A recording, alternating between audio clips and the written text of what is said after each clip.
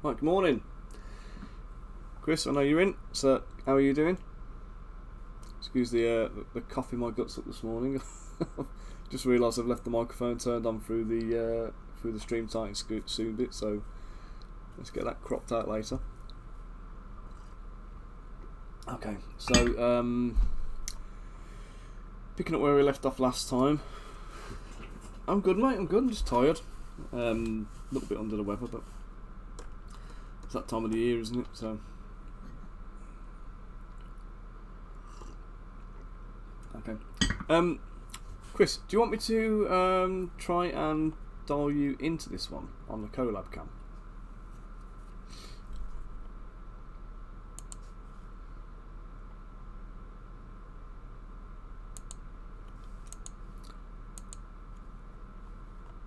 I'll send you a link to it. Just let me know when you're ready to join in.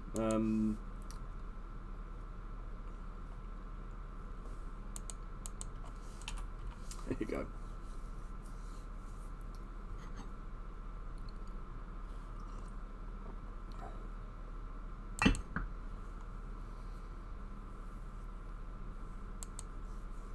Okay.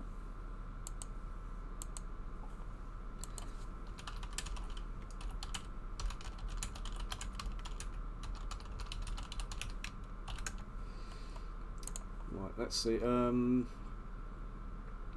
Right, so I sent you the link now, Chris.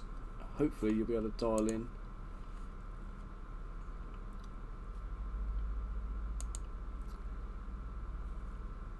So you should appear on screen just above me in the bottom corner when you dial in. So if you use the link I've sent you, it should automatically connect and link you in. But I don't know how it's going to play out because I've never done it yet. So okay then. So well, it's just me and you at the moment. I will yep, just send you messages.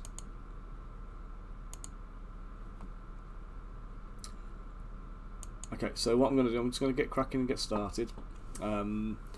So, in terms of this guy's legs, you wanted a disc on his belt, didn't you? If I remember right, like a big disc on his belt, was it? So I'll take a sphere, I think, for that one. Wrong menu. So we'll append a sphere there. I will shrink this down, turn dynamic off. I'll shrink that down to roughly about the right size. Just going to flatten it out. And I'm going to divide it a few times to give it a bit more smoothness. And then Dynamesh with polish on. And I'm just going to slice it in half.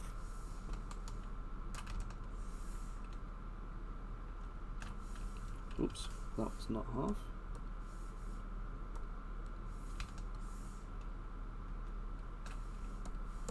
Okay, turn on my groups in Dynamesh.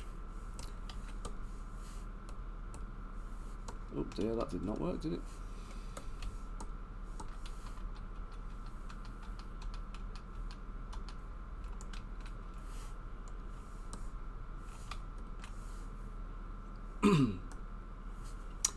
Yeah, I hope you had a nice weekend. Been I'd say it's a busy one, but it actually hasn't been busy for us. It feels like it has been, but we've done nothing. So it's one of those odd ones. Unproductive, I think, is the best way of describing it. We decorated the house for Halloween. Got the did a little film night with the kids. So it's all good. How are the renders coming along, Chris?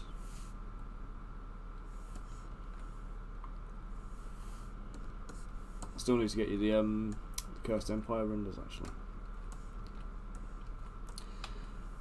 Right, mate, is there anything in particular you would like on this belt, or are we just doing spikes and let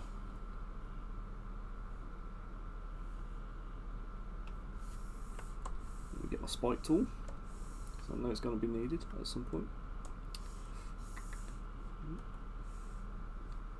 Details, MV spikes, and I believe it was this one, and then I had to set the depth of the brush so that it was further in.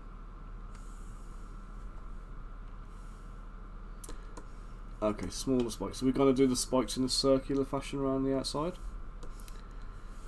I'm going to turn on symmetry, but I'm going to use radial symmetry this time.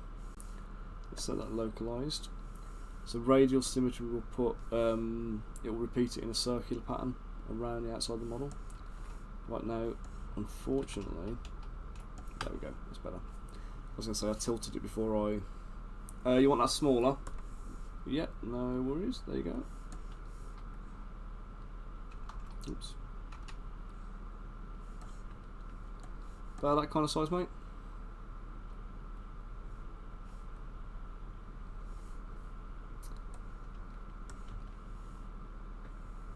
Yeah, okay. So I'm going to turn my symmetry on now. We're going to just pop a little spike around the outside. Or not. Why is it not working? Ah, now it works.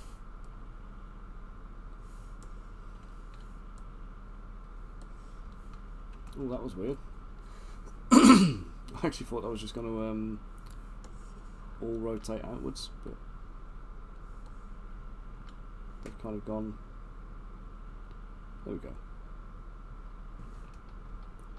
Actually, do you know what? I'm just going to make them smaller. That'll be better.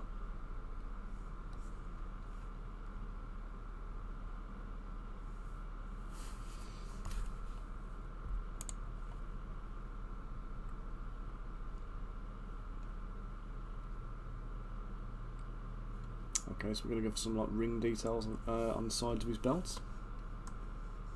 Let's just put one spike in the middle of there, just for good measure. So I'll just turn my symmetry off, and then oops, there we go. That's a bit excessive, isn't it?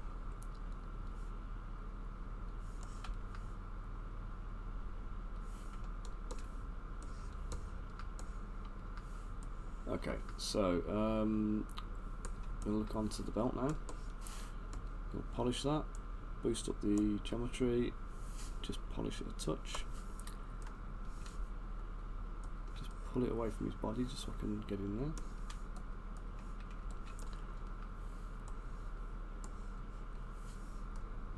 Just going to level out the irregularity here.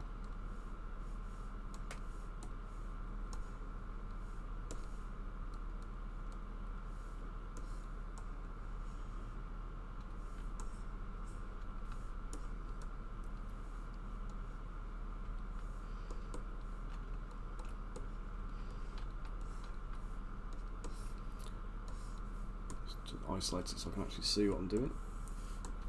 Past his arm. Oops. Still just me and you today, Chris.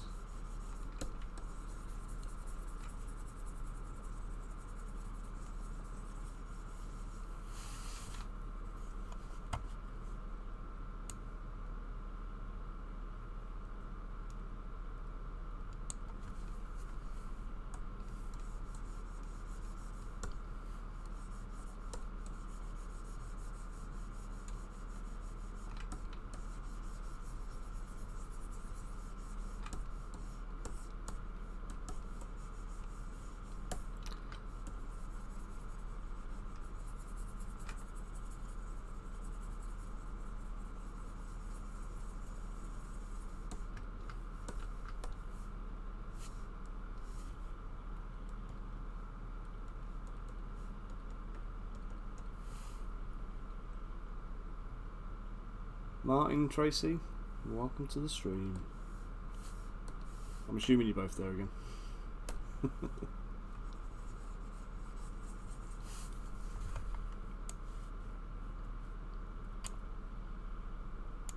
Yeah, Chris got your messages in Messenger. Just have a look at them. One of them looks suspiciously like a fancy dress costume party. Morning, Creepy Prince. How are you doing today? Hope you're keeping well. There we go. Right, so we're just going to put a little bit of detail on the side as per Chris's request. So looks like a kind of a clamp. So I'm just going to take the actual thing itself. Just going to put a ring on there first, Beyonce style. There we go. Put a ring on it.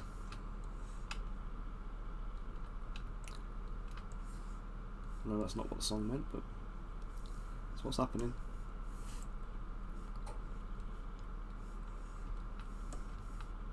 So stretch it out to give it a bit of depth so there's no risk of any resin creepage behind it.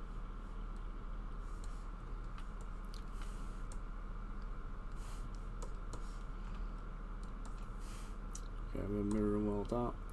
We'll switch on to the curve tools, which I absolutely despise, but I don't think there's a better way of doing what I'm about to do.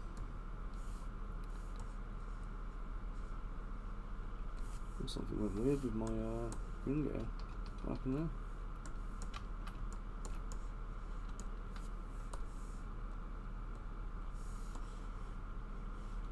Something went really weird then. We don't, mate. We don't want any resin seeping in anywhere it shouldn't be. So the last thing I want is customers coming back complaining that their models have exploded.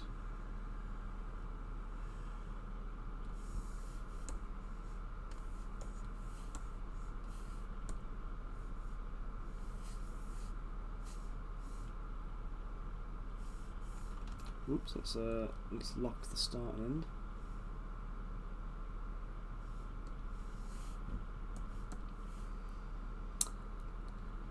Then start, bend, end, and snap. Right, I'm just gonna try something which I've not tried before in here, so I don't know if it's gonna work. No, it doesn't work. That's a shame. Never mind. I'll just use the move tool instead. Just nudge it around and get the effect I'm after.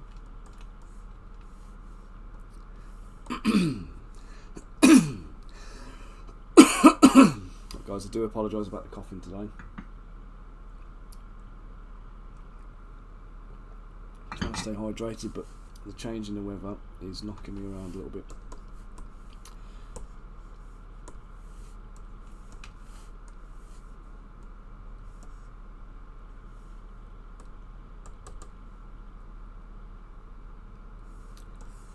Okay, so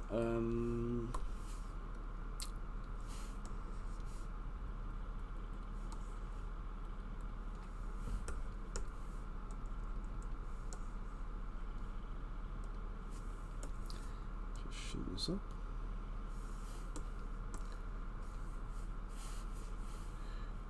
Oh, I need to turn his arms off because they're getting in the way. Hang on.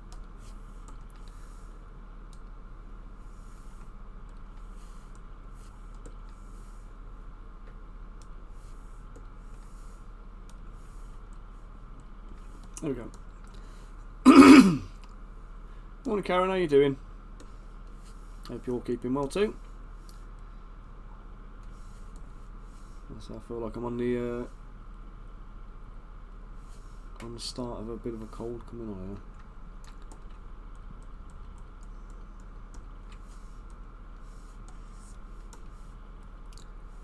Which is always fun just at the beginning of half term. Kids around all week.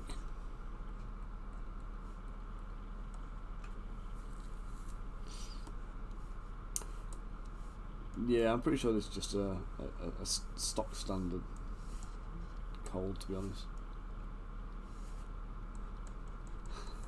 Yes, I don't want a 10-day duration on it. I've got streams planned for that. I can't be coughing my guts up every time I go on stream this week. I have to med up to the eyeballs instead.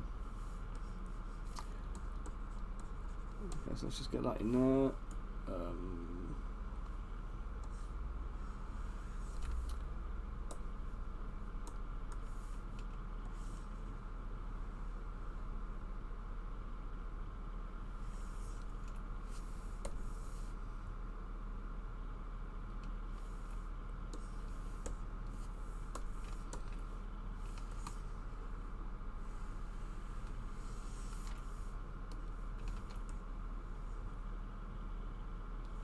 I'm just trying to unmask enough of this bottom bit that I can do what I need to do with it. So just widen it out a touch.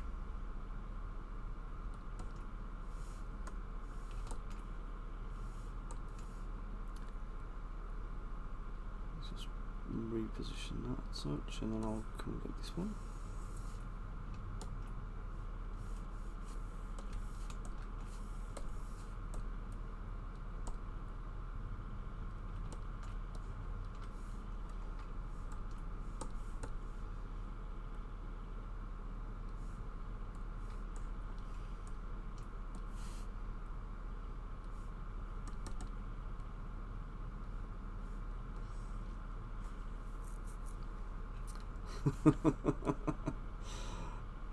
But you're sick of them now, aren't you, Karen?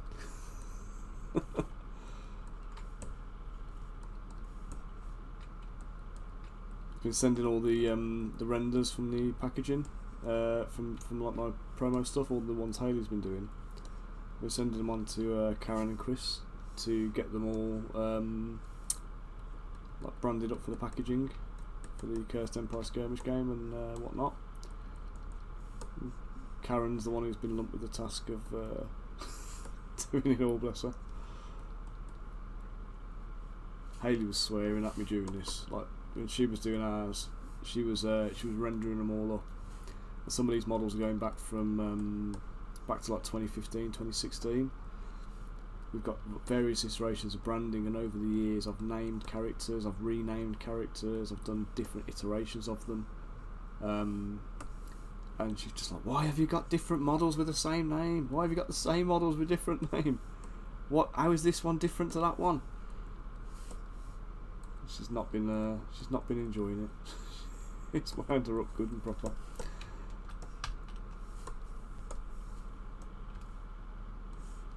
I'm glad you've enjoyed them.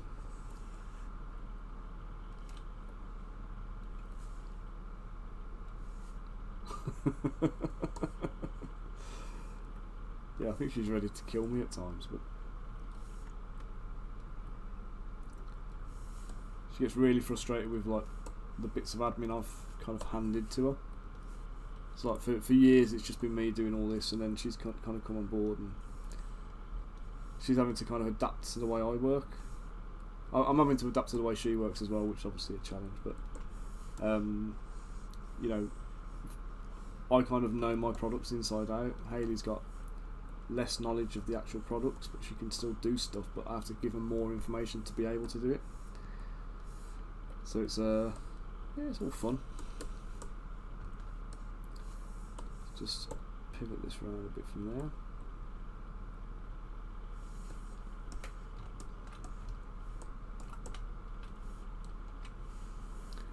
I'm just going to slice this through here.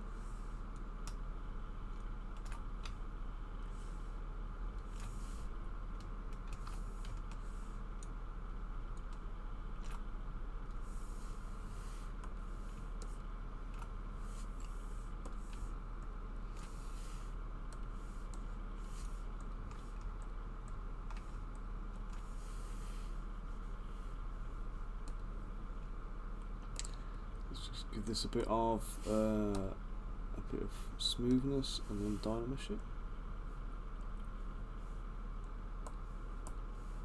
Oh, that's a little bit too much smoothness. Let's turn the polish off.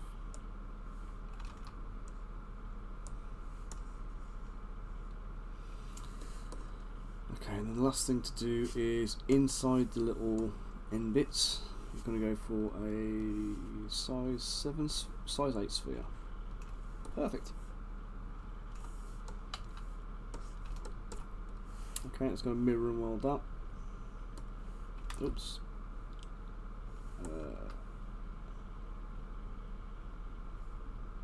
Should be okay on the x-axis. Oh, sorry. Local symmetry, let's turn off. Mirror and weld, that's it. Boosh. Same with the ring. Let's mirror and weld that. There we go. Now this guy's got a body or a belt with a bit of detail on both sides. Of course, being a Darkun, no Darkun is complete without more spikes. So let's risk it for a biscuit. Let's put a little spike in here. Actually, it was the, if I turn Z intensity down, I think the spikes come out shallower anyway. So let's go for about 45.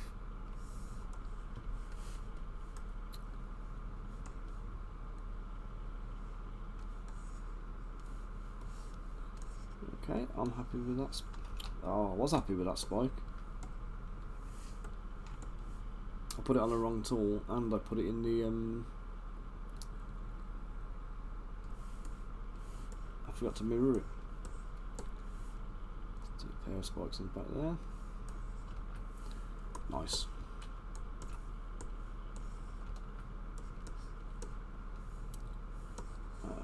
Do you know what? I'm gonna just, on the belt, I'm just gonna take these spikes off. I'm gonna use the same same spike profile I've just used, and redo the perimeter spikes.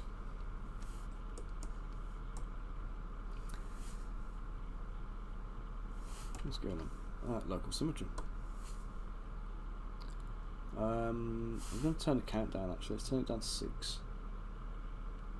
Let's have 6 spikes going around the outside. Be a bit more manageable. There we go. Happy with that. Let's just turn my symmetry off. Rotate it a touch.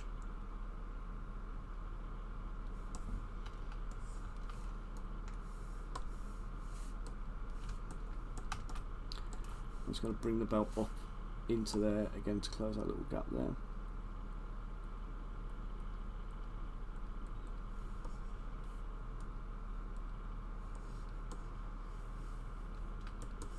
Okay.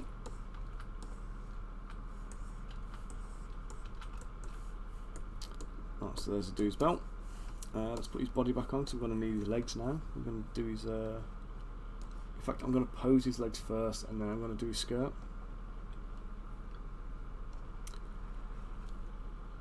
So I'll do them at the end. Let's do his boots. Any thoughts on the boots, Chris? Big, hefty, stomper type things with spikes and stuff all over them, I'm guessing.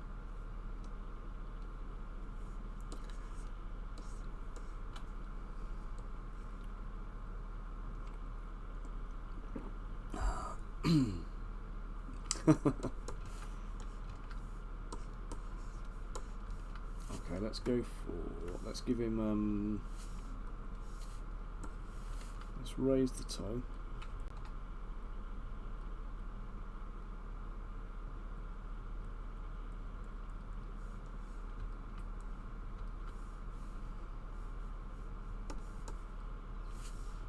There's a bit of inflating on the back.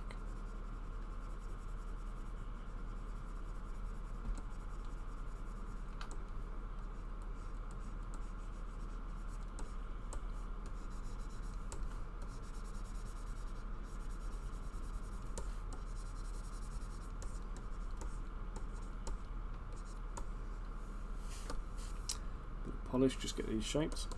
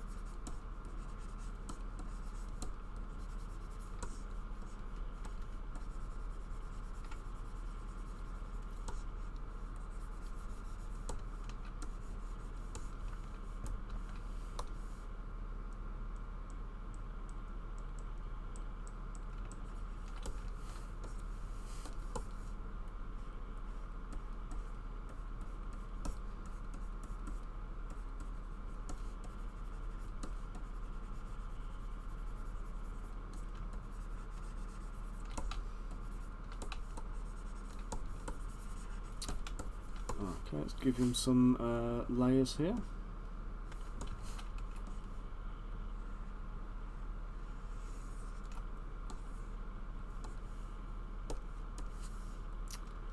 Let's give a few layers of detail going on.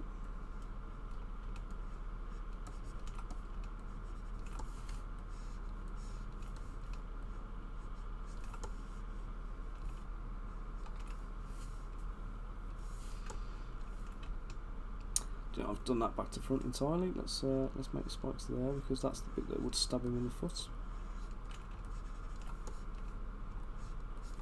We'll actually be able to bend his toes that way. I'll put the spikes there.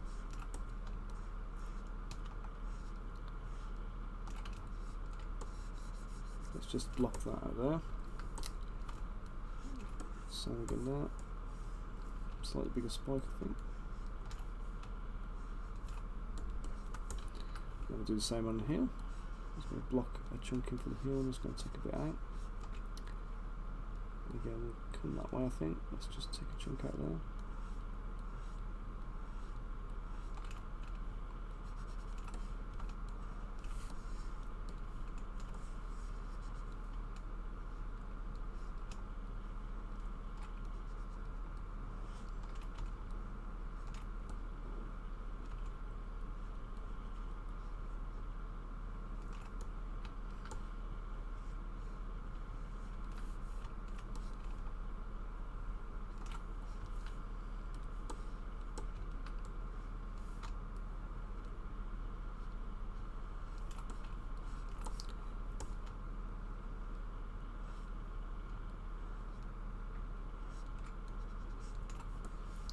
Okay, so let's just do an extract on these then. Yep, let's extract these.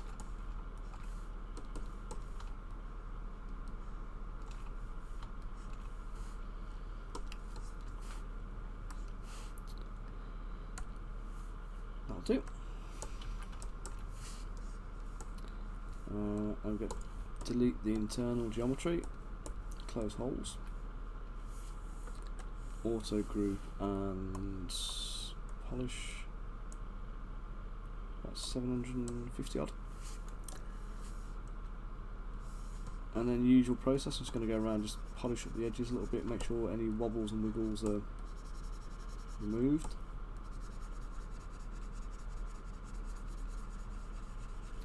Smooth out that transition from one shape to the next.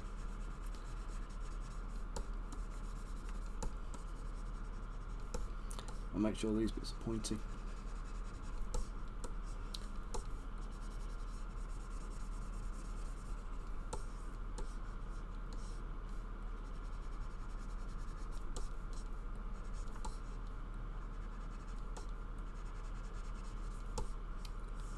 Okay, right.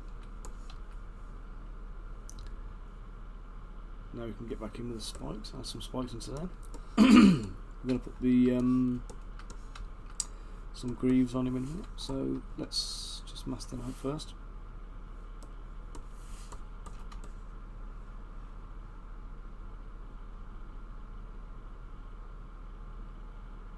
Ah, right. Sorry, Chris, got you.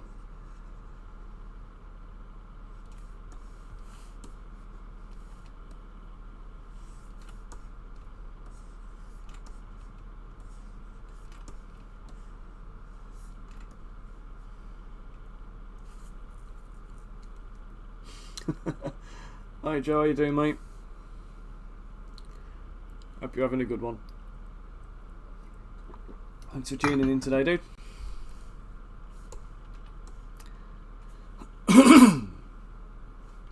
I've got Mr. Ichanjo in the chat today. Fantastic 2D artist, mate. If you would like to sling your Instagram profile in here, absolutely feel free, because it's wonderful stuff.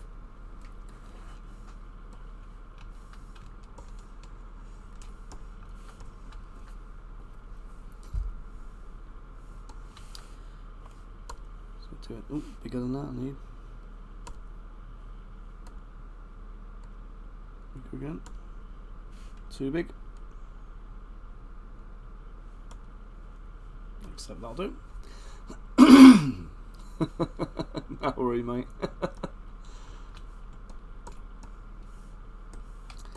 I just thought you were just super enthusiastic was all.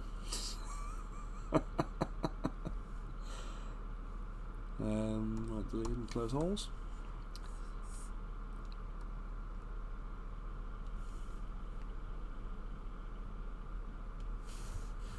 Right, let's just there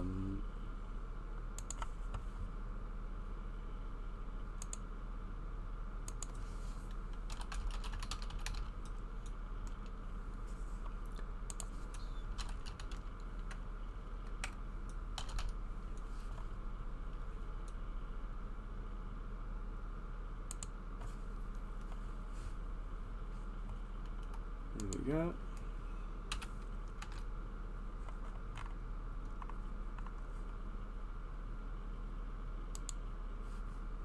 Oh, I've lost you all. Hang on a second.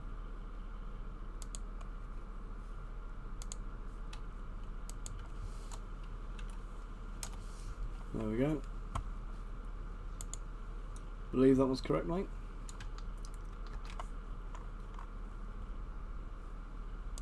Have a little look here. Beautiful work, mate.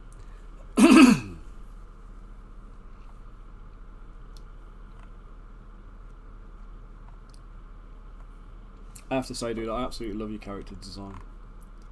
Your creature design, rather, sorry. Your creature design's fantastic.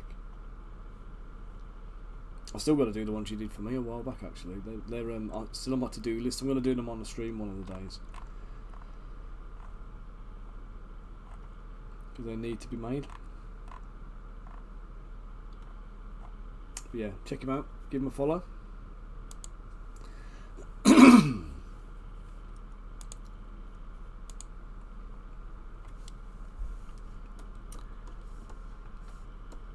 Dude, you're welcome.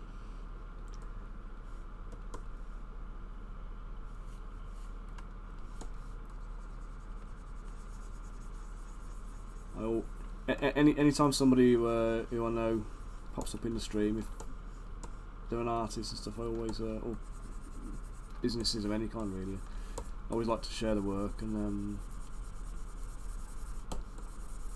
you know, spread the love a little bit.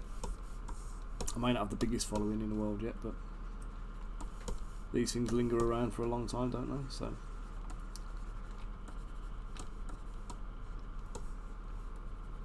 maybe in the near future, hopefully, when I hit the you know, 100,000 followers or million, maybe people will go back and re-watch the old streams, see what it's all about, and then they'll see all the little links I've been dropping. You can dream, mate.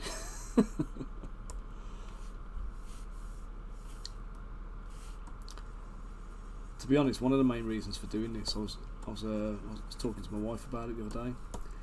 It's more about accountability than anything else. Part of it is community building and kind of giving you guys access to me, so you can come and ask questions. You can see how I work, see me, listen to my nonsensical ramblings and chat about the kids and that. One day, mate, one day, hopefully. But yeah, it's part of it is accountability as well. So because I'm here sculpting and I'm doing it live on stream, it's the same stuff I'd be doing anyway, but it means that there's no way of doing any amount of procrastination. I can chat off topic a little bit, but I tend to still work while I'm doing that. But whilst I'm on a 3-hour task, on a 3-hour stream doing a specific task, I know that task is going to get done. But you know, sometimes you just, in a creative role, you can't just turn creativity on. Sometimes it's you have to kind of be in a mood for it, and it can be quite hard to get enthusiastic if you're just not in the right mental zone. And I find, obviously, committing to a stream, planning it, getting what I need to do done, is a very good way of making sure that stays on task and that the things that need to happen. Right, Chris is sending me loads of pictures, so got you, mate, got you. Okay, I'll just reshape the toe on that one. What I'm trying to do, in case it's not entirely obvious as well, so up on the helmet we've got, so the artwork design for this guy, have I got it on screen? Let me get the artwork up and you'll see what I mean. But the character design, this is not the correct character for today. This is one I did on the last stream, which is for Mike Moans, which is male seductionist dwarf, hill dwarf. Let me just find the thing I need.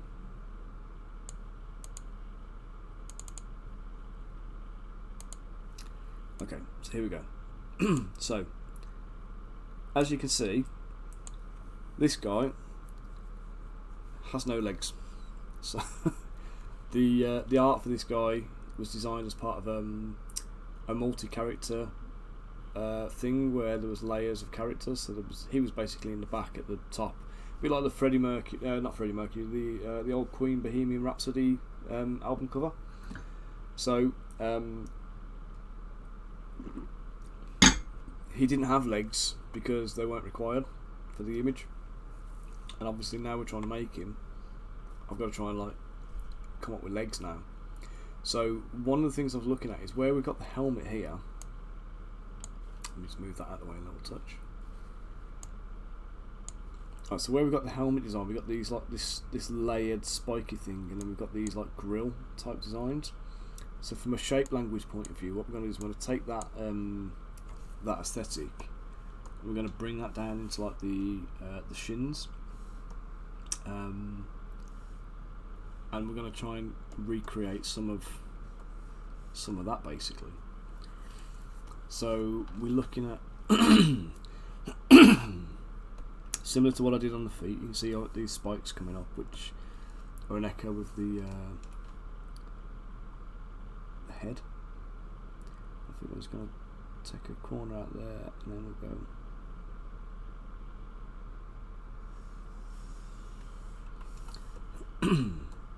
That did not work at all. That was a spectacular failure. Have to do it the hard way. Forget we're not symmetrical on both sides of these things. So this is the design I want on this side.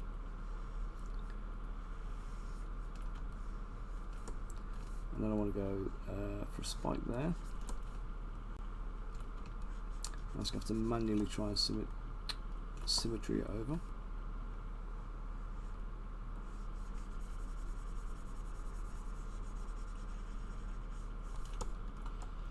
Right, the other thing to note as well, the usual stream I do on a Wednesday, I normally do it on a Wednesday daytime. I'm moving that to a Wednesday evening, so it'll be 8 PM of an evening, UK time.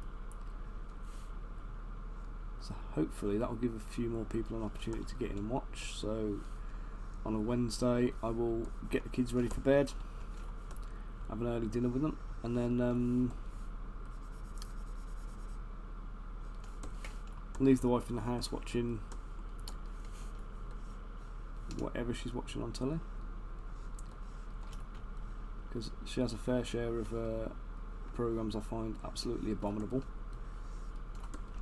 so she can save them for a Wednesday night.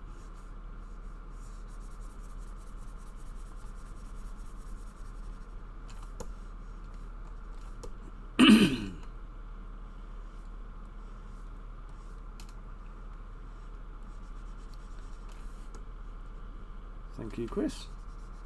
And yeah, Married at First Sight, Love Island, Emma Willis delivering babies,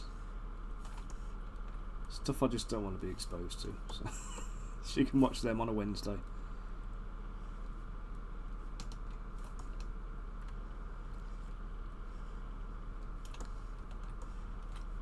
Proper trash telly.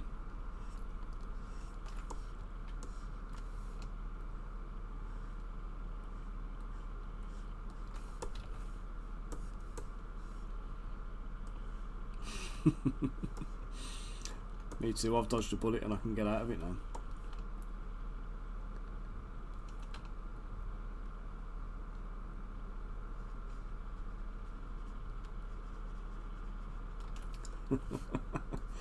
I know I should do more. And to be honest, she does it quite often when she has like friends round of an evening, and it's a good excuse for me to duck out and get down the office and catch up on a bit of work.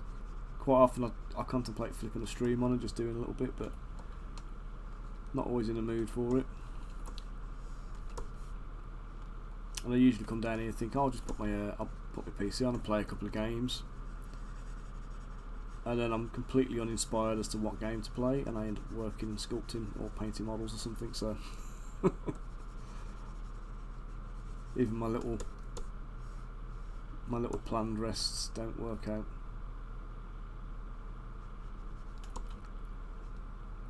Or unplanned ones rather.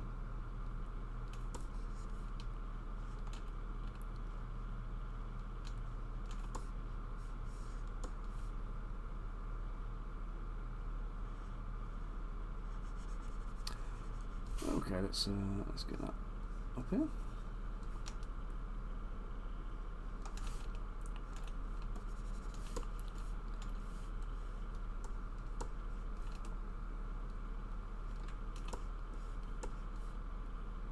So Kaz, are you laughing because you're on Hayley's side and Chris is feeling the pain, or are you with me that it's abominable TV that should never be sanctioned in the first place. Everything she watches is all about. You see, everything is about weddings and babies, pretty much, or hospitals. Thank you. Yeah, weddings and hospitals usually are the main topics.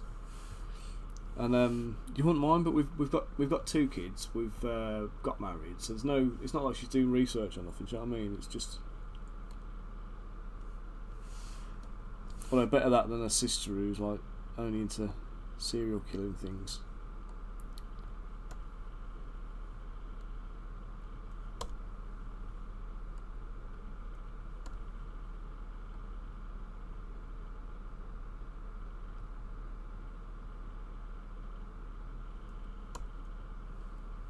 That's a bit too thick.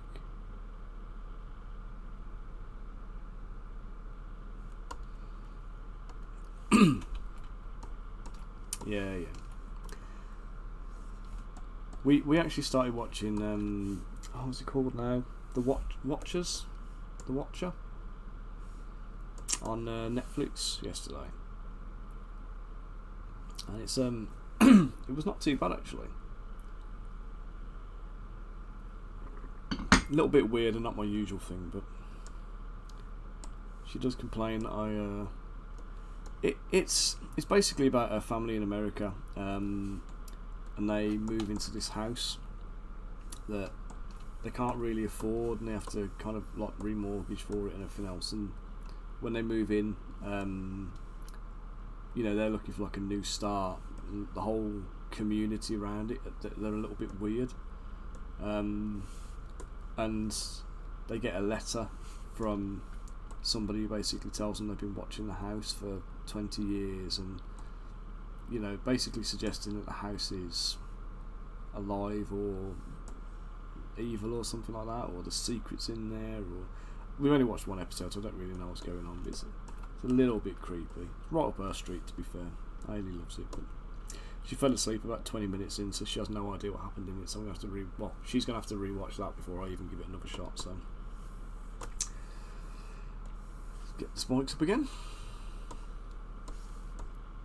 This is what happens, you see. She won't let me watch what I want to watch, and then when she gets the chance to watch what she wants to watch, she falls asleep, misses it all, and then I end up watching what I want to watch anyway, but while she's asleep.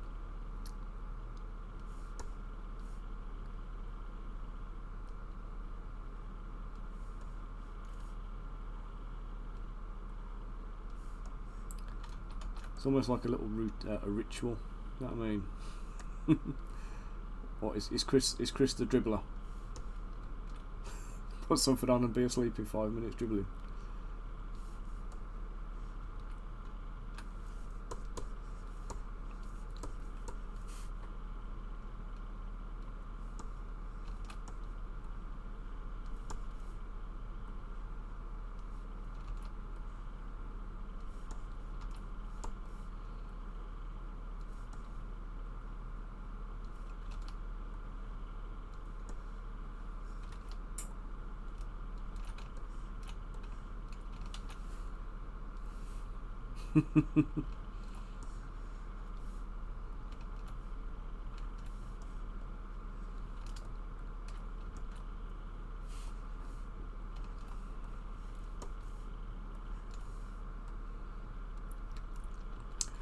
Well, so the spikes here, I'm thinking these ones I think should be fine because they've got a wide base.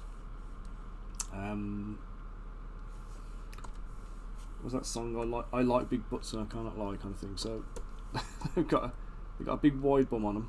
They're going to fit into the what do you call it? They've got a good anchoring onto the the base mesh. And we're not dealing with like a very kind of thin protrusion of a spike. These ones I'm less confident with. I have a feeling we may end up having to come back in and just tweak the ones on the face after a test print. But if I can angle him, so basically what I'm thinking is, So if we angle the model in the hold on 1 second, let me just lock the, no, I can't,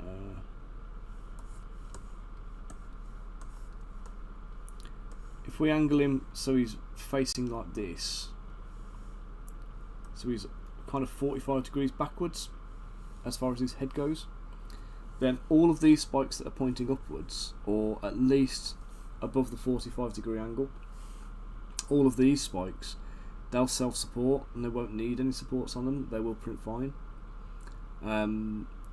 So the only ones that are going to need supporting are the ones that are kind of out the back and to the sides. So I think actually, worst case scenario, I may just remove these spikes off the back part of the helmet, which it'll make his head less spiky, but I think we'll get away with that because he's got the face full of spikes. But these small spikes here are the only ones that are likely, I think, to end up casualties. Everything else we can probably avoid and deal with by a little bit of careful positioning with the supporting, because nothing on the front side of the face is actually that extreme. So yeah, we'll see. We'll see anyway. But let's say worst case scenario, I may need to come back in, remove all the spikes, redo them, and then just do. Yeah, I could put studs on. I could just do a couple of. In fact, you know what?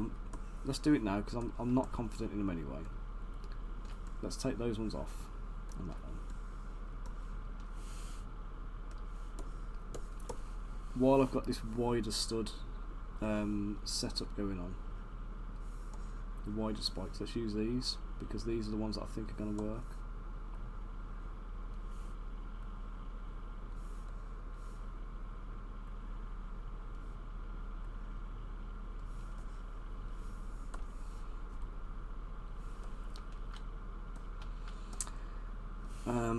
Facially, do I change any of the face ones?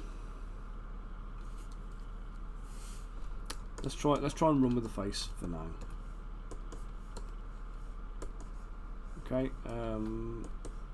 because I think it'd be a shame to lose that. But if I need to, I'll do a test print, and if I need to, I'll come back and we'll adjust it and redress. So it's not an entire loss one way or another. Let's just mask off the back here for the boots. A little bit of an extract. Accept. Can the internal geometry again.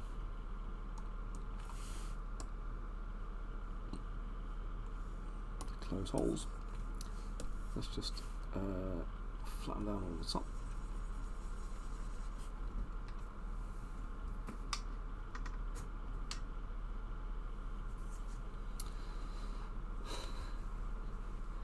Yeah, I think rigging this one may be tricky, but we'll see how it goes. The skirt I wasn't even going to do at this point in the thing, but I need to try and do it with the crystal collapse guy first and make sure it's a viable option. But I will. Oh, you'll see when I get to there. It won't be long before we get to the posing part, and you'll see what I'm talking about. But some of the details I'm not going to sculpt until after the pose. So like the skirt, for example, it doesn't pay to sculpt that at this point because it's so what's the word now? Being material, it's the actual sculpting of it and the detail of it is dependent upon the pose. So because it's not being rigged to create the animation, I'm physically sculpting the movement in. It doesn't. Anything I sculpt and model in a static T pose is basically going to end up like redundant anyway.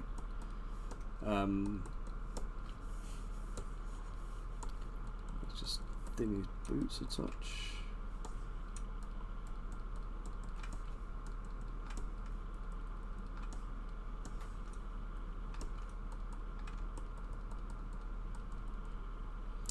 Yeah, skirt I'll put on once the legs are posed and I know where everything's got to go.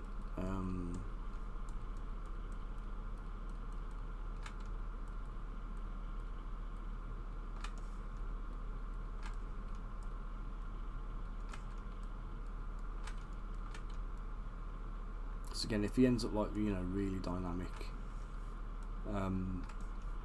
it's all going to need to be like re-sculpted. Yeah, I'm just positioning these at the moment so they've got a bit of thickness, and I'm going to come back in and merge that with the boot and then reshape everything.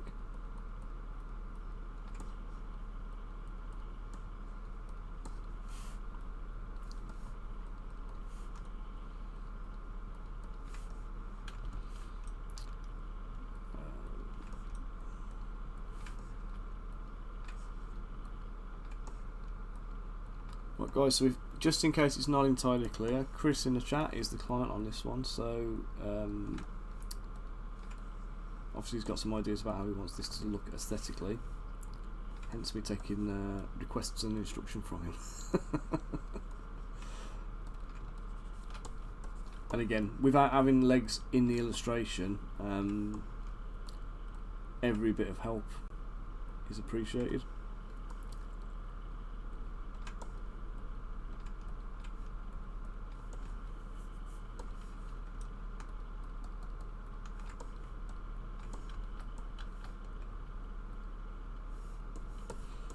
Okay, so there we go. We've got some echo design language going on, shape language going on in the legs.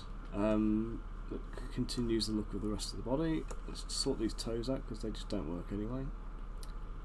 So boots. I'm going to chop his legs off, I think. So he doesn't need these feet from there down. Let's just delete them.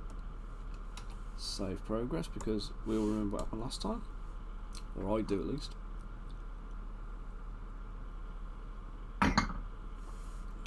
It was about an hour of work and then the whole thing died.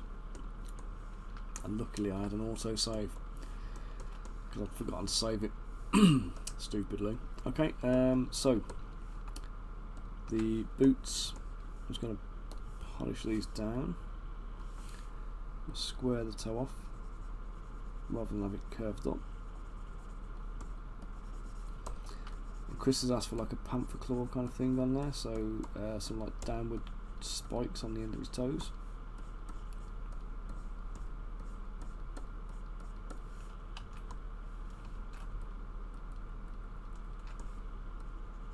So let's see what we can do to accommodate.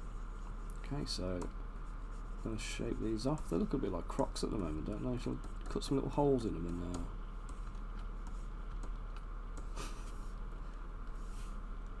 would Darkuns wear Crocs, do you think?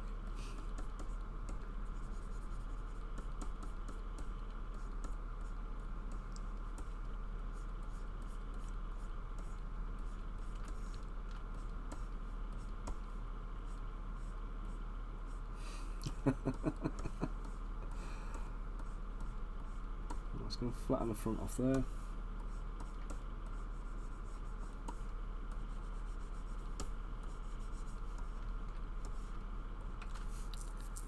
So we go for a couple of spikes then, so I'm going to put a couple of toes on the we have them as pets. Where's mine? It's all gone. There we go. So we're going to go for a couple of spikes here. A bit small. Still a bit small. That's okay. Go away lightbox.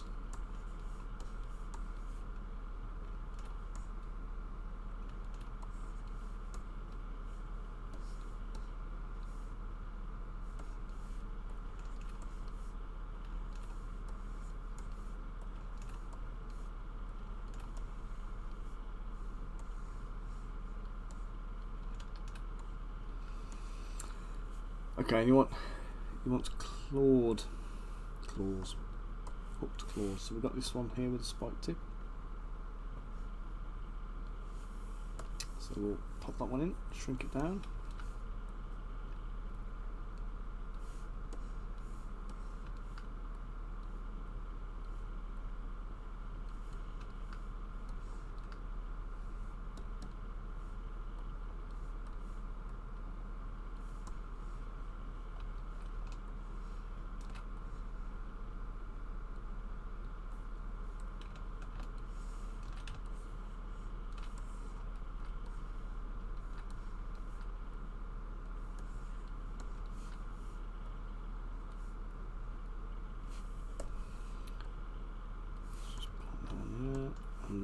I'm going to auto group these because I need to isolate these outside ones again, because that needs to shrunk.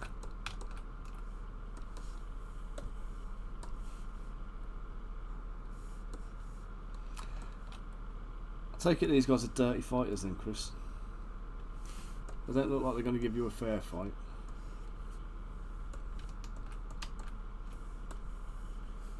I mean, this guy certainly doesn't look like he's in the habit of giving mercy out.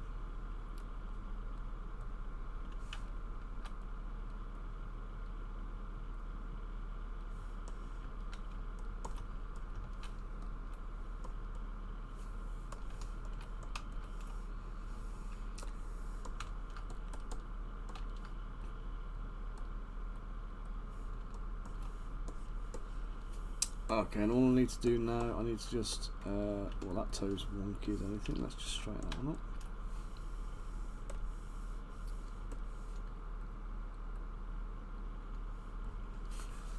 So let me just do a quick message reply to Alex, who's the artist working on the crystal collapsing for us.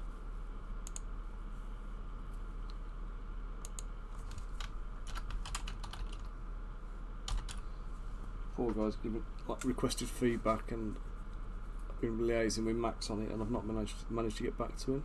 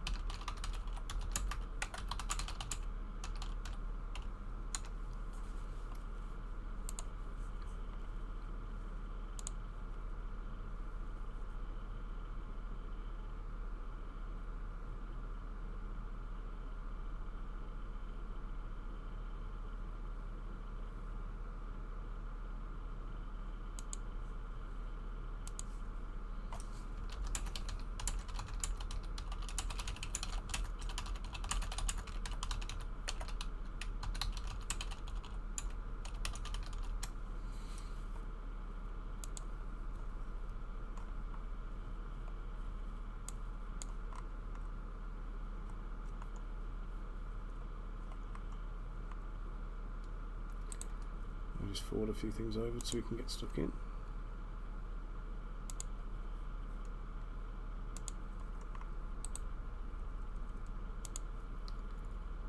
Bear with me a second, guys.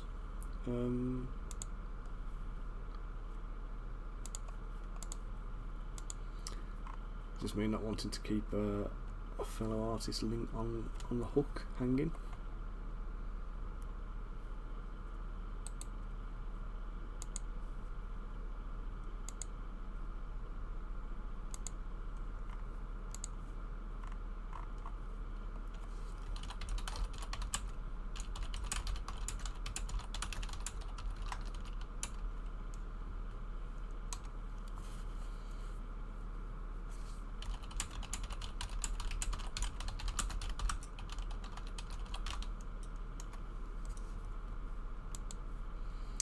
Okay, right, back in the room now then. Okay, so yeah, a little tweak to the positioning on that hook there, just to make it a little bit less, cack-handed, or caggy-toed, or whatever you want to call it. I don't know. I'm just going to slice the bottom of the feet off, just for prosperity. There we go. Pump that and go.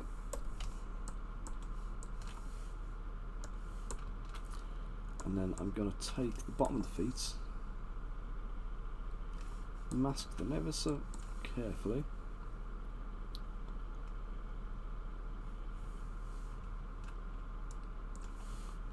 Let's do a good high resolution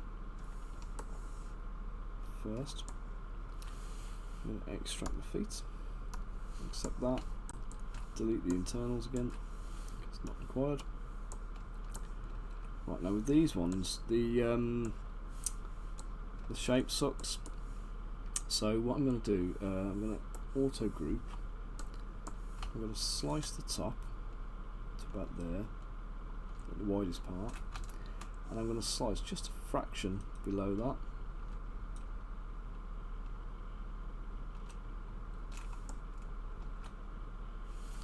Okay, I'm going to group and polish and Dynamesh with a decent bit of resolution on it. And the only thing I want here is the little red sliver in the middle. And then what I can do, I'll delete this side because, oops, I'll just delete it because I don't need it.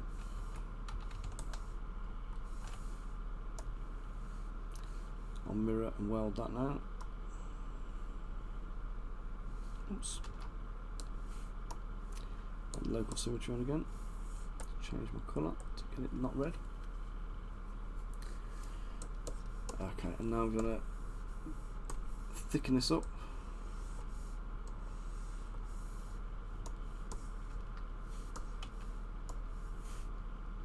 So hopefully you can see what's just happened there. So I've taken something that had weird profiles, thinned it down to as thin as possible, and then stretched it out to make it fit, basically.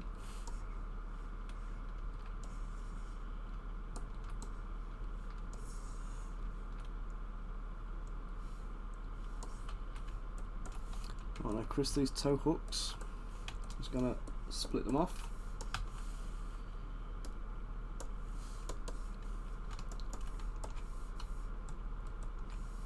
And what I'm going to do with these, I'm going to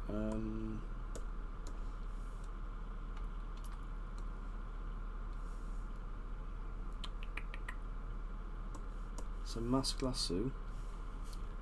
I want to mask off the bottom side of the each of the hooks.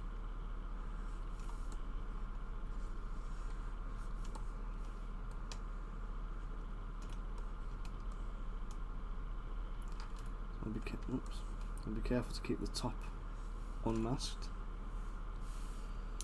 Let's use the mask pen for this because it's going to be tidier.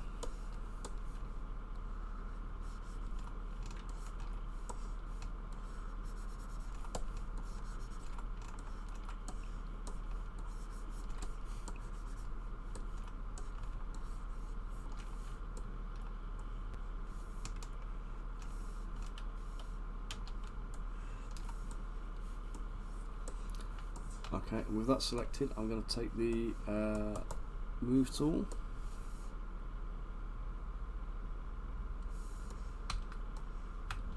I'm just going to put it down below the bottom of the sole of the shoe. No worries, Chris, is that time ready?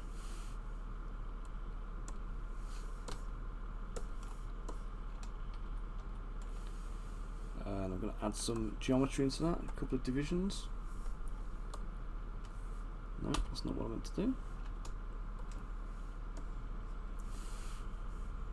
And I'm going to Dynamesh, lock it in, and then I'm going to slice the bottom off in line with the sole of the shoe. Group that again, and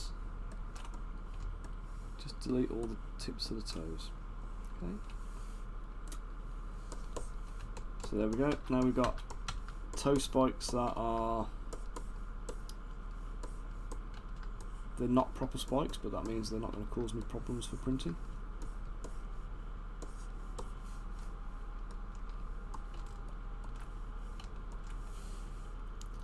I'll just split them. I need to give the spikes a bit more geometry too.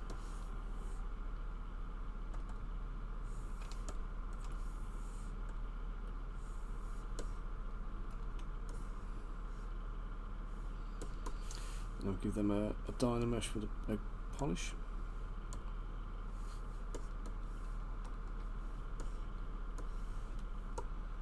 I've just noticed a couple of like little holes in the geometry here. So, oh, what's going on there? Don't like that. Let's grab that sort. Let's get that sorted. Let's inflate that hole entrance. That must be a bit I'd forgotten to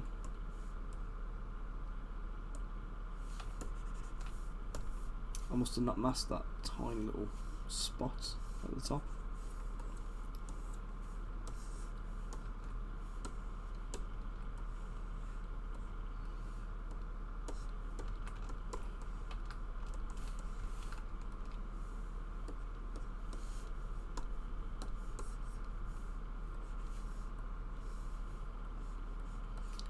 Let's just polish up the outsides of the boots.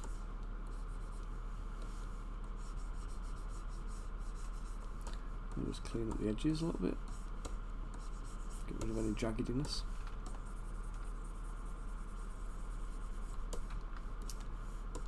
Jobs are good. Right, boots. Let's give us some creases. Just make it look like material in this bit. It's just all cracks brush, some positive, some negative. So that's some inverted, some not inverted.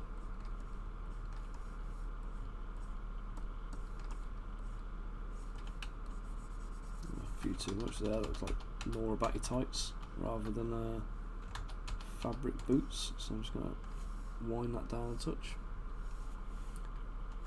So size up, intensity down.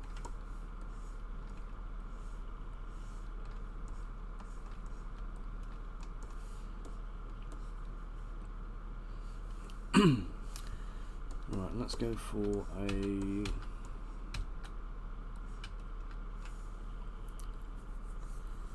yes, let's do it. A pen. Do it. Stop it. Right, pen ring.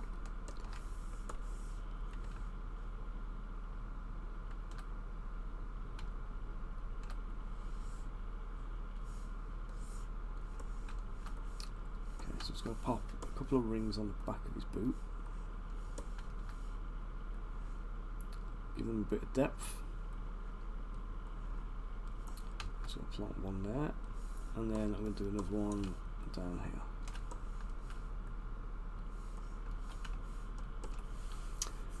Mirror and mold them, and then we're going to do a couple of straps. Oops.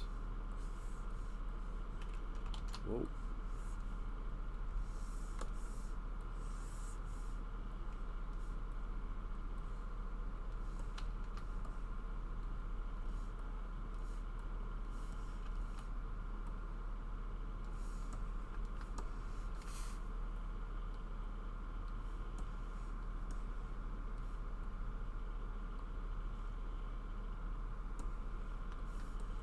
That'll do for the first one. So the second one is going to pop down here.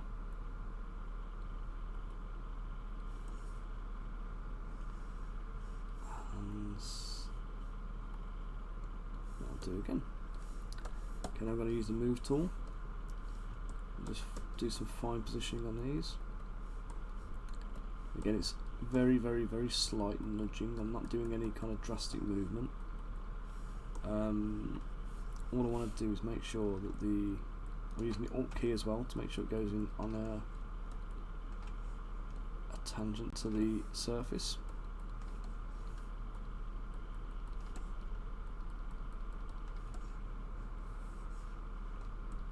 The boots, I'm just going to push them in a bit, same way, just to make sure I can get enough thickness onto the strap without overlapping the outside of the armour.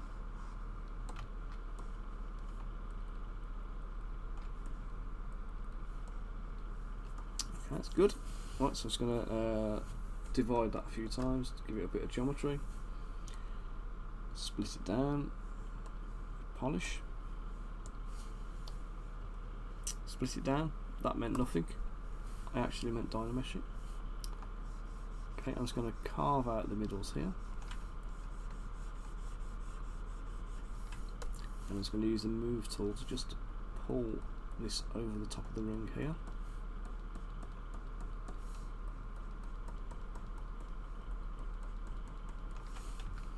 Re-dynamesh, and now I'm going to use my trim dynamic to just polish off the edges.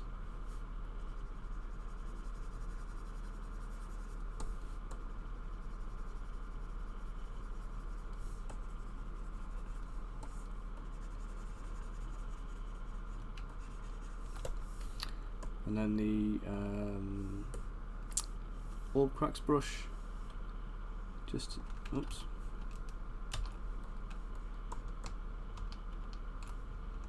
just to do a crease at the side.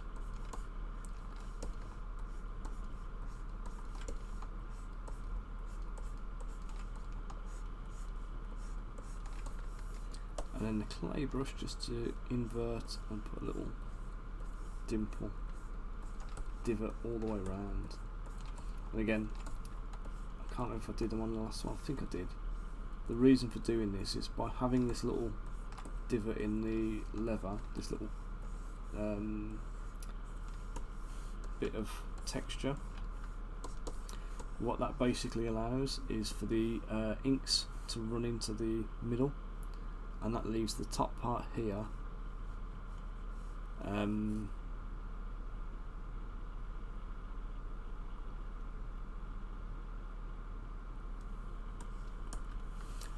What do you mean, sorry Chris? Is it just me, or are you often having to make up the lower area from art? What do you think? Is it a frequent thing, do you mean? Oh, on your ones, or just generally, do you mean?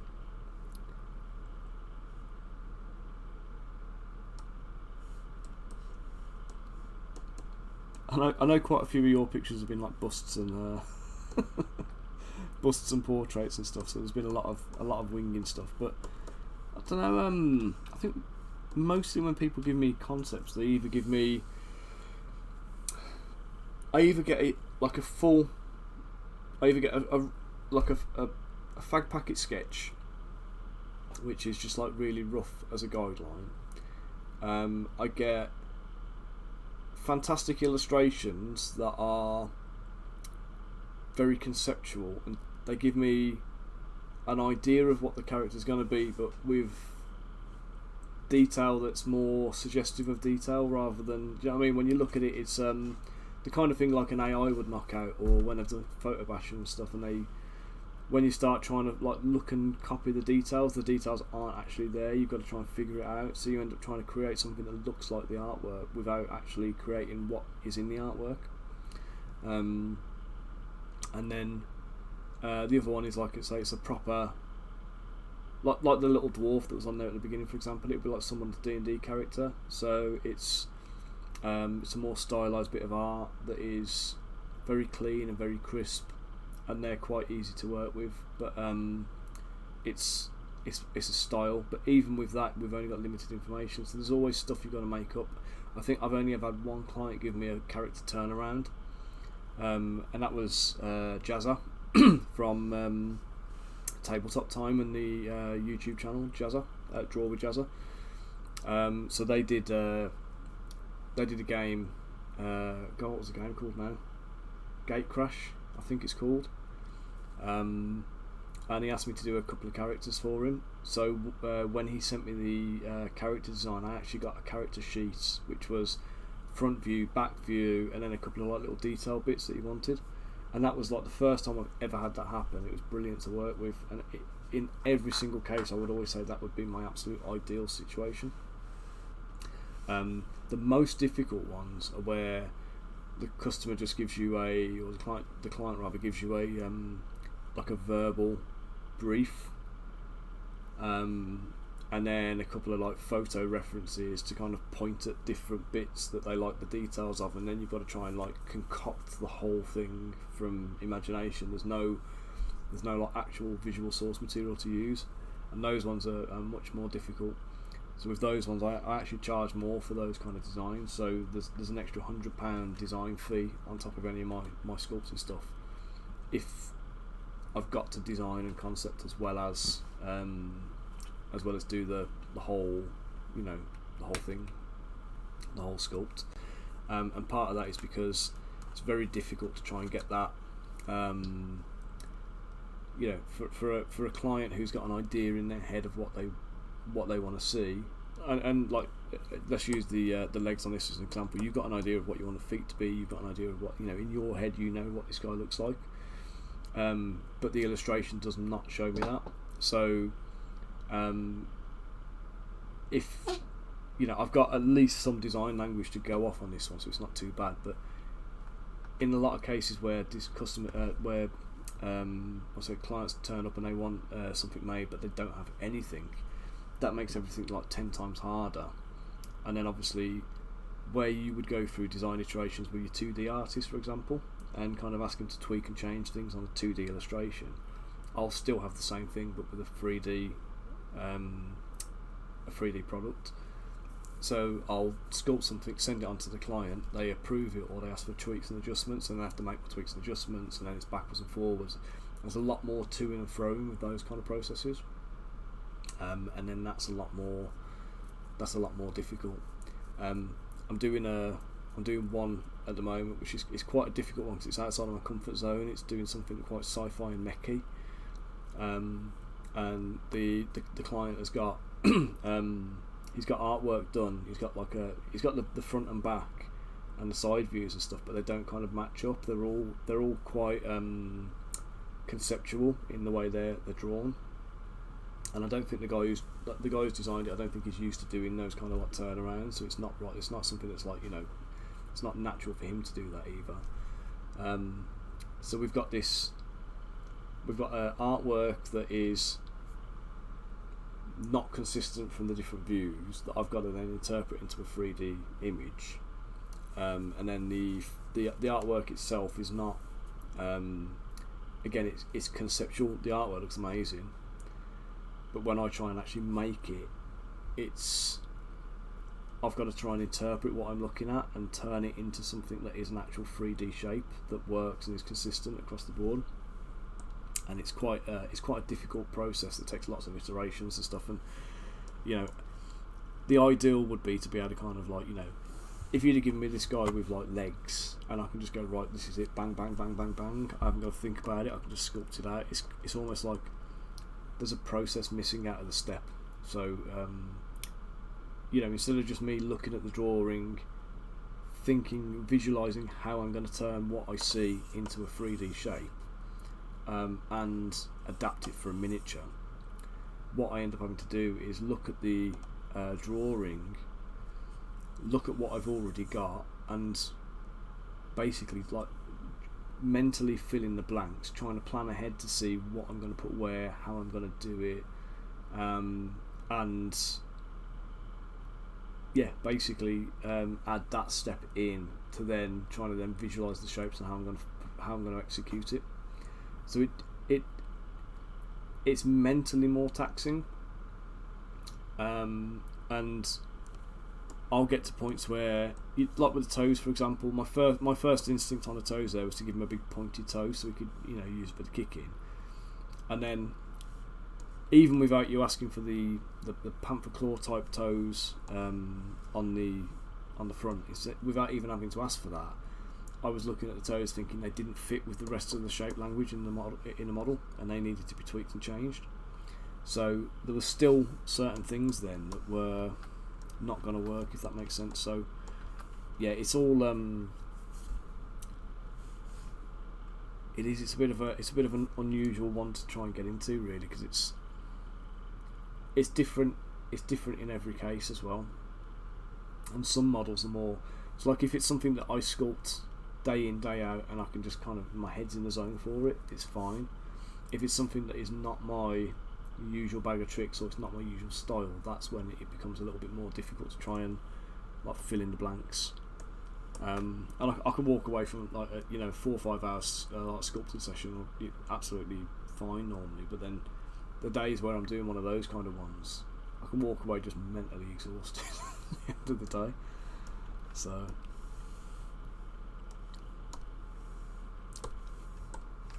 let's just pop this. I'm going to put a strap on his leg.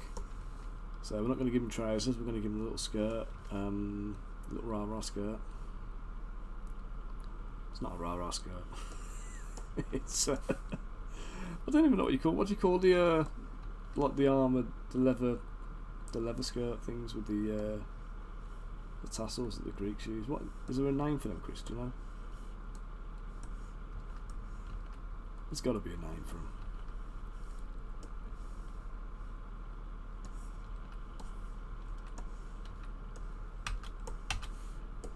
like I always just call it a skirt, and it just feels.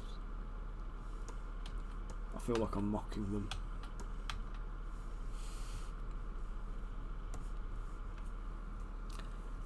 Let's just divide that a few times.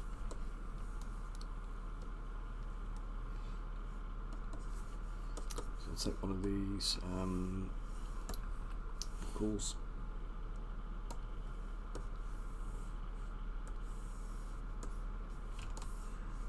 Oops.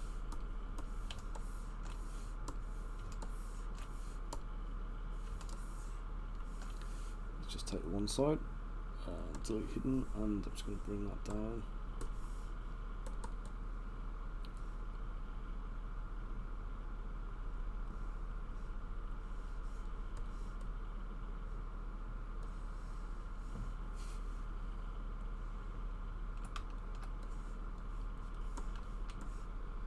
Yeah, it's always good to have the like with yourself, you know what you want, and that's always a good thing to have. When you've created so much of it as well. I suppose the other ones, the other kind of clients you'll get, you've got people like yourself who are like very creative, that have crafted the whole world and whatever. And then these days, I've not actually done work for any of these kind of guys, but you've got like the Patreon studios, who are literally just like knocking out tons of models every month. And I just don't imagine they've got that same kind of like, you know, the same kind of love for it that you have. Do you know what I mean? Right, let's just check which way around that was. Right, yeah, that's right.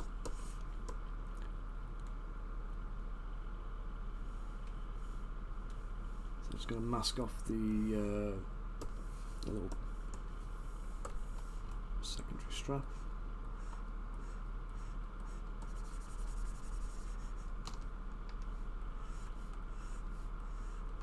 So yeah, it's where the client is a business person rather than a creative. I think that's going to lead to, like, you know, less fulfilling discussions, I think.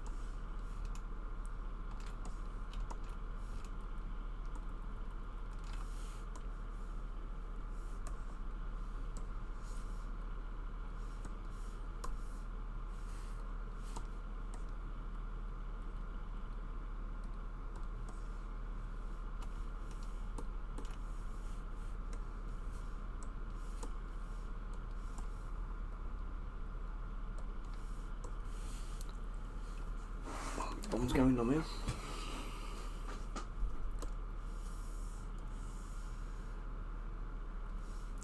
Just insert a cube here. Thin it down, stretch it up. Let's drop it in.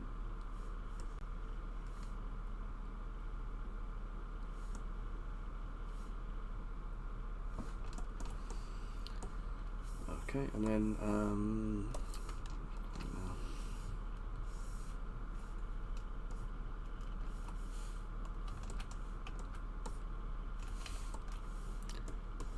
few holes in the belt.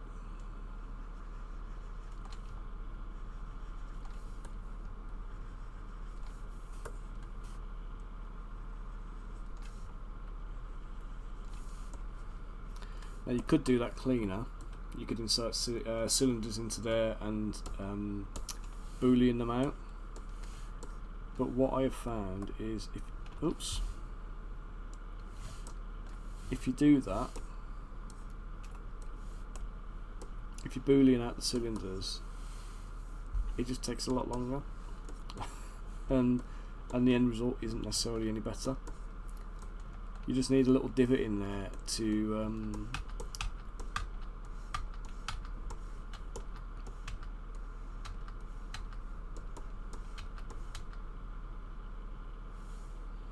okay, right, I think this guy is, in fact no, let's do his hammer first. Let's just make his hammer. We're going to go to a separate tool and make Polymesh 3D. I'll tell you what though, I'm going to take a quick break for a toilet and grab a brew. Oh. So I'm going to pop you on a BRB screen for a couple of minutes, and then I'll be back shortly. Okay. See you guys in a minute.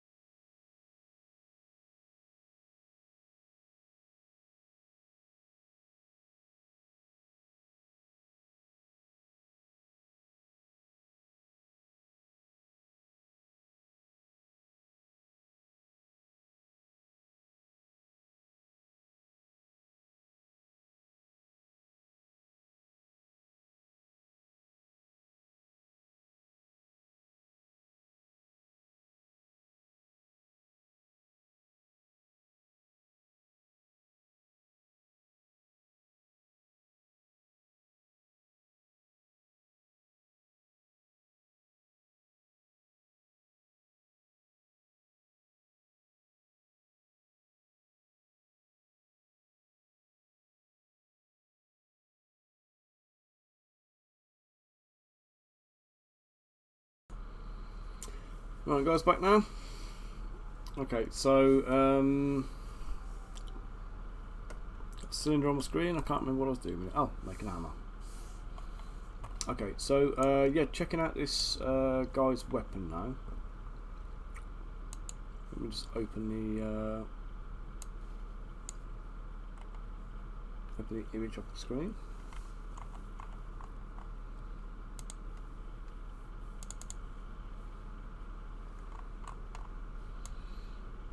Okay, so it's actually a horseman's pick.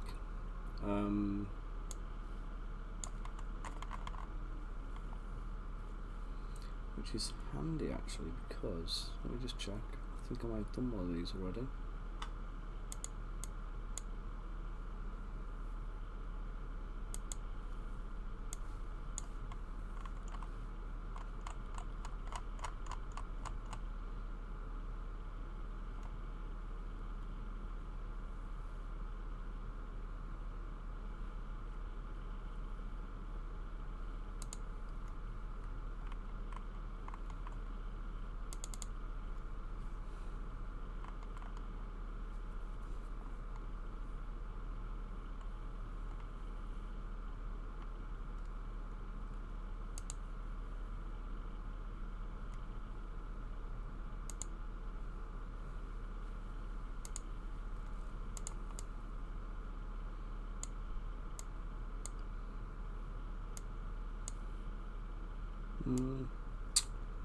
No, can't use that. I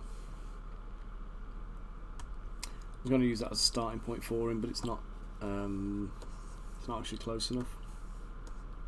I thought it was more similar to that, to be honest. Okay, so we're going to use the cylinder. We'll get the handle drawn up.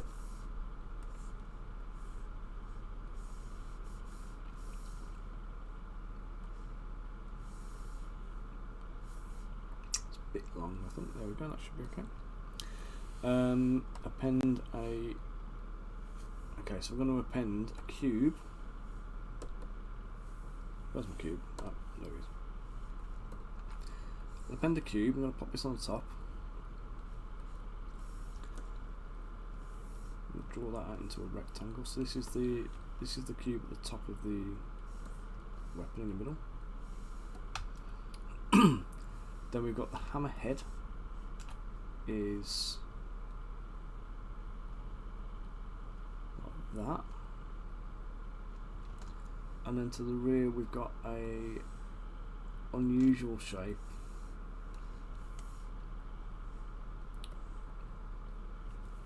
which I might be able to create with a taper. Let me just see if I can do this.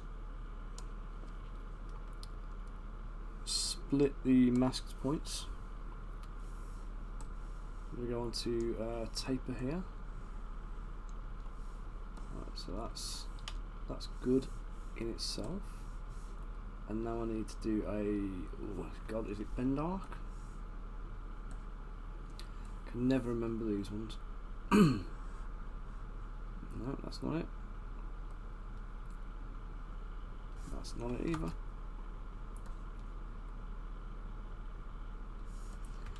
And that actually is. Okay, so let's do that. Gizmo 3D, let's rotate it back around.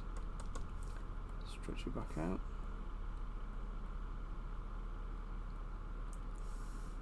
Okay, so it's going to pop this back here. Okay, and I need to put some creases on here because, well, frankly, otherwise it's gonna not look right when I start smoothing it. It's gonna go completely round, which is not what I need. So I'm gonna hover over the edge, so it says insert edge loop. I want to change this to crease edge loop complete. Let me just put the grid on so we can see what I'm doing. Okay, so crease, crease.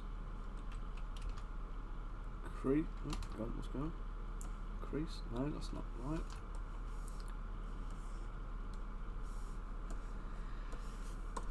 Okay, let's do this the hard way. Crease edge.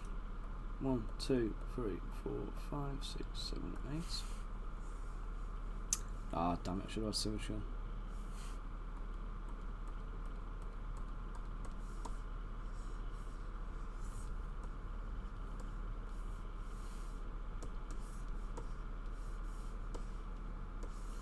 Right, now what you can't tell easily is, oh god, where is it?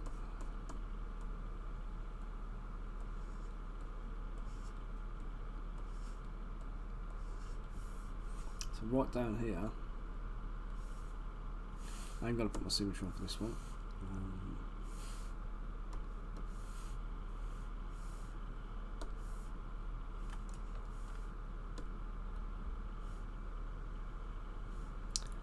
Why does it think? Is that off center? Let me just do a mirror and weld operation on it. It is off center. Oh well, that's alright. It's created the crease on the end now.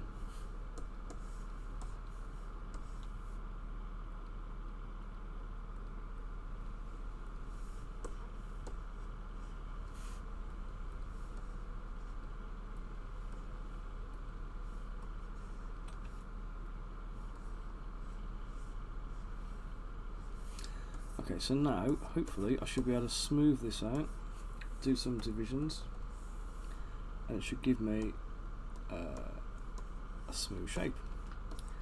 Now the top's all gnarly because for some reason the squares in ZBrush are actually spheres that are square shaped. Clever, isn't it? So in the middle of a sphere, where all the points come to the centre at the top, and they all come into the middle.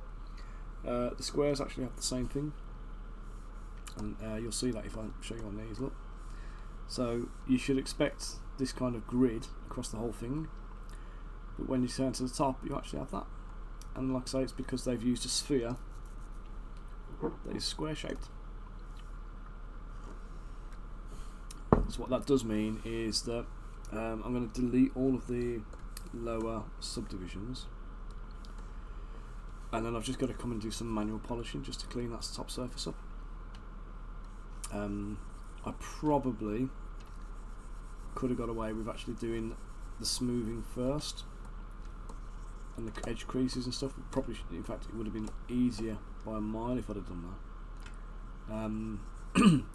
So do the creasing, do all the smoothing before moving on to the rest of the model. The deformations. Oops. I'll just hide the stuff at the moment because it's making it complicated. Okay, so this is a bit more of a hook than I really wanted. So I'm just going to use the move tool to just bring the tip up a touch.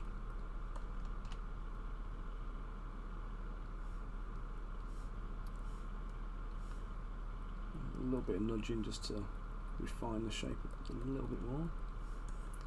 I'm good with that.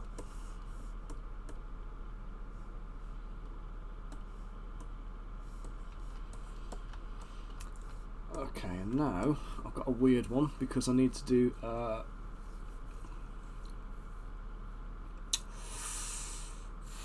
want to say it's a cylinder, but it's not. It's a cylinder that's going to be square. I'm going to try something, and I don't know if it's going to work, but let's see.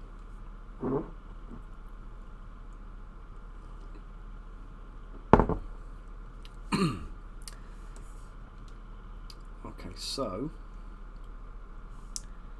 what I'm trying to figure out at the moment is, can I take, so I'm going to duplicate this, I'm going to auto group and just delete the end. What I want to try and do, and this is what I don't know if it's going to work, I'm going to dynamesh this. I'm going to put radial symmetry on. I'm going to try and lathe it. So I want it to come to the square corners.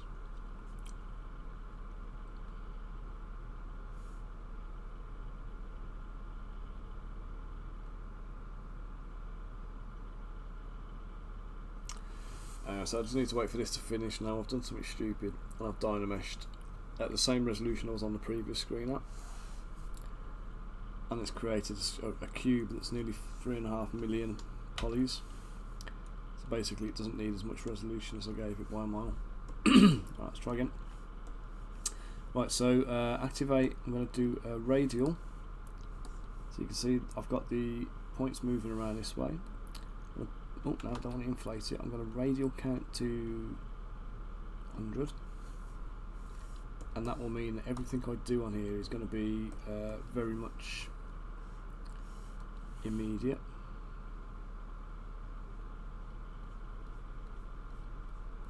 So I'm going to try and keep the outsides where it goes into the square.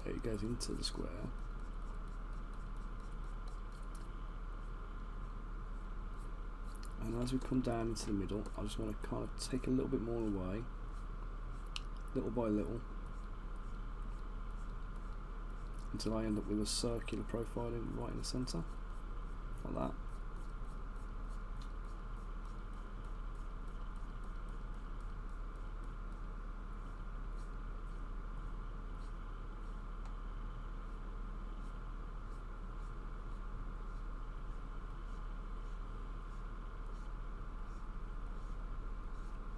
Now, I'm sure there's probably a more effective way of doing this, but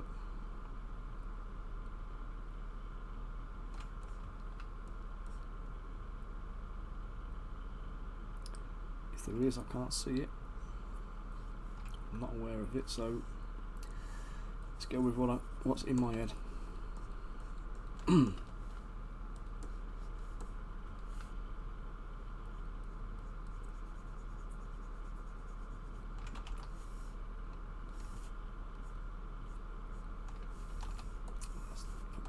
Dynamic tessellation on as well, just to make this a bit easier to control.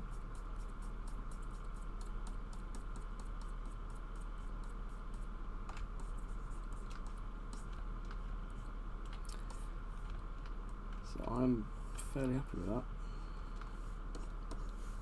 Just need to deal with the ends.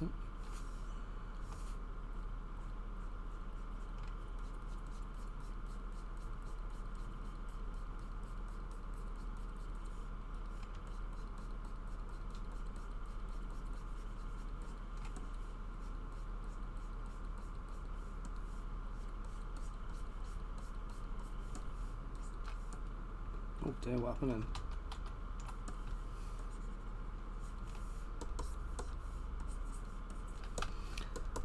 Okay, let's mirror and weld this on the x-axis.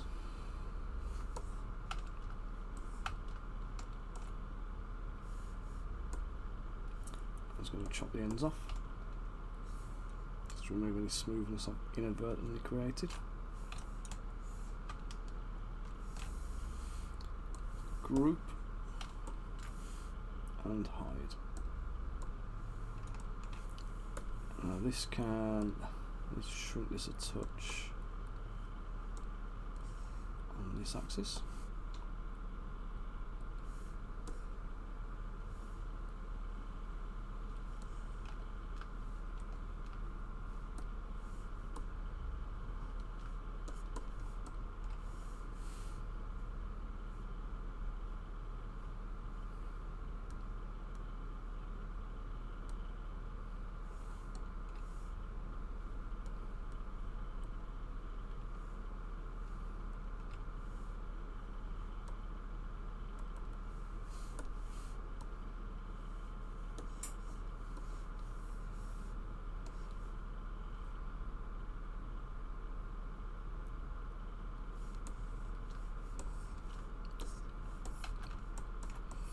Okay, I'm just going to take the various parts of the hammerhead I've just made, I'm going to merge them together.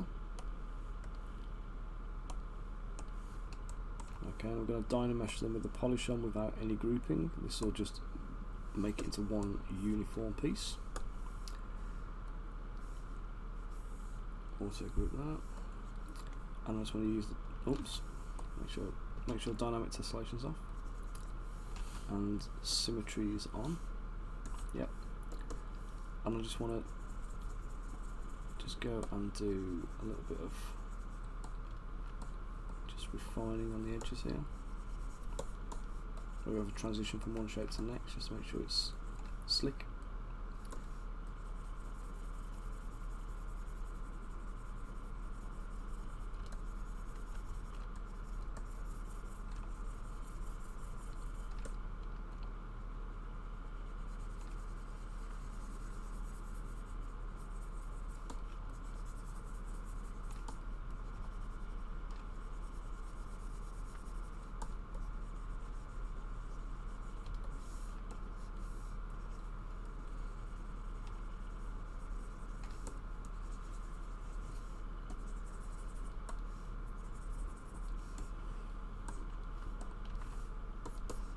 Oh, looks like I actually need to take that piece and bring it in.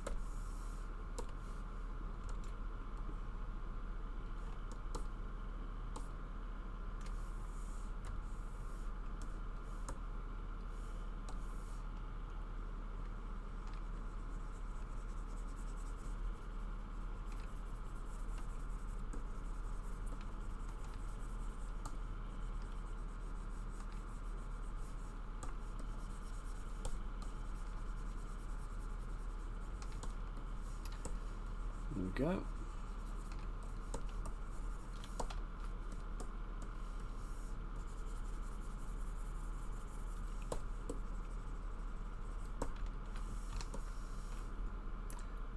There we go, hammerhead.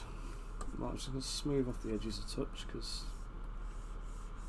it's not a sci-fi model and I don't want it to be too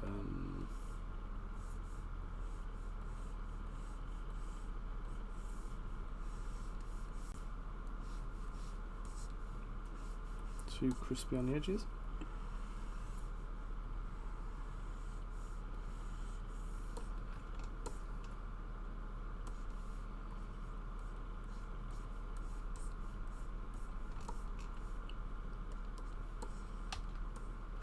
Okay, then obviously right on the very top we've got one of these massive spikes.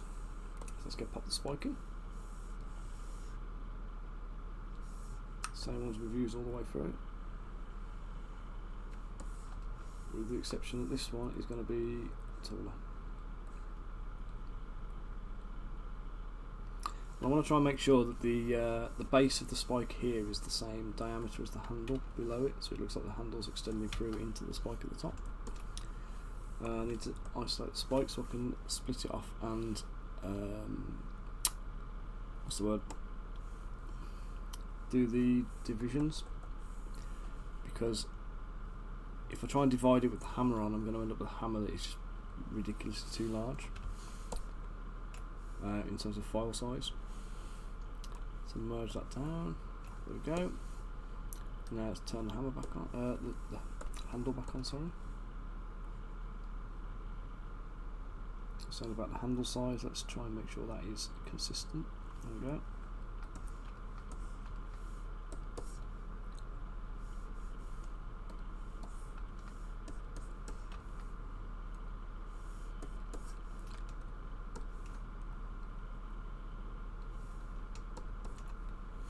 There's a nice hammer pick. Don't you worry, Chris, I'll be saving it down.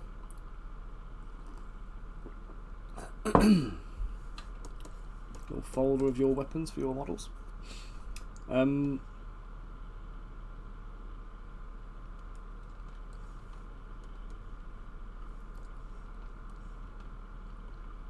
Right, and we want a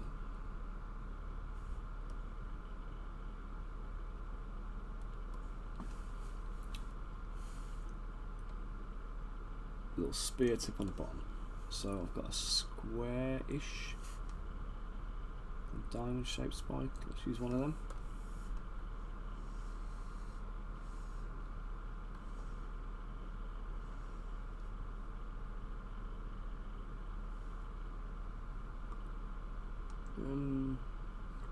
You right?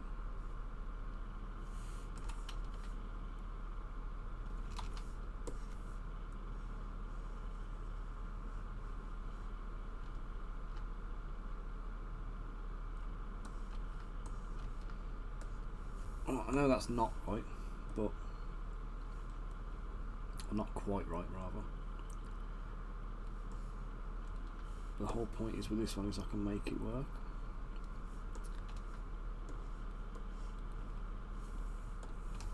So again, I'm just going to split that off.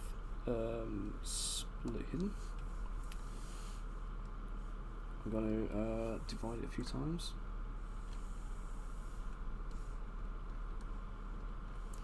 So it's virtually round.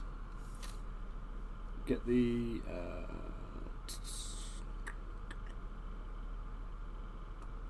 yeah, let's go radial with a bit of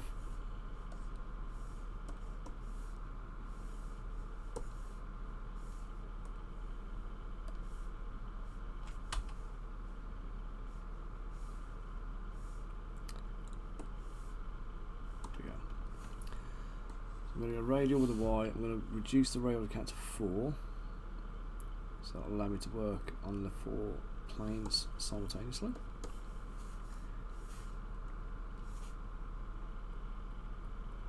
I just want to do enough to make that bit round.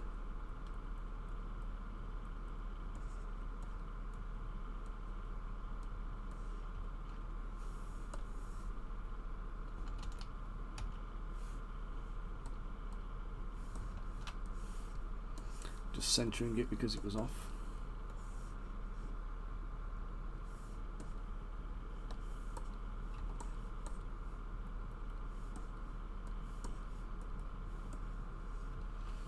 Right, now I've got it even. So let's just crease the edges.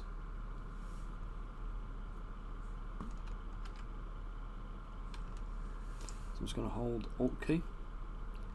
I'll hold Shift down as well, and then that's going to allow me to do that. Give me a nice sharp edge that's straight. And now, good old H polish. Let's just polish it out. Shape the bottom there, and then we're coming back out into the sphere here. So let's just tidy that up.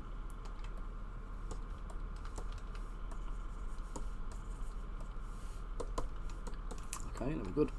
Right, so this actual sphere, this cylinder, get it right done.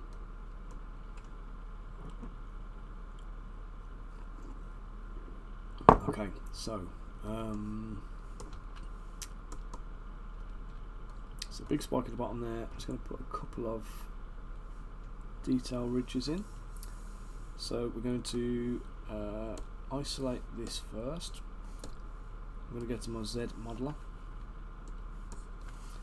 and where I did the crease edge thing before, I want to do the same again, but I just want to make sure it's the whole edge loop. So let's do the bottom end and then the top end. In fact, before I do the top end, I'm just going to divide it, and I'm going to show you why I'm doing this, because if I divide and I don't put the creases in, it does that, and it becomes like a rounded tip. But the bottom end that I have creased, you can see, stayed as a flat end. So if I undo the divisions, there we go. I can now go back to the end here, crease the edge, divide, divide, divide, and now when I turn this off, I've got a smooth cylinder, not a smooth sphere. I've got a smooth cylinder. I can delete my lower subdivisions, and now with the rest of the stuff visible, I'm going to take this down. I'm just going to inflate the stuff that up. I'm going to hold Shift and Control, drag it to make a copy, enlarge it, and then condense it right down. I'm going to pop that over there as a little detail book cap just to hide the joint.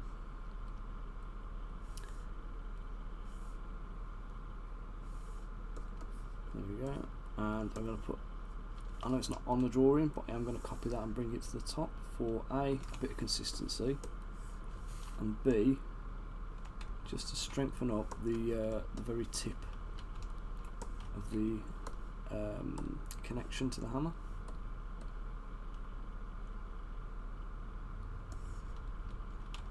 Oops.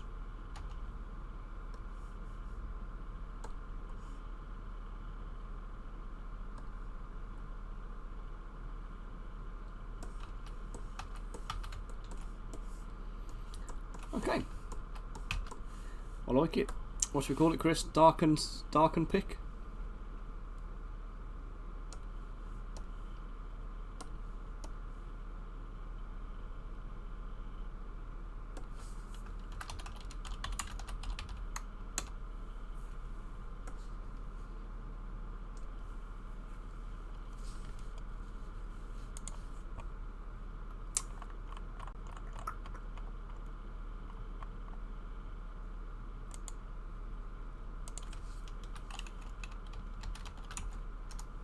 There we go. Save, mate. Okay, so let's copy that. Let's paste it in, and it's enormous. Turn my symmetry off.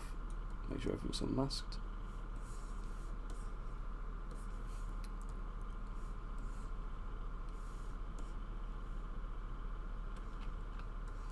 Right, that seems about right.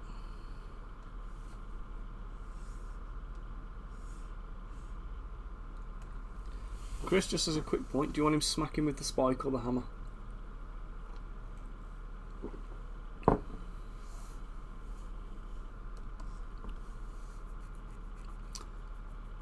Okay, let's get this shifted over a touch. I'm just asking, when he's attacking with this, would you rather see him attacking with the spiked end or the hammer end?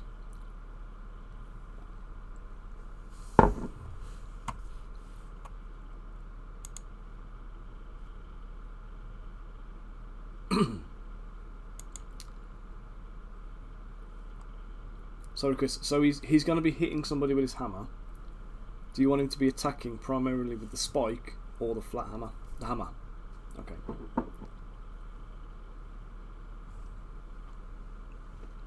Okay.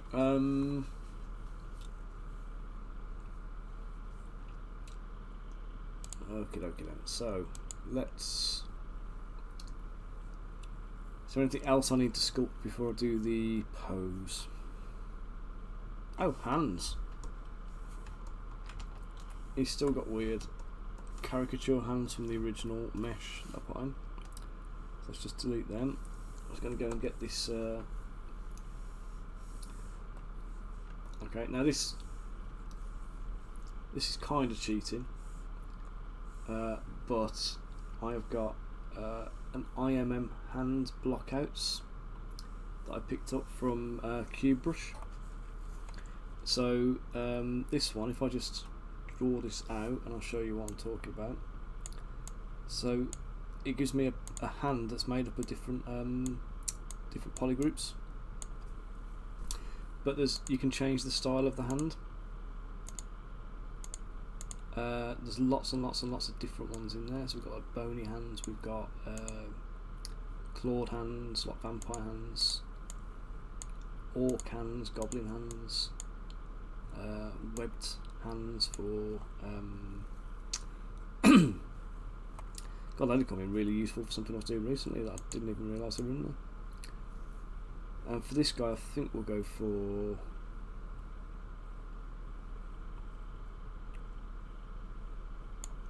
I think there's a stylised chunky hand or something like that. As a stylised thick hand. Is that it? No.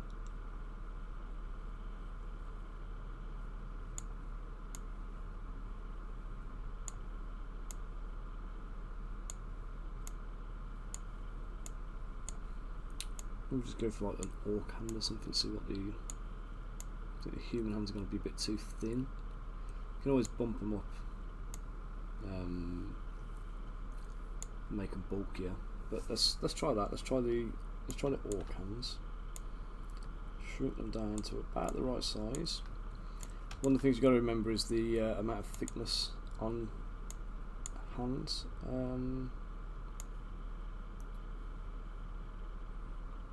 Switch them onto the other side because they went on the wrong arm.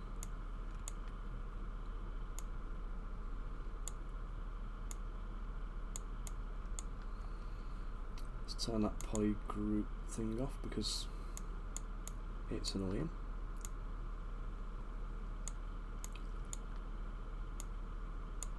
And again, the reason I like this one as a base mesh is because, again, if I just, let me just turn that off, you can see all of the digits and everything are all isolated individually. Fingernails are isolated, so we can turn them on and off if we need them. And then we've got the knuckle bones, but then the various different pads in the hand are all done. So I can isolate an individual pad and inflate it as I need to based on the pose, which is a very useful feature. So let's just bring that up, bring it in.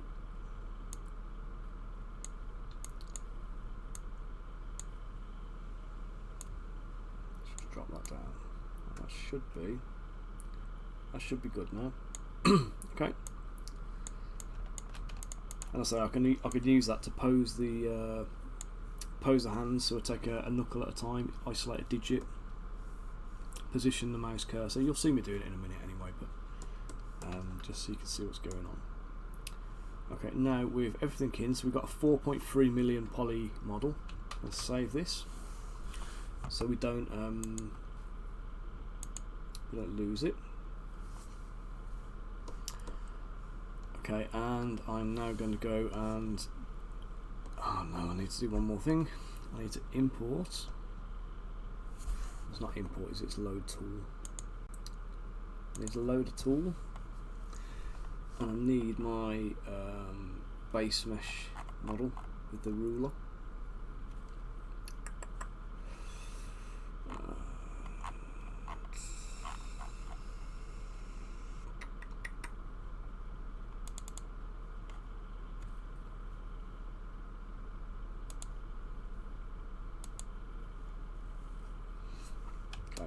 So this is a standard human model.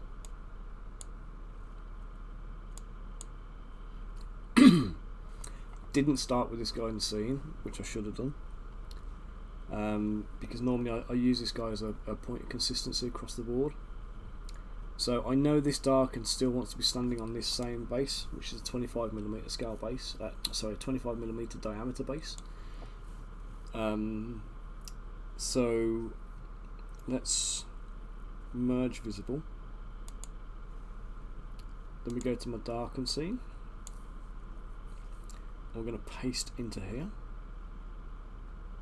No, append into here, sorry. So I haven't copied the tool.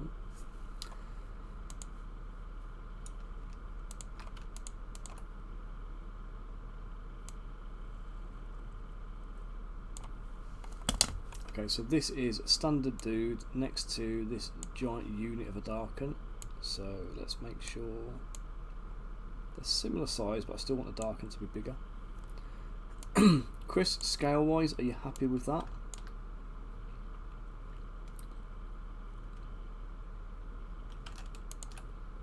So that will put this guy at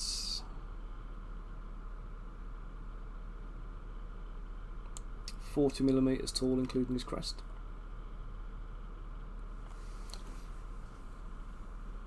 Slightly bigger, okay. So let's just, should we take 40mm tall without the crest?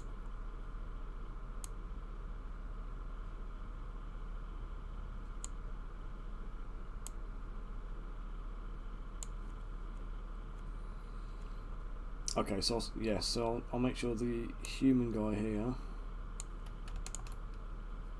is one head shorter.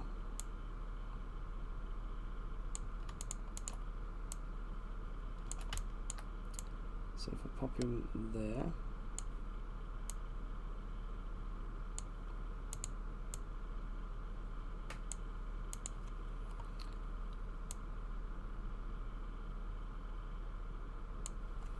there you go. Better?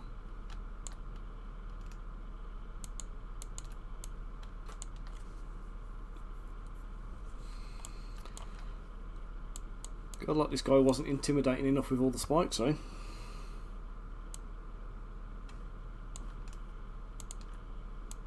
Okay, so what I can do now is I can remove the guy from the scene, because actually the only thing I need here is the ruler. Oops. I just need the ruler for scale, so I was going to split that, split hidden, and then hide him. Oh, actually, you know what? I'm going to keep the base as well. the base I can use to make sure his pose works.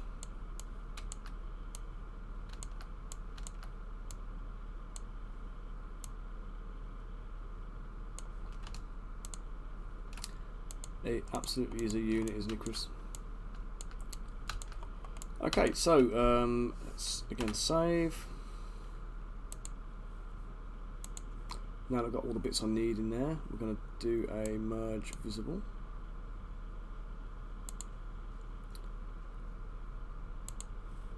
And this is going to be the one I'm going to work with. So, so typically what you would normally do is use transpose master. And I've kind of got out of the habit of doing that.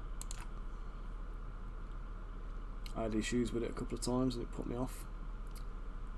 And I don't work in low res models, so transpose master is kind of pointless. So I'm going to auto group the whole thing now. Okay. I'm going to group the hammer together because it needs to be.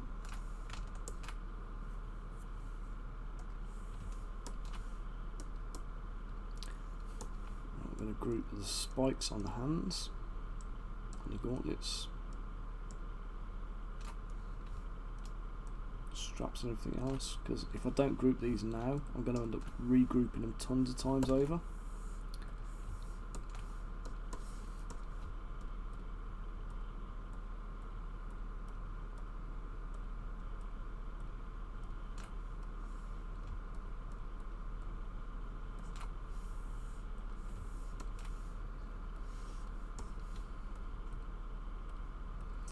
Same with the legs. Let's get the greaves and the boots. Well, not the boots.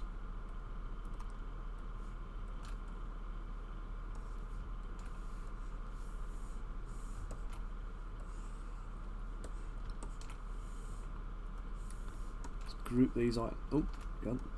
Add another hand then at the back of his leg.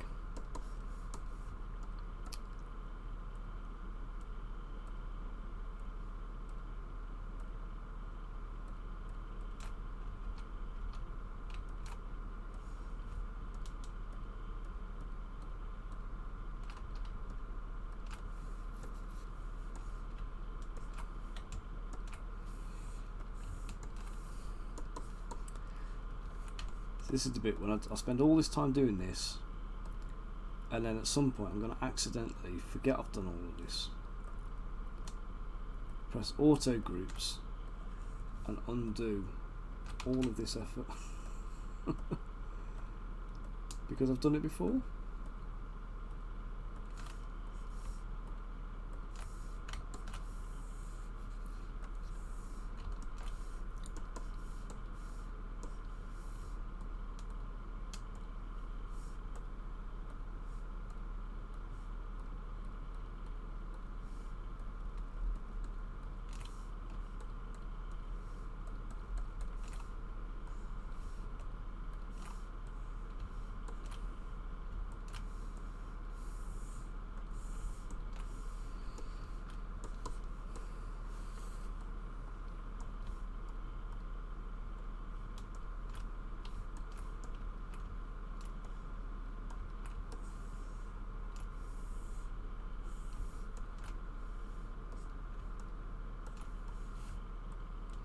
Nearly there for posing that.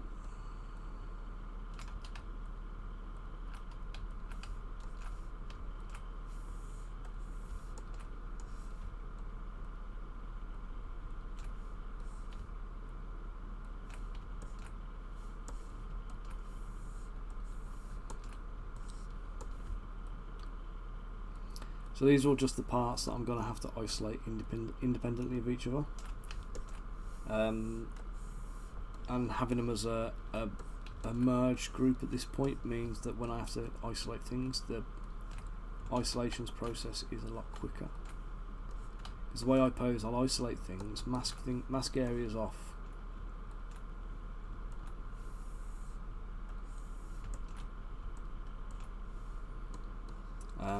and I need the hands still as one piece. That's fine.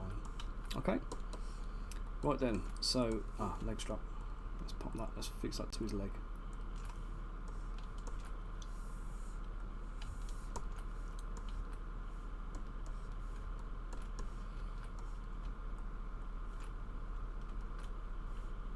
Okay, right, I'm happy with that so far. Let's just save that again.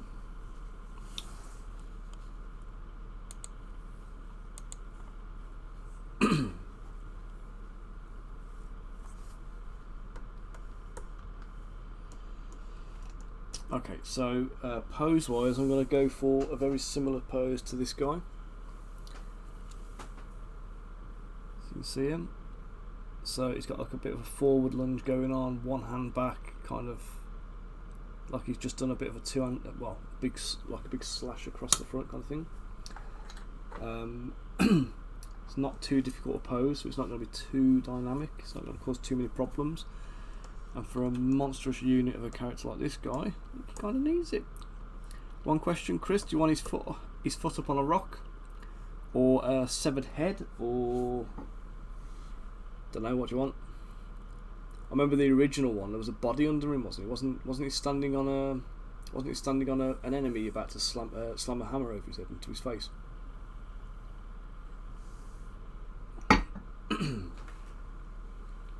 Severed head. Good shout, mate. Good shout.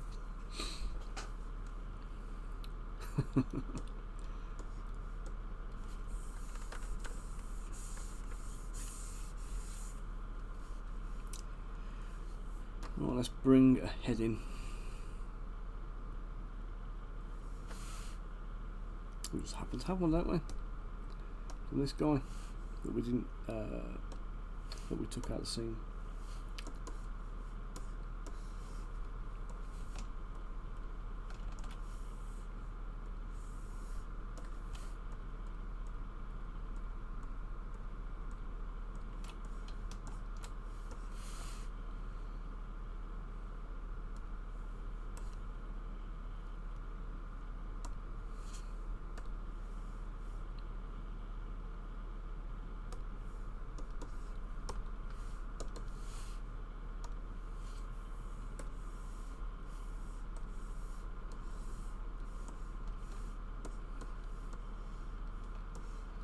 I don't think this head's going to be big enough to support his foot. I think he'll just crush it to pieces. I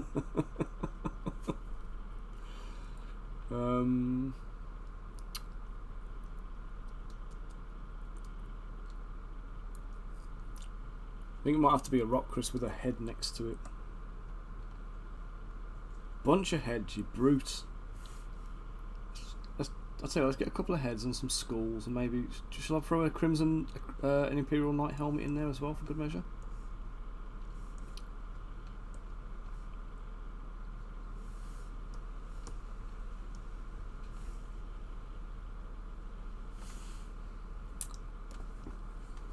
Yeah. Okay, let's import a few things, get a few assets into the scene. So let's grab let's grab the Imperial Knight helmet. We'll grab a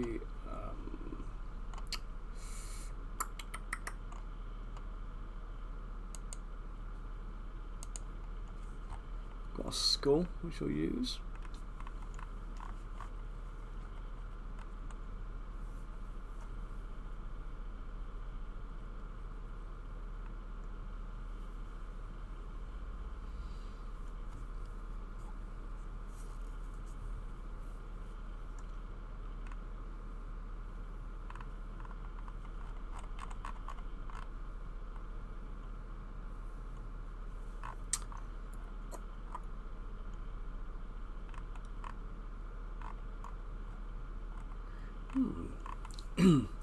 Don't seem to have the helmet in my library, but I know it's there, which means I've called it something obscure, or I've saved it as a tool instead. Let's try load tool, see if that works.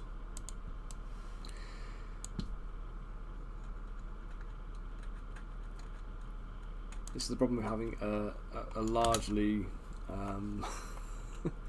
Largely unorganised library.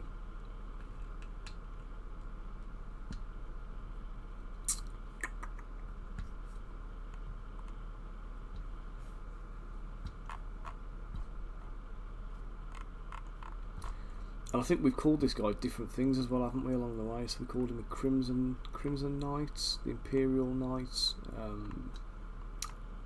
So he could be under there as different things.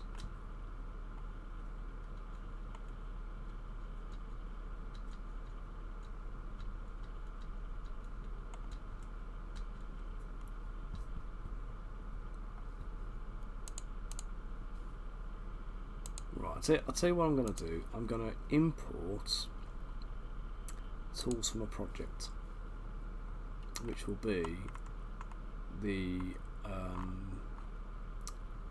Imperial Soldiers project, because I know they're all in there, and I know I can get the assets we need. But it means I'm going to have to delete a load of redundant stuff out of here as well. Otherwise, the file size is going to be absolutely enormous, and we don't want that. The bigger it is, the more likely it is to crash.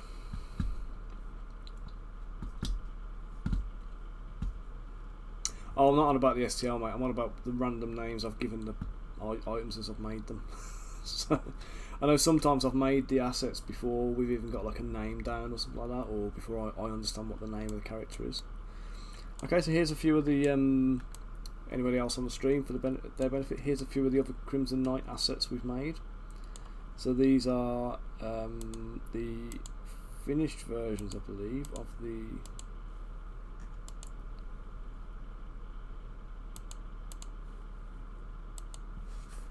what is the tool? What's the active tool there?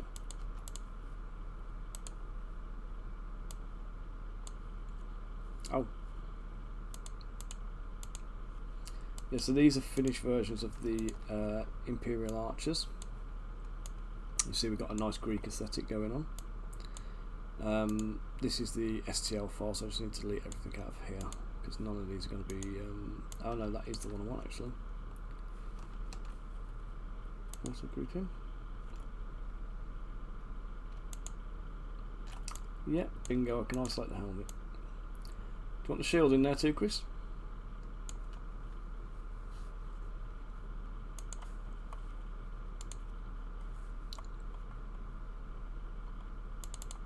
Oh yeah, Chrissy just sent me something. I'm going to show you guys now as well. A little piece of artwork he had done. This is one of Ryan's pieces. So this is using the model renders, where Ryan's done like paint over with them to kind of incorporate them into the scene properly. And they look cracking like that. That's not actually the colour scheme I had in my mind when I was sculpting them, but that he's done a cracking job sorting that. They look ace. I can't wait to sculpt these gribbly monster things that they're fighting as well, because they look gruesome. Okay, so I'm just gonna get the bits I need from this model now. In fact, I'm just going to copy this model over into a clean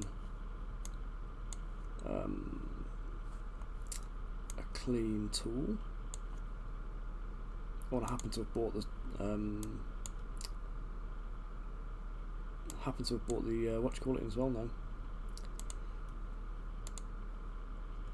Paste. I've got the skull in the scene, which is a happy coincidence. As you can see, a few more of the models are made now. So this is the Colonel Assassin. Nice dashy kind of quite superhero vibes I got off this one.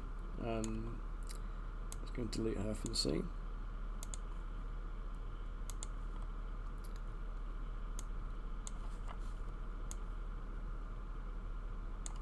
Chris, they're all cool. They're great designs, really nice to work with. Right, delete all.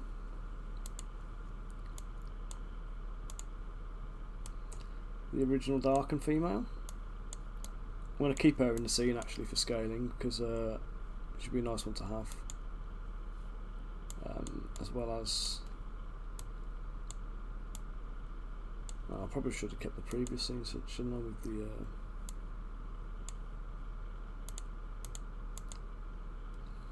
there we go, Crimson, the Crimson Knights. I'll keep him in there with a ruler. We'll make sure he scales properly against the thingy guy. And then we've got my Kingdom of Telarius Glaive Guard. So some of these have been dropped into this original scene to either pilfer bits from or check for scale. So just bear with me a second while I just remove some of the excess weight from this scene.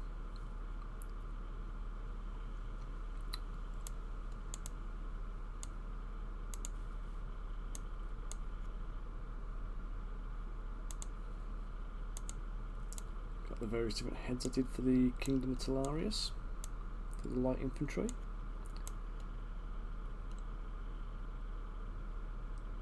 You know what, I'm going to throw one of them in there as well, Chris. Let's use this guy. Actually, that one.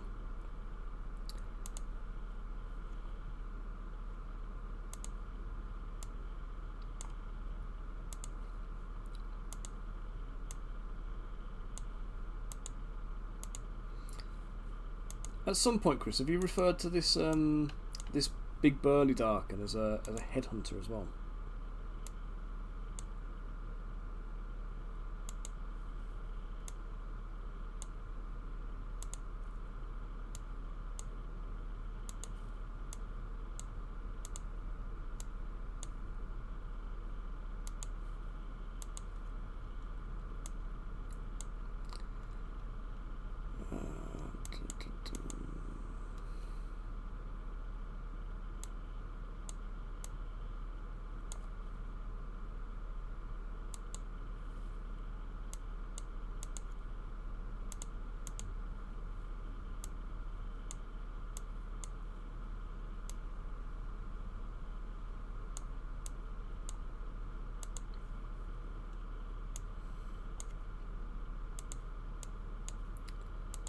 Bear with me a second, I'm still trimming the fat. It seems I bought an awful lot of redundant crap into the scene for the Imperials.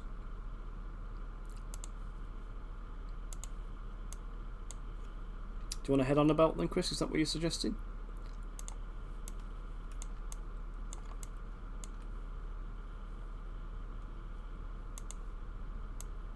Oh, we've got that in there. That's an odd one, I never use that.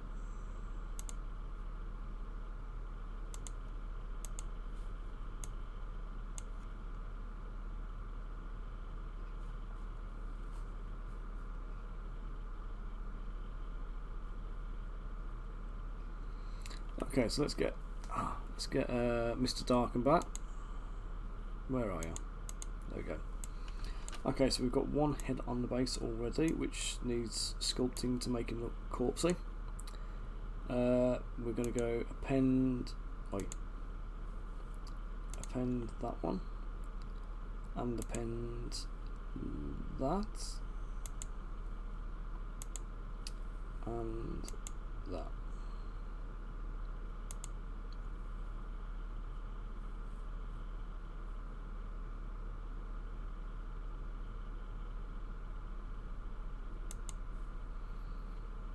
Ah, there's an idea.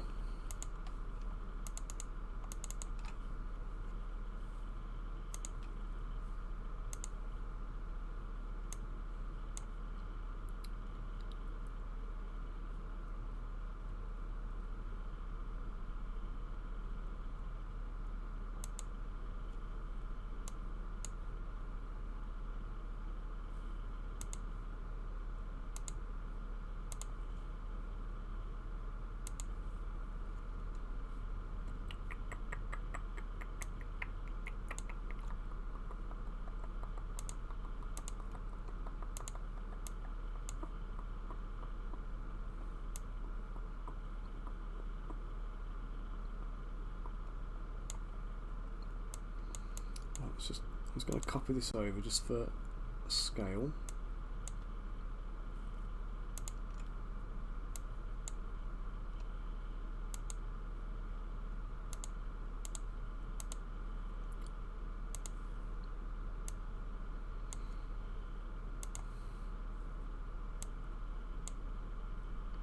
Just going to delete the shield there. Let's paste this guy in, and I'm going to take the ruler here as the focal point of what I'm trying to get.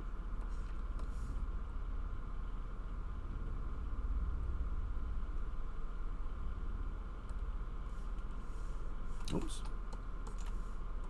Shrunken down. I want the rulers the same size, so we can see how they pair off against each other.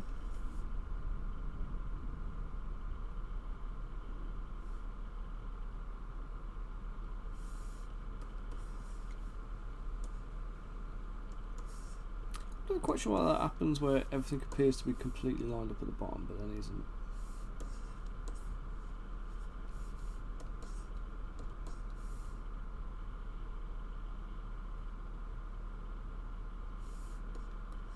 There we go. Okay, so that's the Imperial Knight against the Darkun. Chris, you good with that?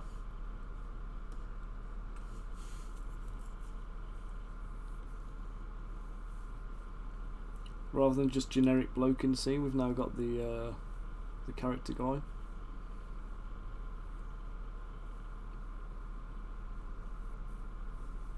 Yep. Okay, so now what I can do, I can take this bloke. I'm going to scale this head. Oops. Scale this head so it is about the same.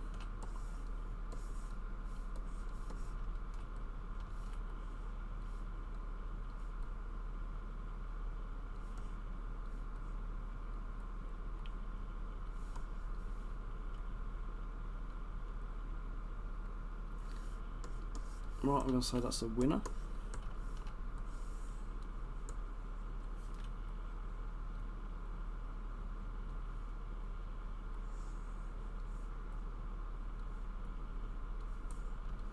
Let's put that one under his foot so it's got a bit of body to it.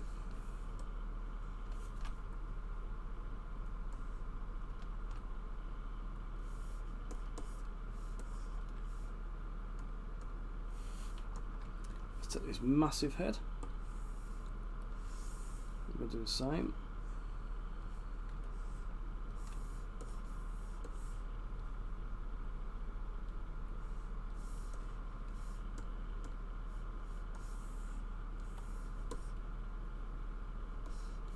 Yeah, absolutely.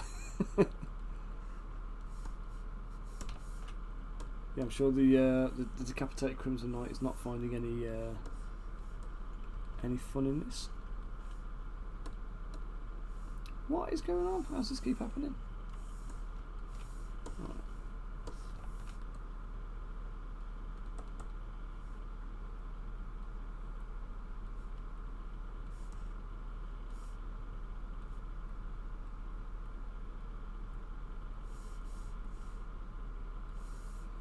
Looks about the right size.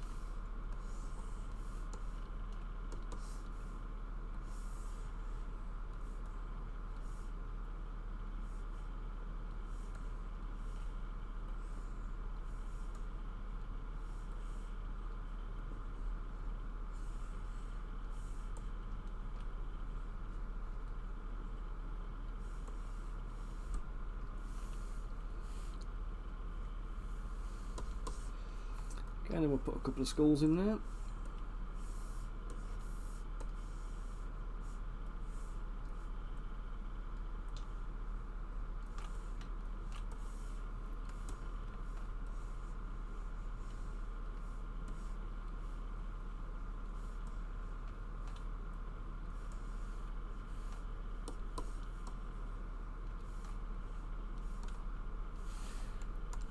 Duplicate that. Let's have another skull because you can never have too many skulls.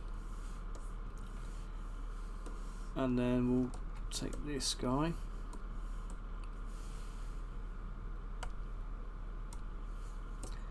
Duplicate him, and I want just a shield.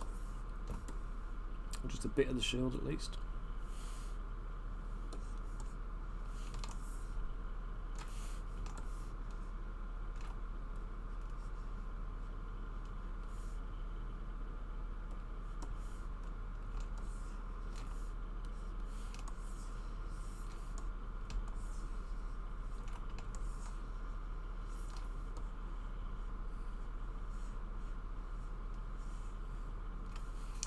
Okay, so that's group masked. Delete hidden. And then, what's going on now? Close holes.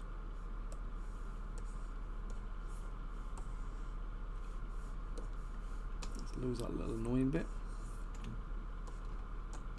And the entire ruler, because I just don't need it. Where's the ruler in the scene still?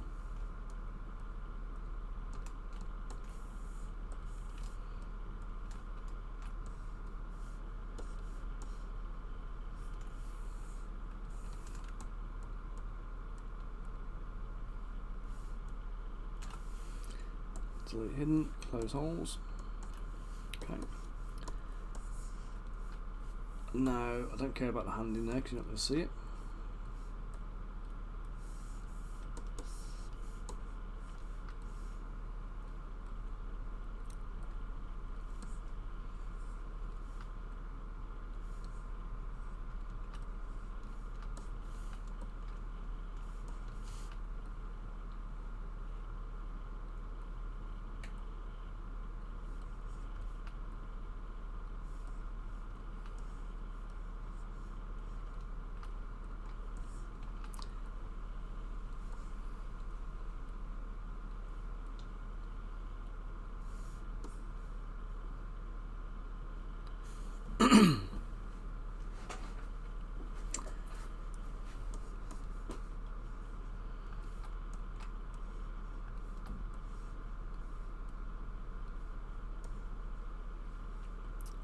Just do some positioning, and then I'm going to chuck a dollop of,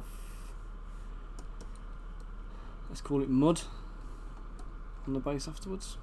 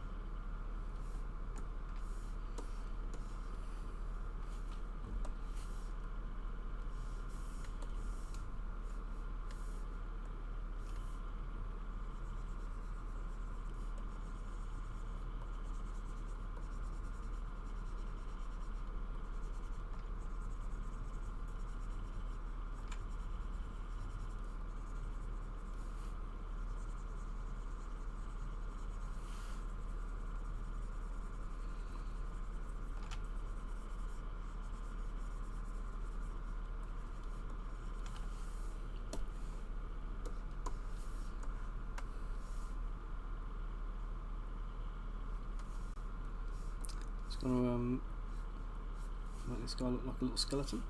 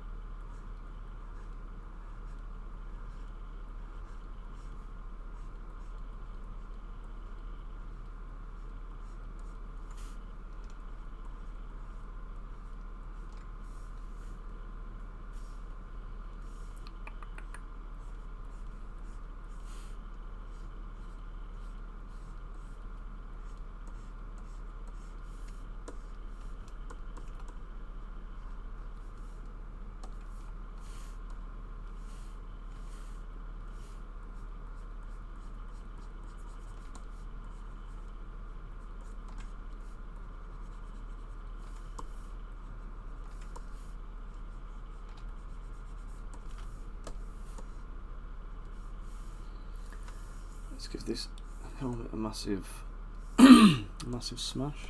Yeah. Big cut through. Oops.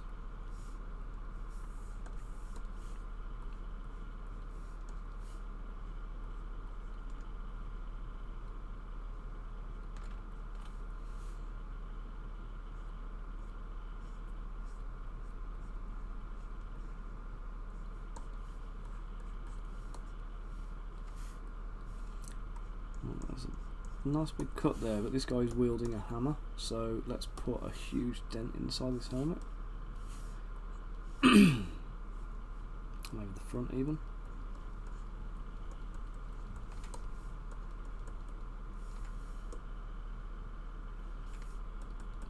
Looks like a death blow, doesn't it?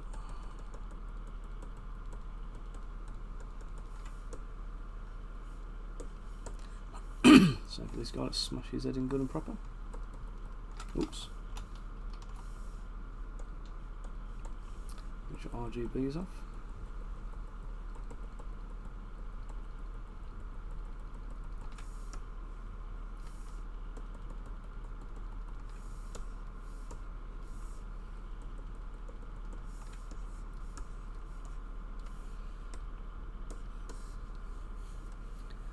Let's make him look less smug.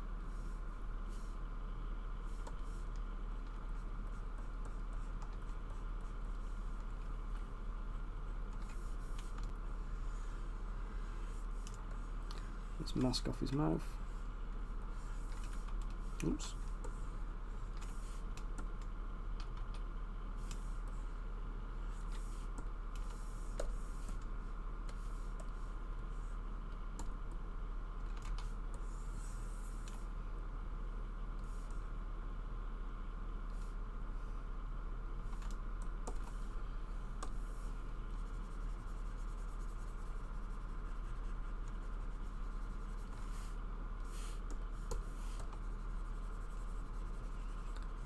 Open his mouth up. Make him look nice and dignified with his tongue hanging out.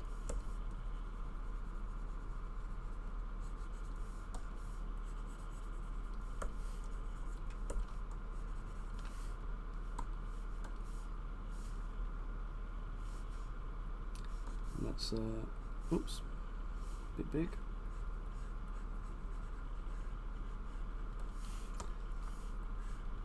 We're done, Chris. Let's go and knock a couple of teeth out too.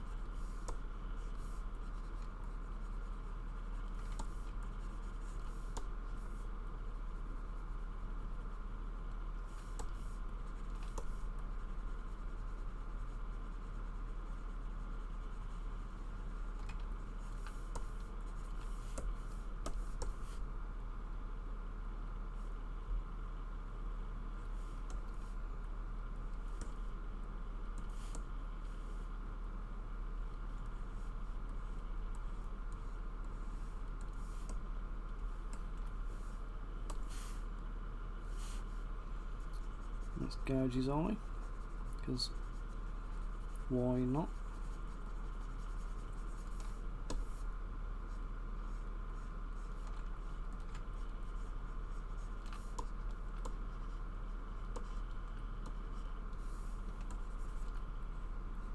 Okay.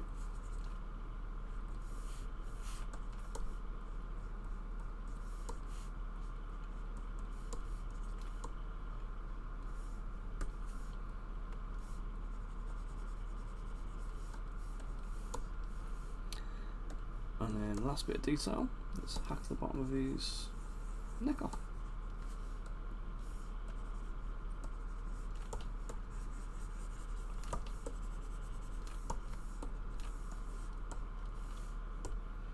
What's the angle right at?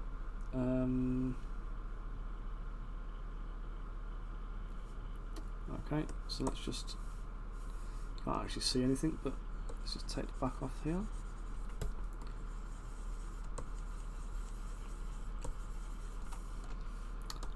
Let's assume we can see something for a minute then.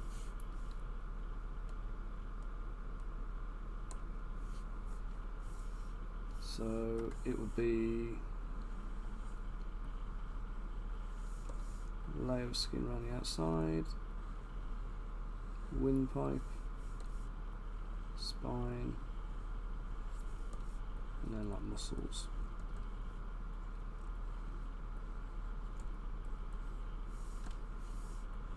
Spine probably account for a bit more than that, I think. Okay, let's just rough some of that in.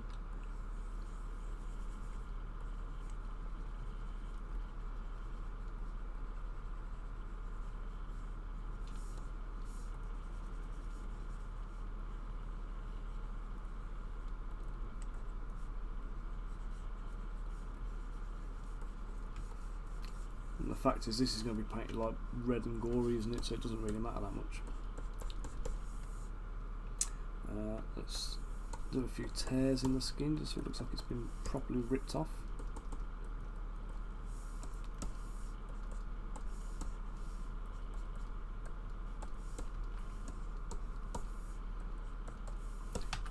Oh, do you know what? I'm going to have to save this head because I really like it. I might have to use it somewhere else. Export. Dead head.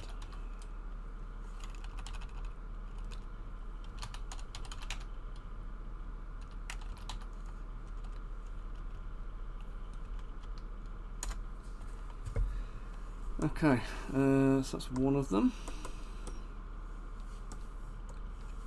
Oh, this one is looking a bit too wide awake.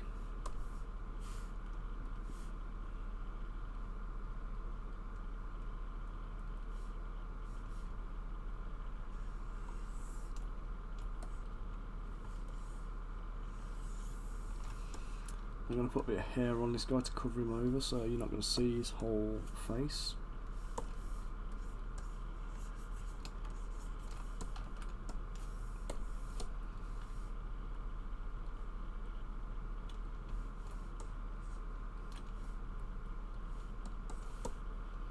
Ah, do you know what I'm going to do with him?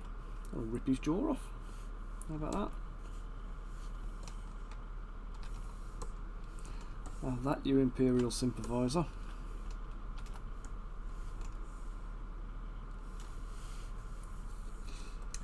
Let's group that. Let's just tear his whole mouth off.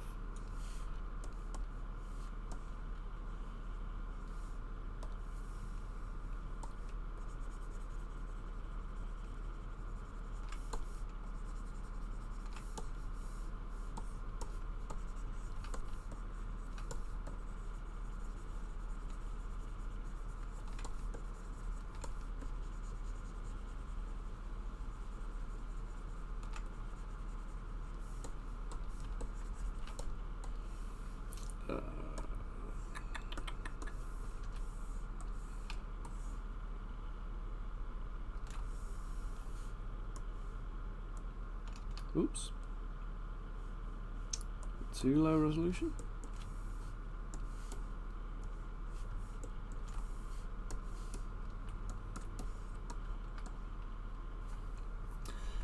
Yeah, a little bit. It's quite enjoyable, I have to say. Let's get his teeth in. Or remove a few. So don't imagine you'd have your jaw torn off your face and still have much in the way of teeth left.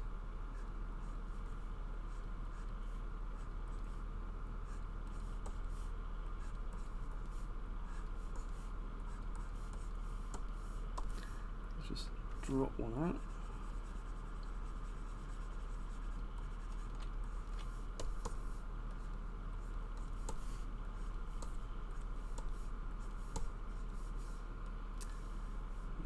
Right, I'm just going to put my laser mouse on. I'm just going to go around the lip line.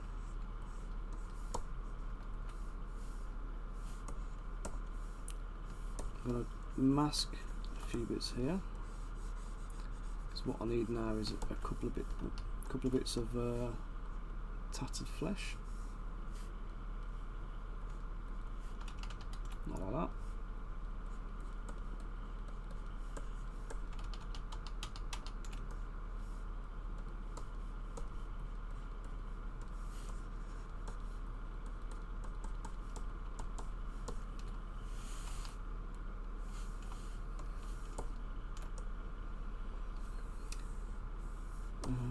to this. Let's. Oops, I've got my laser mouse on. It shouldn't be.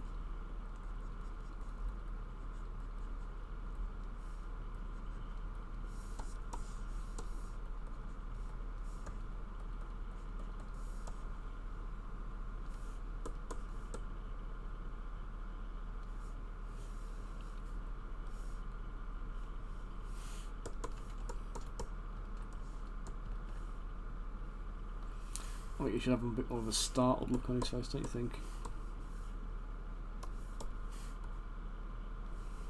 Let's go for eyes wide open and brows raised.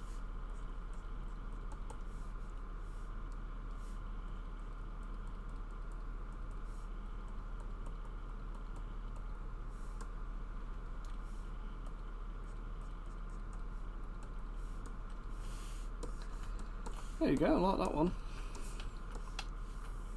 Let's just reposition it so it fits now.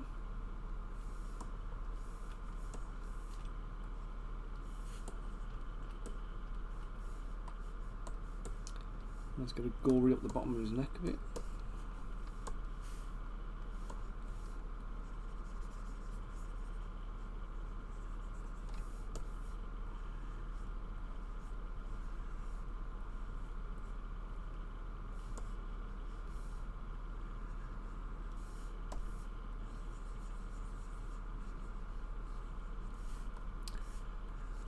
There we go, bit of neck, bone.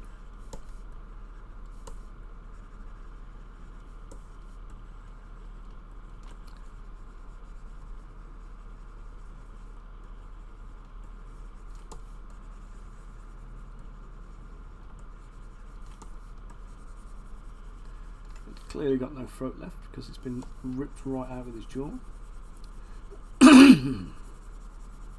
Okay, so let's just tatter up the back of his neck now.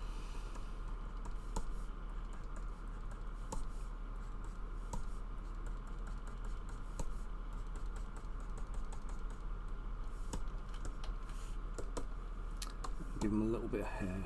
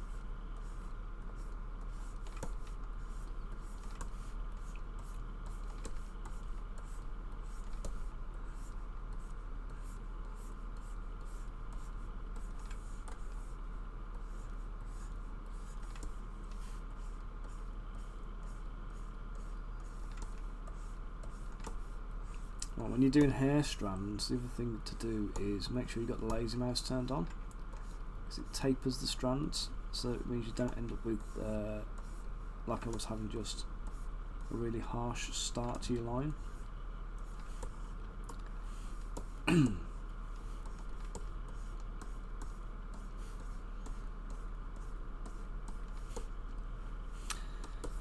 Well, and that I think is another head that needs saving out.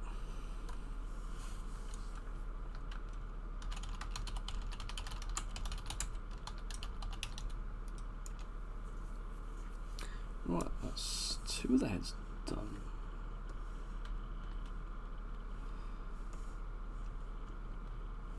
Oh, do you know what I've done now? Sculpted the hair back to front.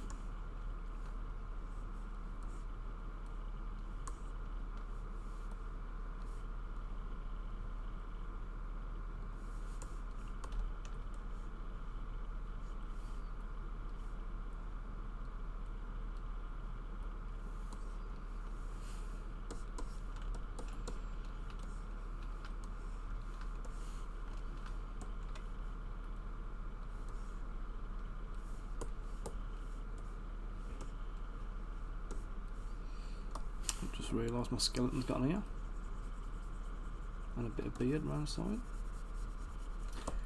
He's clearly not staying true to form.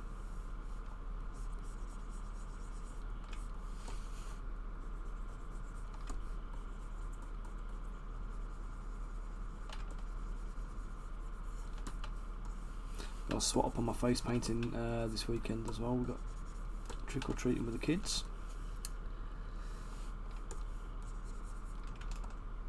Oh, balls.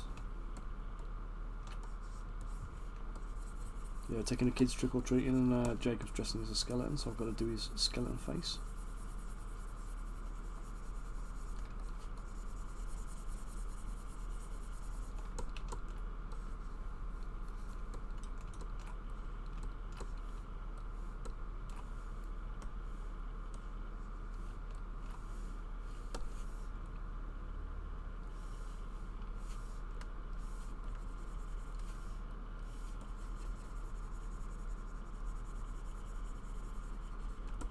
Oops.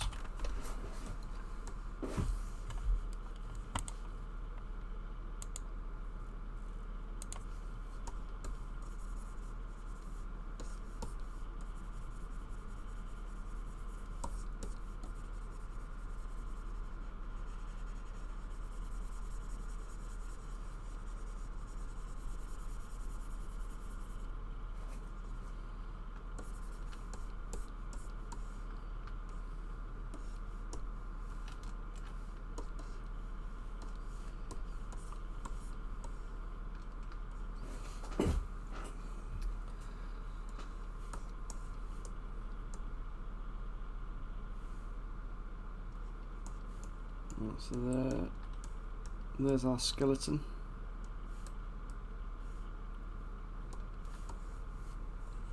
I can't rotate him now straight.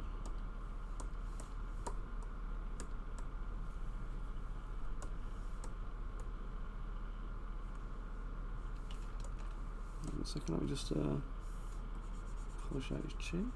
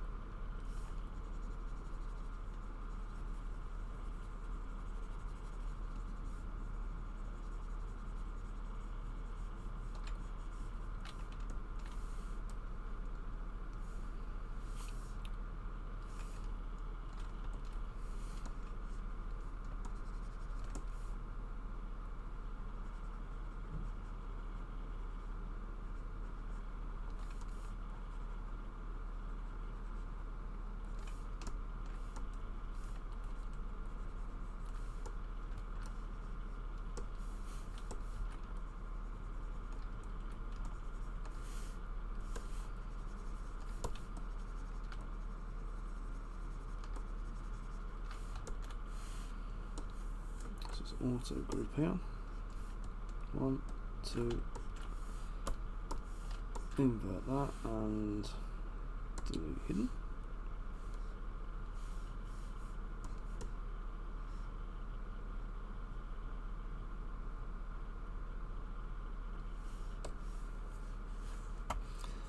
Chris, is that alright for you?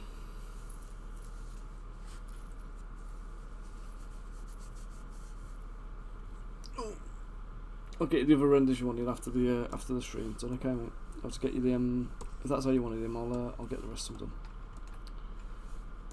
And I just need to hack out the bottom of the helmet here because we can see into it.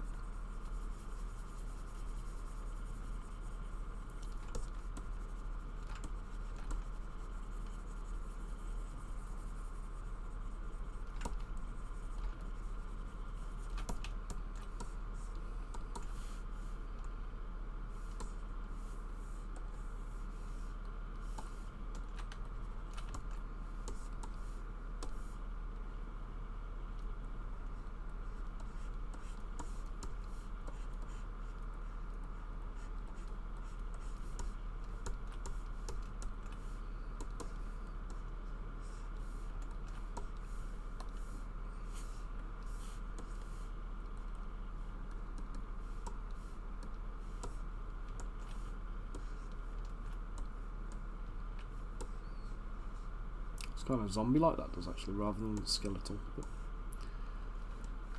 okay, and that's all the heads dealt with. So just going to beat the shield up a bit now.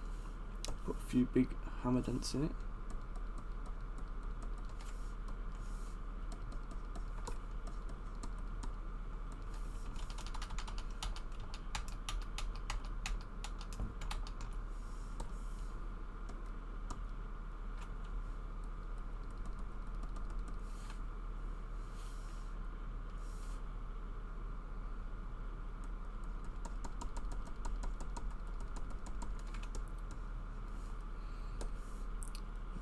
Big splits in it. Oh, you know what, this has got low resolution on this, so let's just bump it up, increase the Z intensity, and let's hack into this.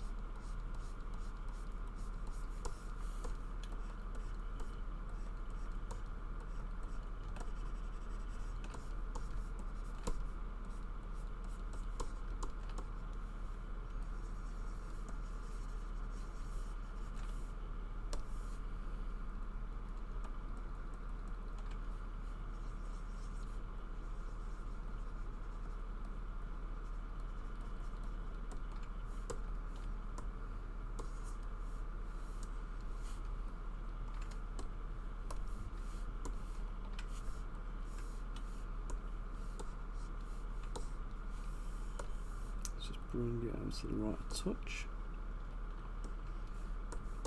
Okay, and then underside I just need to inflate out and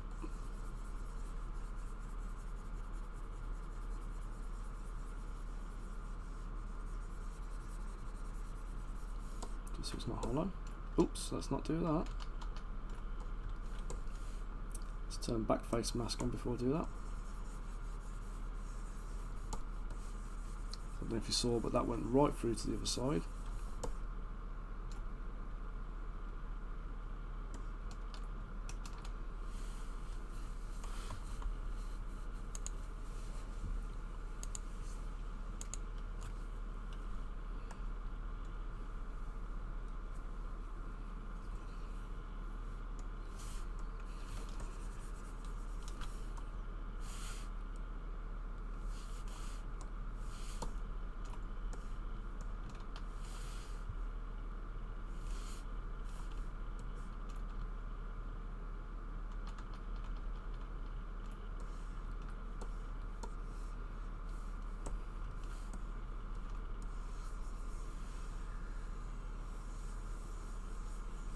Let's try doing this instead.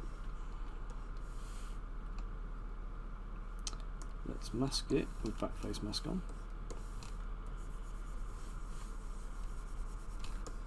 That'll prevent my masking going through to the other side.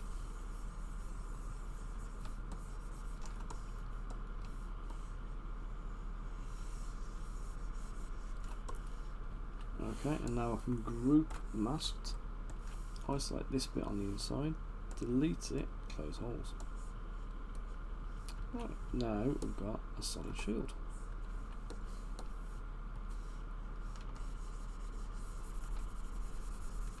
Got a few gnarly bits around the back, but it's solid.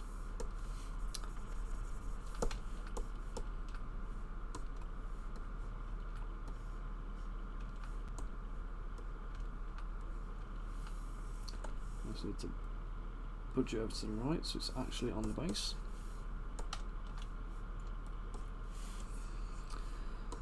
Okay, right, so that is his base ready to rock. Now let's go get this big unit of a dude. I'm going to position him at the back of the base, his back foot.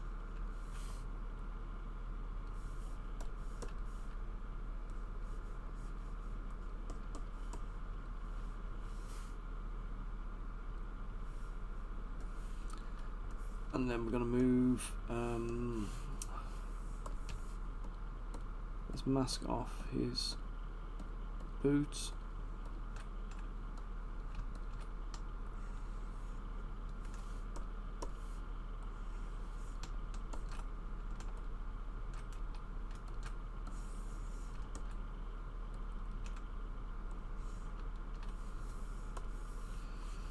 So I'm going to mask the boot down, we're going to lean him forwards from there.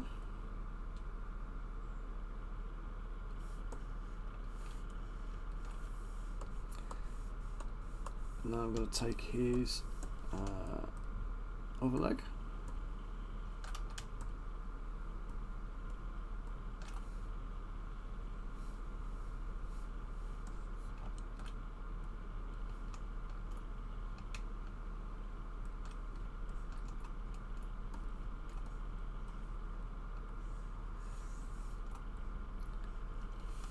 Just going to mask that off in there. Let's just mask all this off first.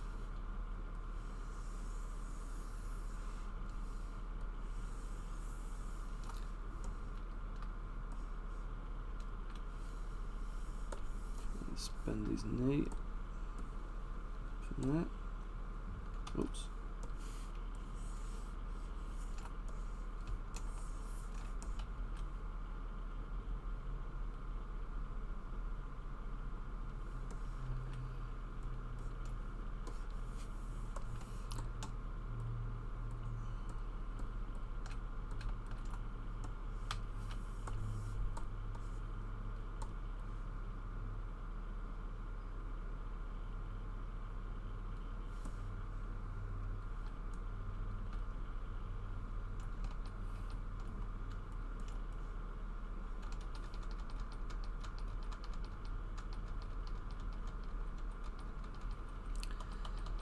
It's back right up because turds.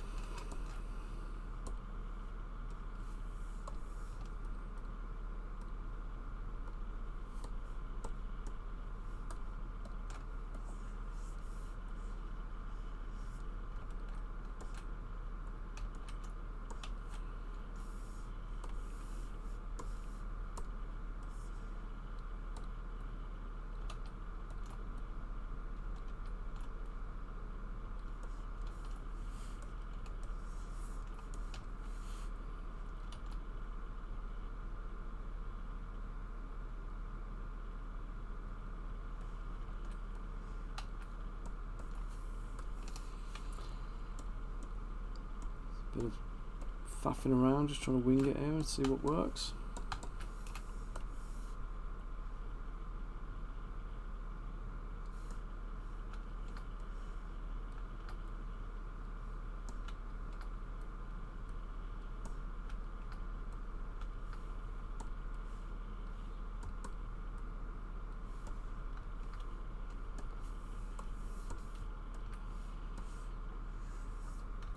Mask it off to the knee.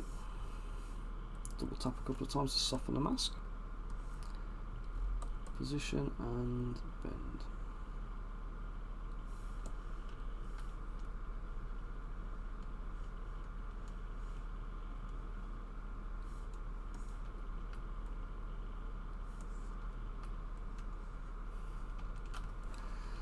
That looks pretty crushing, doesn't it?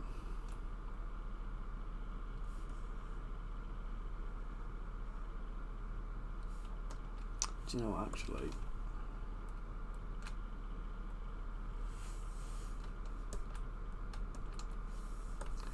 Let's do this. Let's just angle his ankle up.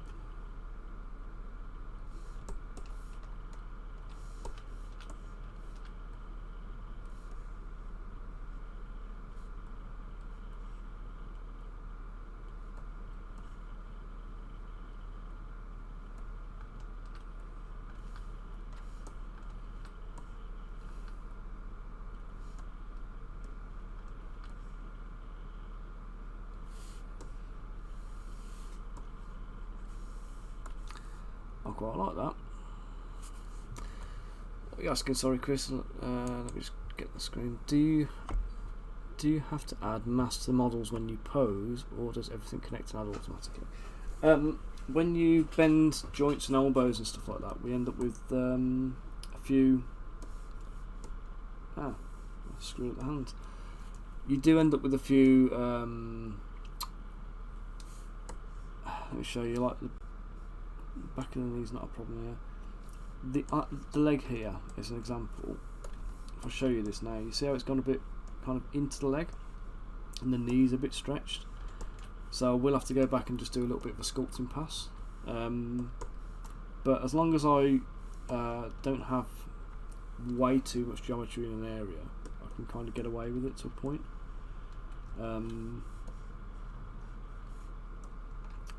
So for these guys, let's put this skull.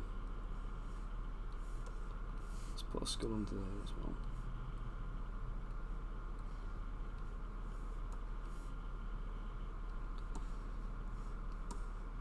Let's just lower the shield.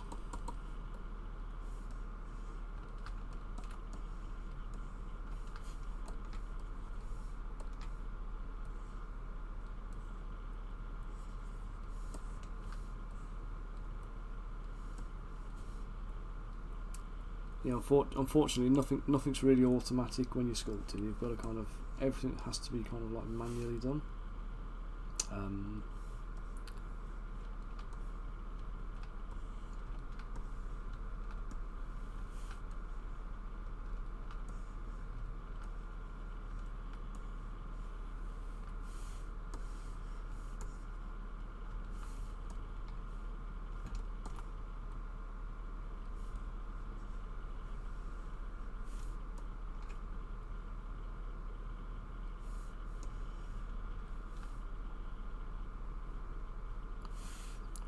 Going to mirror and weld that to the mirror that on the Z-axis to get his screaming tortured face facing forwards.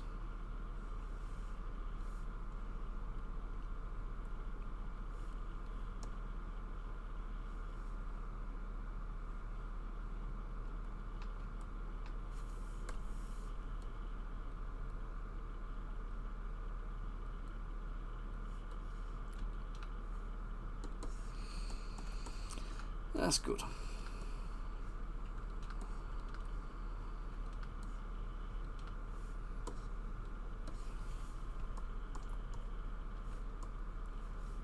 Okay, let's get this guy's hands sorted out now because I've screwed them up.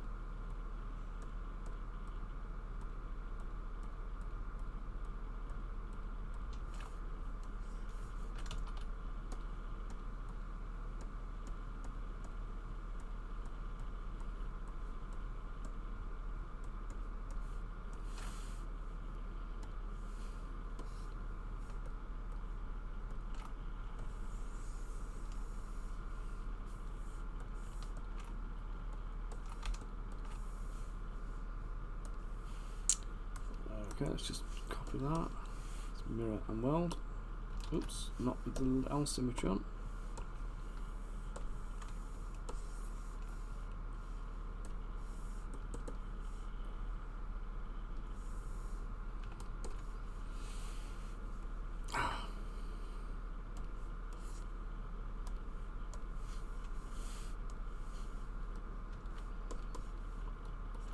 Okay, so now I'm going to lean the guy's body forwards just above the waist.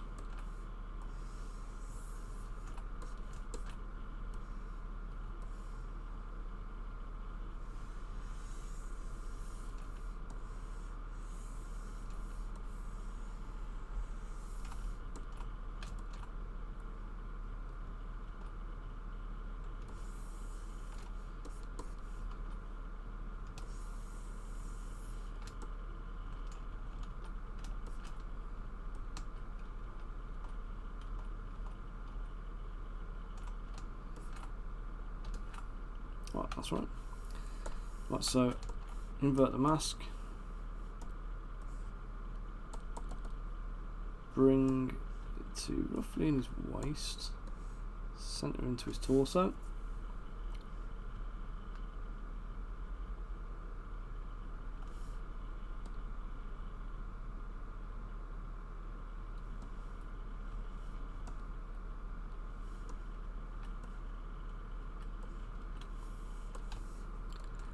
I'm going to isolate that for a second.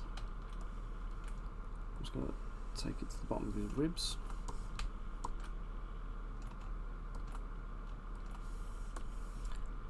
Move the mask, the pivot up. Lean forward a touch more.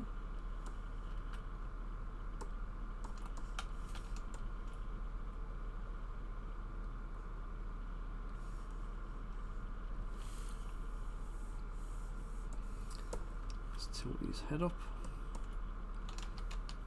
I'm going to come back and do a twist in there actually.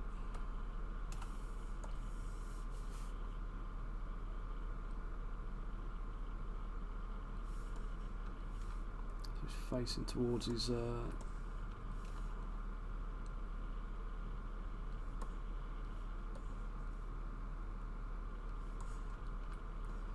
I've got to come back and sculpt in some of the geometry. You see is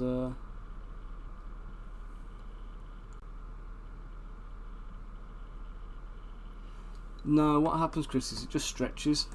You can see if I just put the mask on here, you can see all of these little squares should be about the same size. You can see where they're starting to stretch out, where I'm bending and deforming.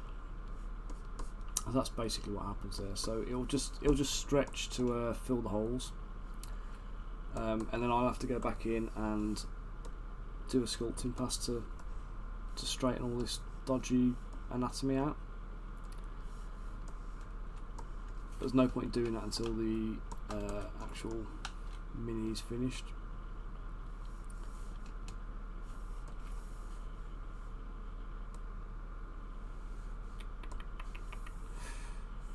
Oops.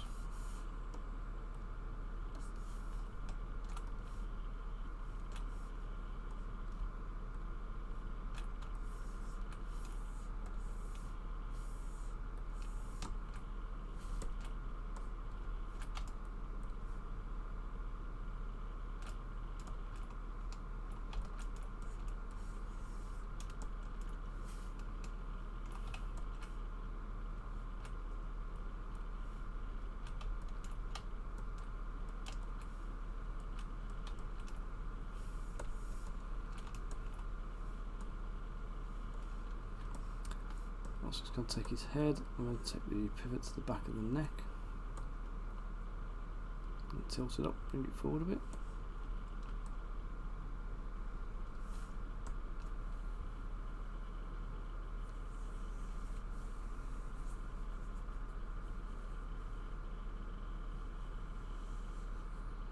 Yeah, so basically what I have to do is I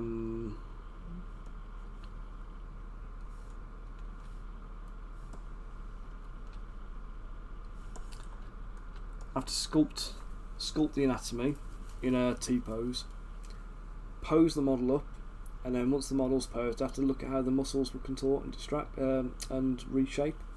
So for example, if the arm closes up, the bicep's going to tense, so the bicep will be larger. If the arm straightens right out, then the bicep will obviously elongate and flatten out. You know, if he brings his arm across his chest there, the bicep, the pectoral muscles are going to kind of inflate up and shrink down in kind of like width. And yeah, abs twist, I'll have to go back in and re-sculpt the abs, like rotating and turning. You see at the moment it's all horrible and gnarly, but I'm not too fussed about that because I'll sort that out in a bit.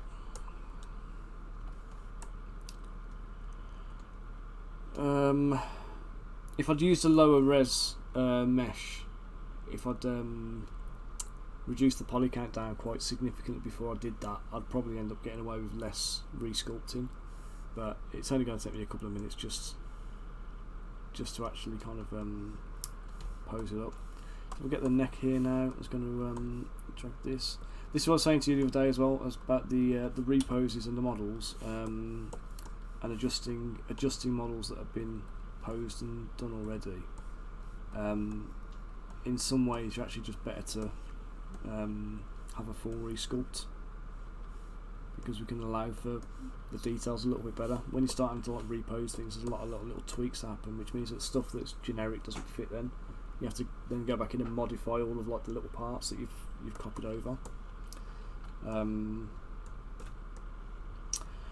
Okay, so pose is decent there. Let's get his arm sorted. Let's do this arm. I'm going to do one swinging the pick. Oops.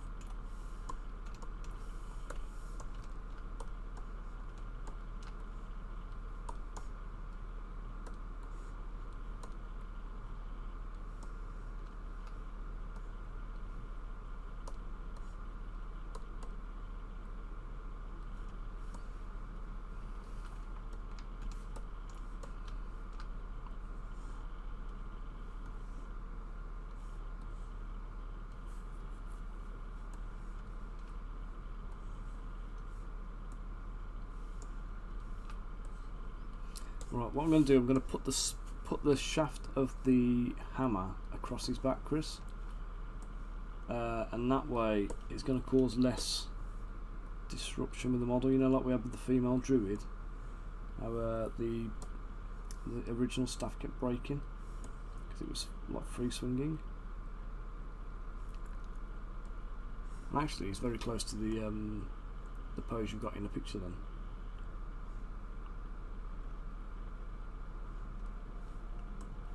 So that way there's a minimal amount of hammer actually kind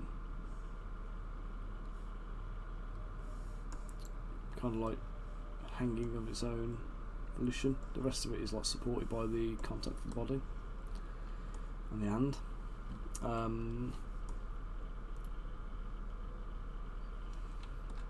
Let's do this arm as well.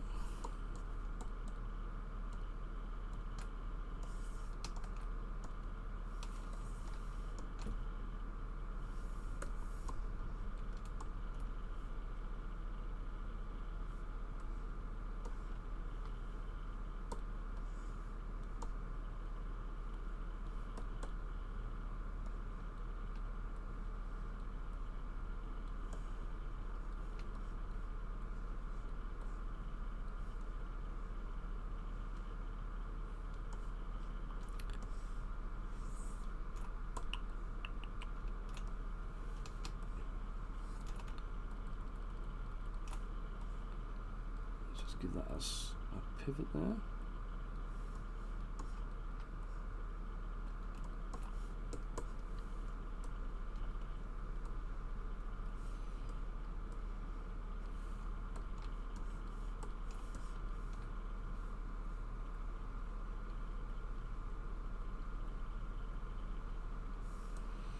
Sounds like the torrential rain's back. Could just be wind blowing leaves around the garden, but I think it's fair to say we are into full autumn at the moment now. I was just isolating all the finger joints.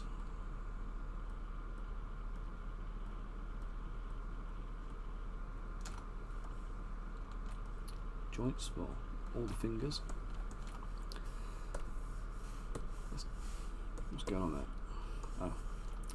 The hand's a mirror, so it's copied all the polygroups over, so everything I do on one hand is happening on the other hand as well. So better sort that in a minute.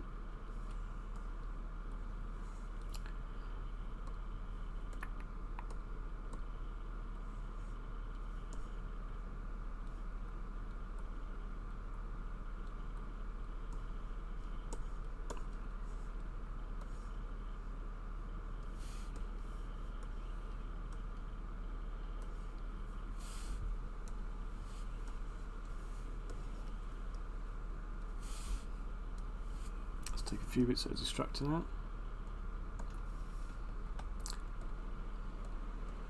Yeah, here we go. We're into an ASMR sculpting session now. You're going to hear the rain pitter pattering off my roof, like a caravan holiday in Cornwall as a kid.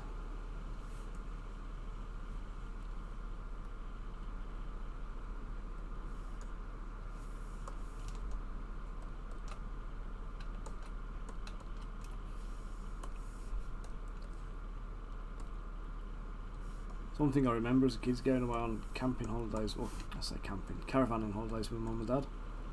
We used to go down to like Cornwall and not Western Sydney, Burnham on Sea and Breen and places like that. And God, the number of times it used to just rain. And we were sitting in the caravan playing cards, or I'd be drawing, and I used to take my models with me and paint some models in the caravan on the dining table. And every time it rains heavy in this office, it takes me back.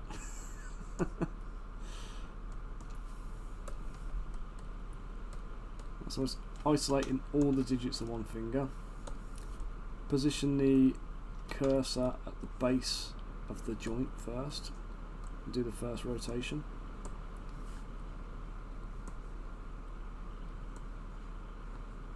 So we've got the first one in. I'm going to isolate that first joint, move the cursor up, reposition it,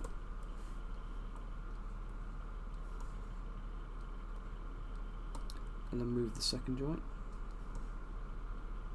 Now that one has rotated around a little bit too much, so let's just twist it back. Isolate the middle joint again. Oops. Lock it off.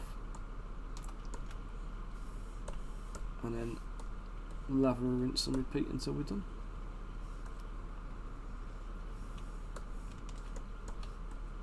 Don't need to remove the first joint on that one. So we'll start on number 2.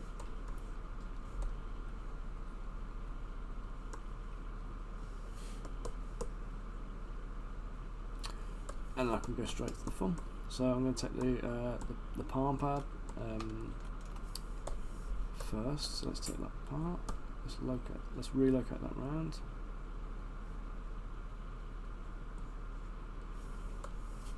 And more than that, I think.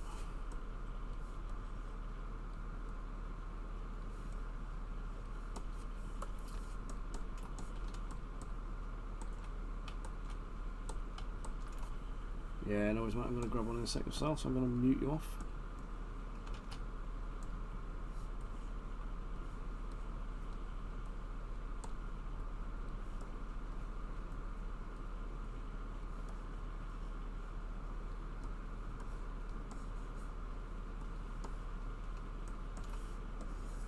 Oh no. Ah, turd, look what I've just done.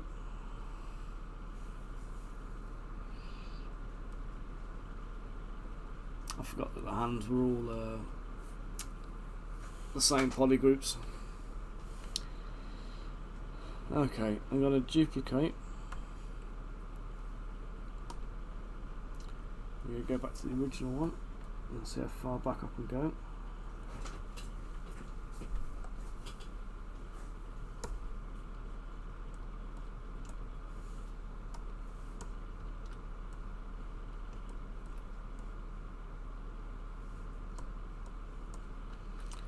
Right, so I can get to a point where only one finger's mangled and all over the place.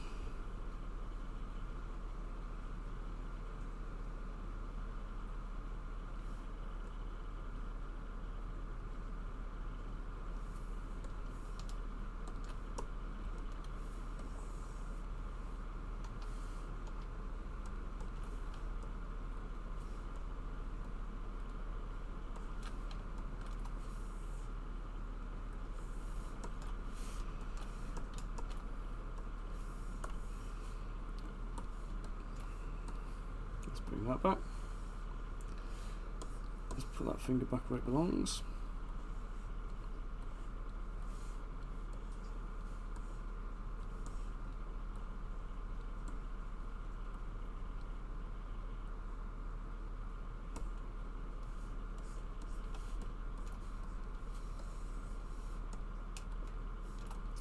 This is one of the problems with working with a large Zbrush file, is that you end up losing some of your undo history because of the memory size, the file size, which means that you end up having to go back and even redo things because you haven't got enough undos to get back to them. Okay, I'll take that. Right, now I actually just need, from this one, just this hand.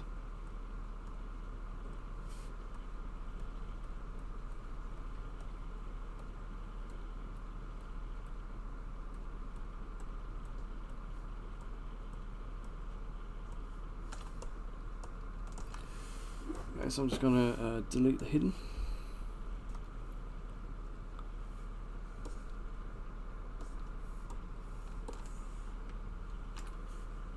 Delete hidden again. And then on this one, I'm just going to go and remove all these random flying fingers.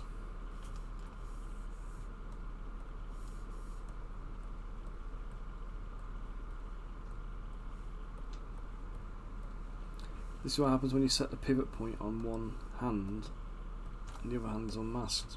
The little movements we've done on the one hand become exponentially exaggerated on the other side.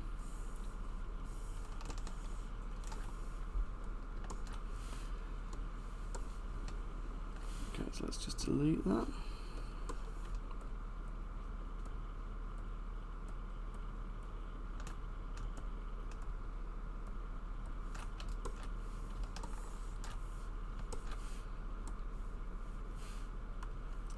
Let's just replace the other hand. There we go. Got it. Right, crisis averted. Save.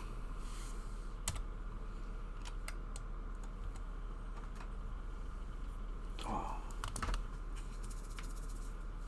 Right, I'm going to pop you on mute in a second so I can get my coffee sorted.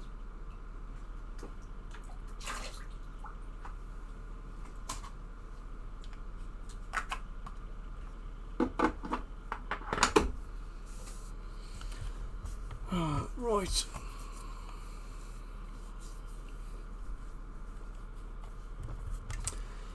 That's a quiet one today, considering the other day we did this and we had like a ton of viewers. I think we've had 2 for most of this one.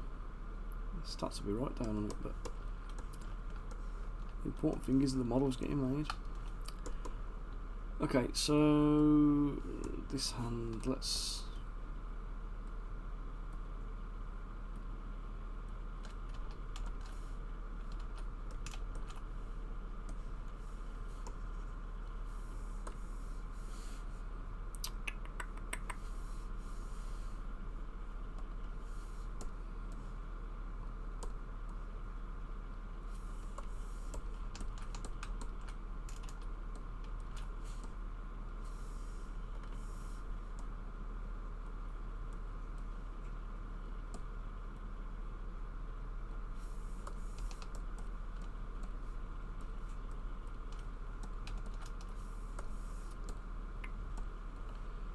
so unlock the widget, move the widget, select the next joint, unlock the widget, move the widget, move the joint.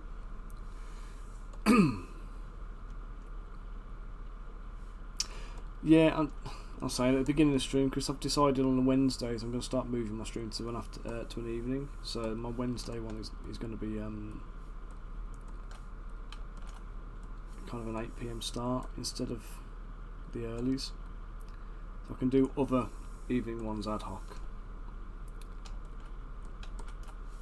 but I'm going to do my regular Wednesdays.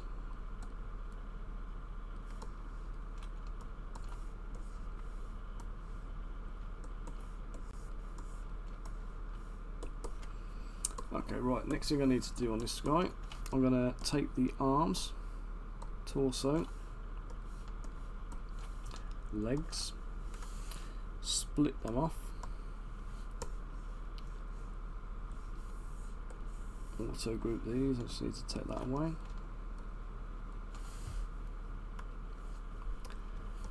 and I'm going to merge everything together. Dynamo ship. Okay, so this is the bit now where I'm going to uniform the or rip holes in his torso.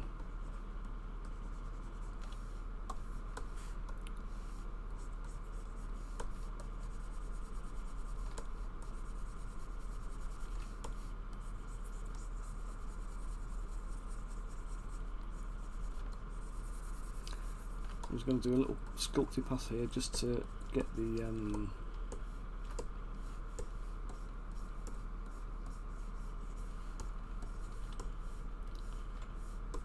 anatomy reshaped so it actually makes sense.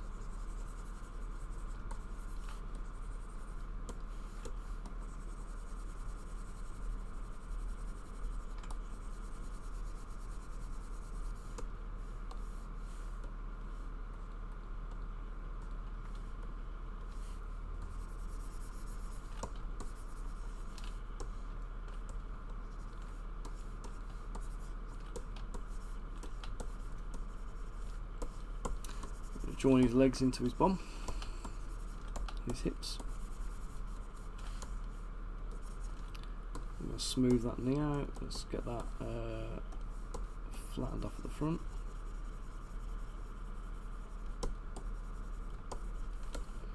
Oh, why do I feel like this guy should have carpet burns on his knees, Chris?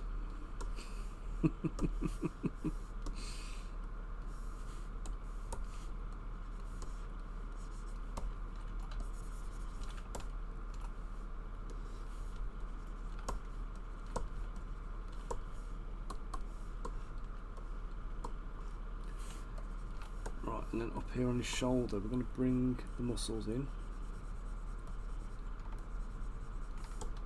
So this was saying about the muscles deforming because of the positioning.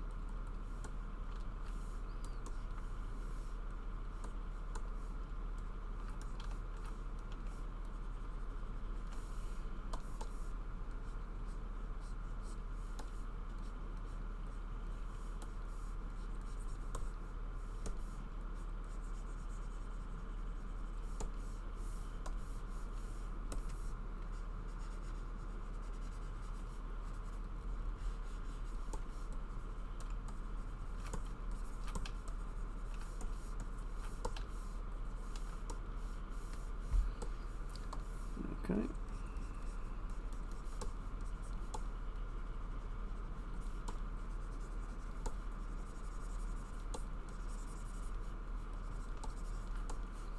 And then here again, just going to bring the shoulder in.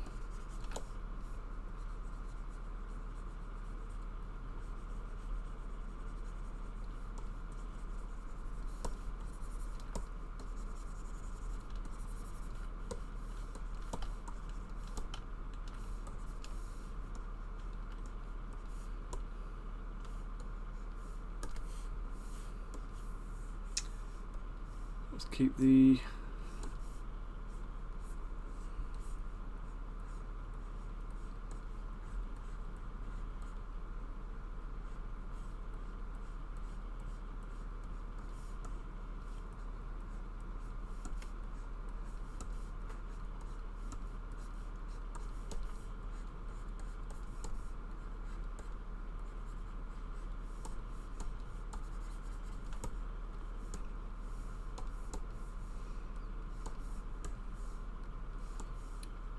just pull that back a bit.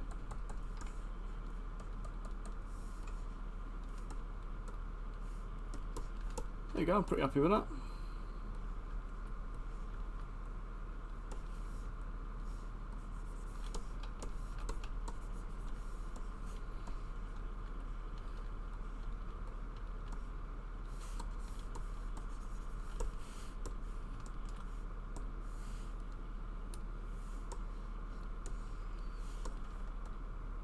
I thought there'd be a little bit of alteration to do here, but let's just so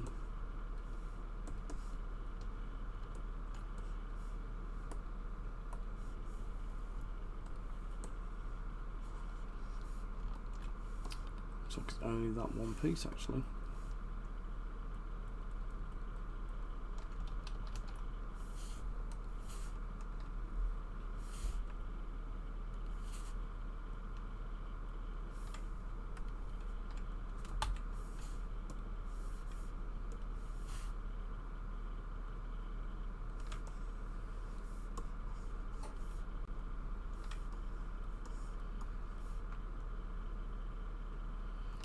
Now with this, even though it's a symmetrical armour piece, by making small adjustments it's not that noticeable. If you go too much with it and you start yanking it all over the place, you're really going to see it. So it's got to be a little bit careful with the positioning. But there we go. There is this massive unit of a guy posed up, and let me just slice the stuff off his base. That's just that, I think so.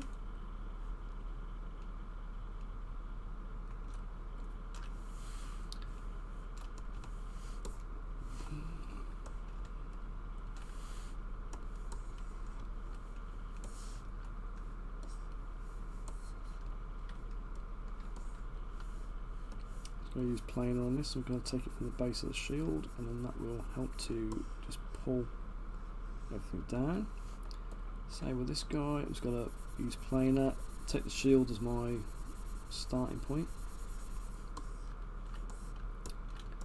There we go, and they all come together.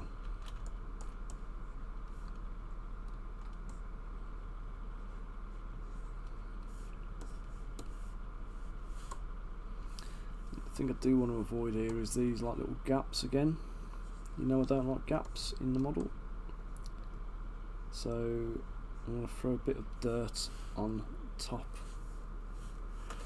in the form of a sphere.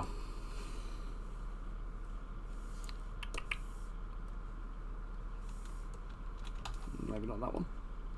There we go.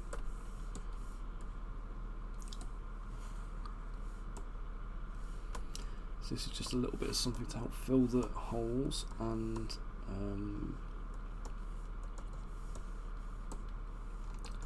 just add a little bit of texture.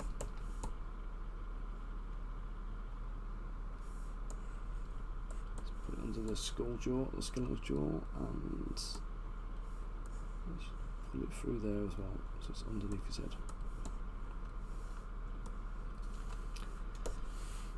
Split hidden Dynamesh. Change my group colour because I don't like it. I'm going to add a little bit of sculpted texture to this, so it's not just a big smooth thing.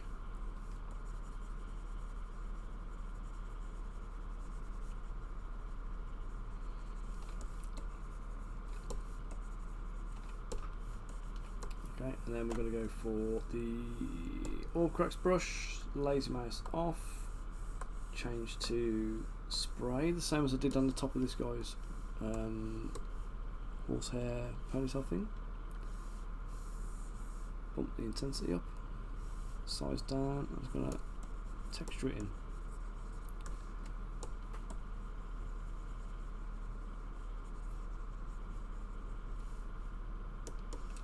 There we go, bit of dirt and grub and muck and stuff.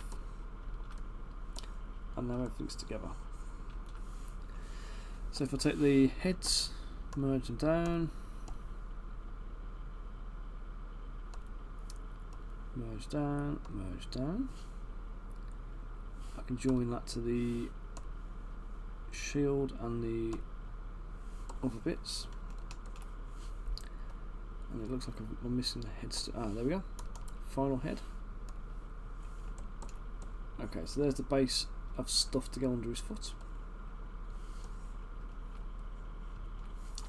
How have I managed to shunt that skull all the way over there? It didn't actually move anything though. That's bizarre.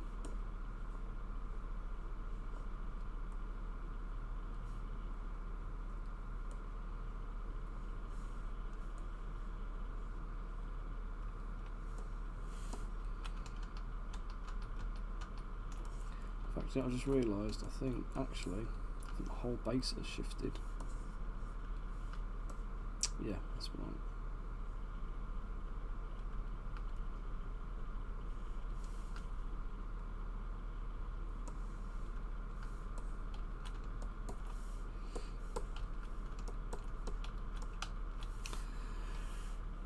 Okay, so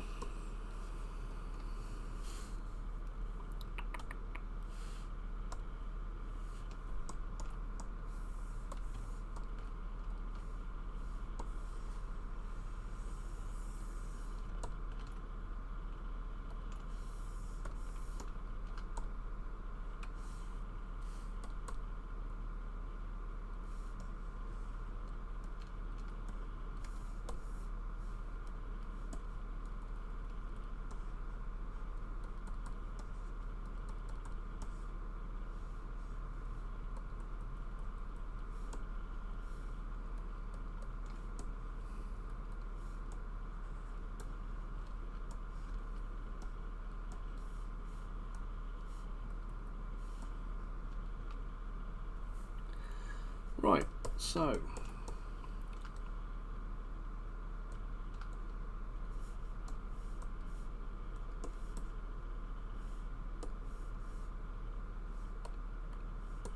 skirt now.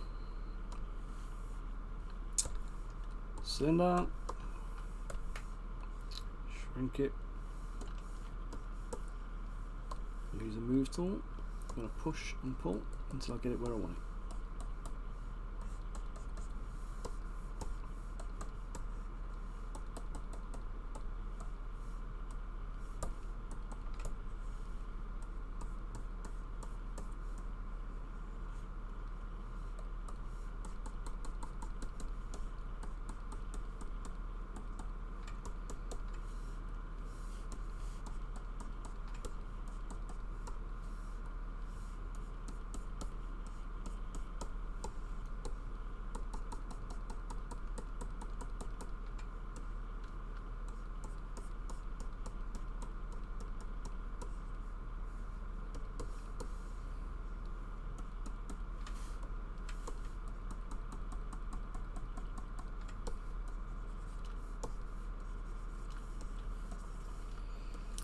As I've got dynamic tessellation on, I can smooth it out using that, and that'll add geometry for me.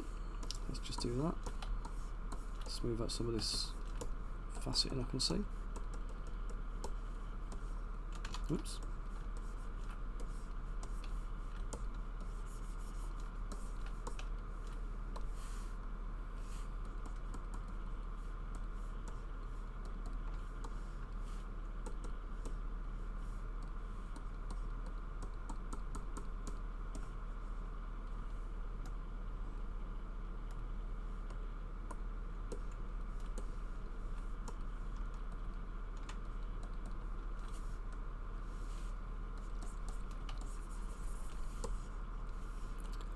Right, let's just pull this in.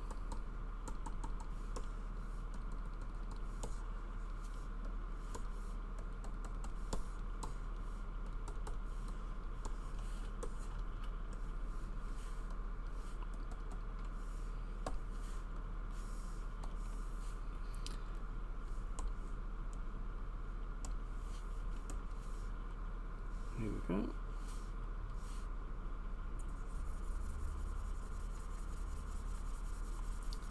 It's going to do a bit of smoothing on the skirt. Did you actually find out, Chris, if this skirt is called something in particular? Or is it just a skirt?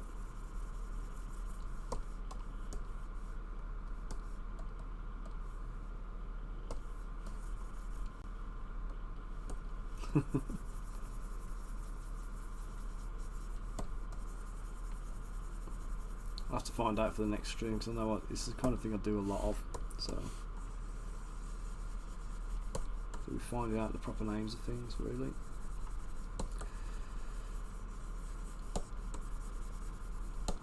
Let's just sharpen up the underside edges, just so we can get a nice transition, nice sharp crisp edge. And also when I do the cuts and nicks and things like that, that they actually can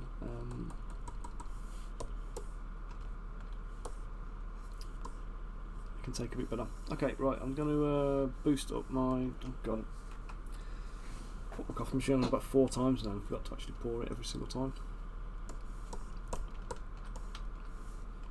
Right, so I'm just going to go intensity down to about 17, size up to 80 odd.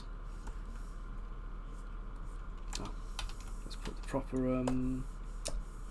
draw tool on.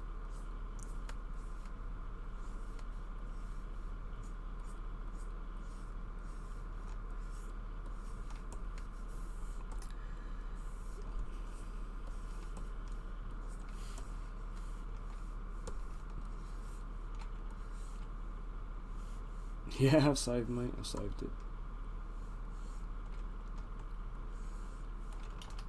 It'd be catastrophic, wouldn't it, if I hadn't lost it.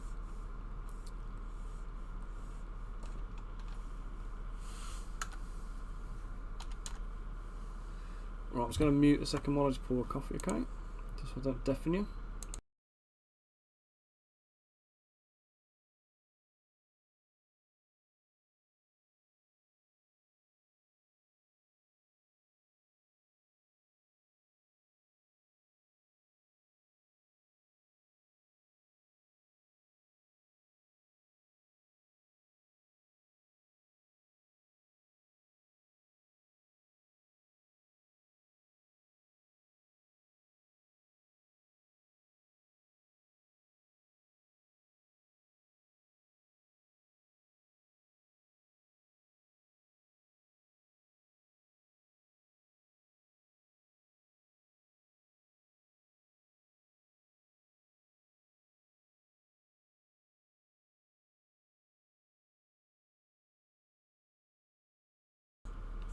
And we're back. So I'm just doing the straps now. So delete hidden.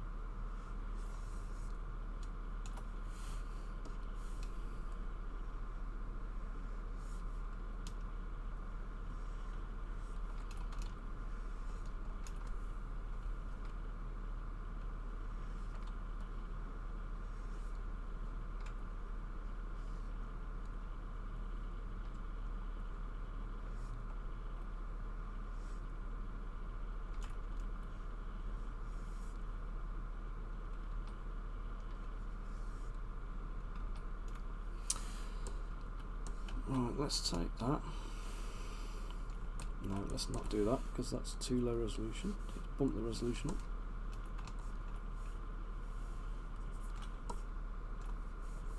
Let's do that again.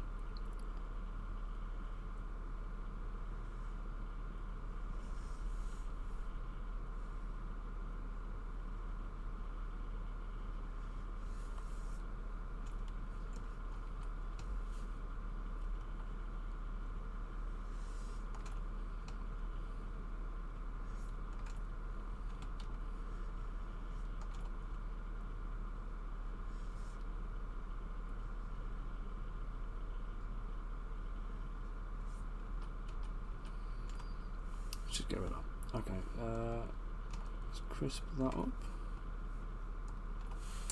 just going to inflate that.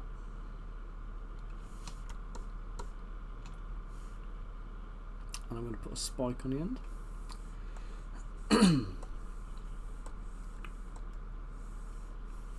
Because why not, eh?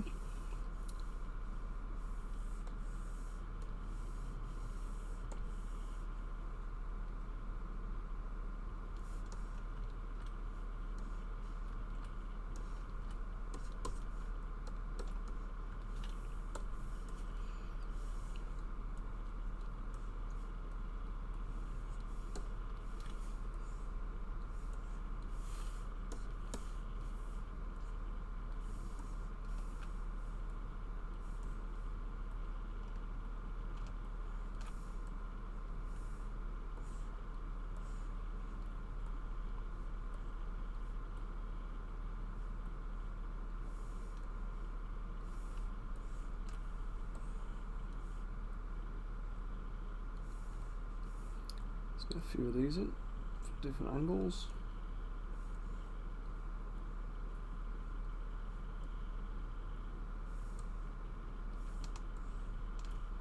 And that'll be the last one.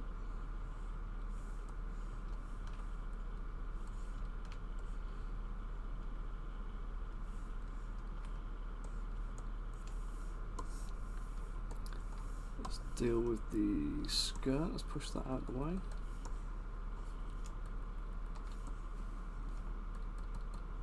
Oops.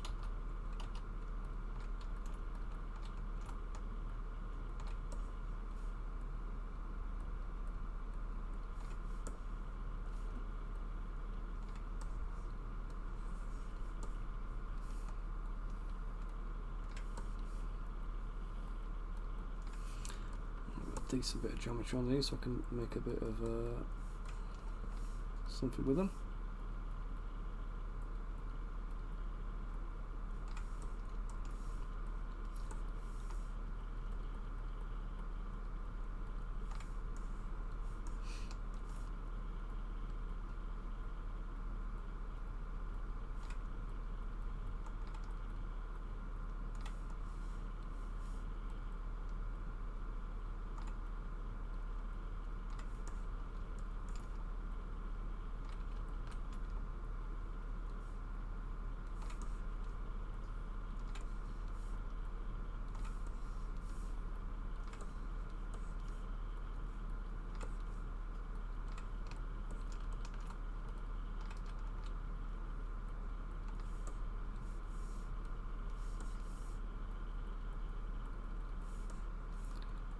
Okay.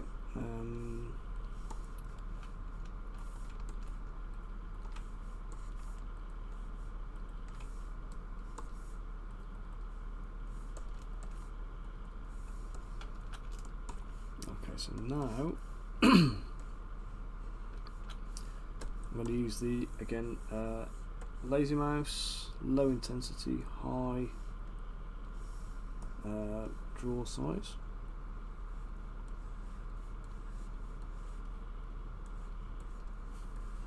I'm just going to go over these so that it gives them some creases and folds and movement and stuff.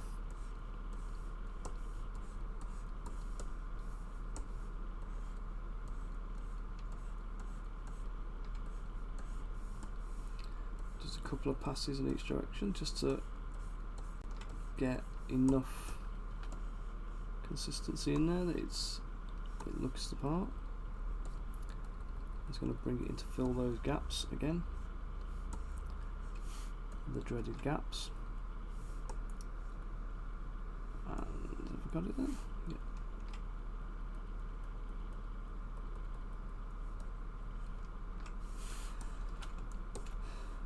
Right, and I think this unit is done.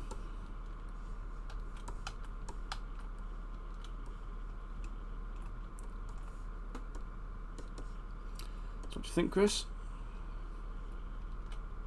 Does he deliver?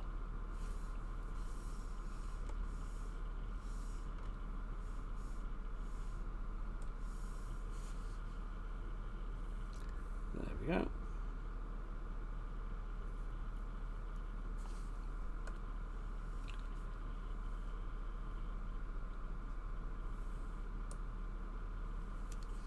Can I zoom in? I can.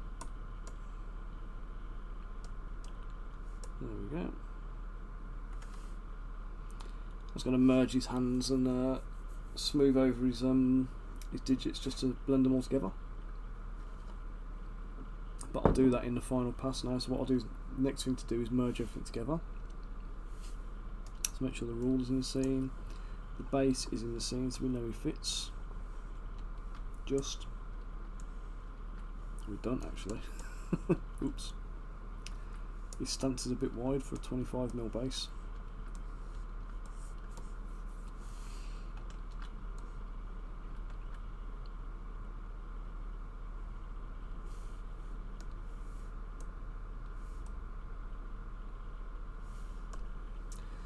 There you go, Chris.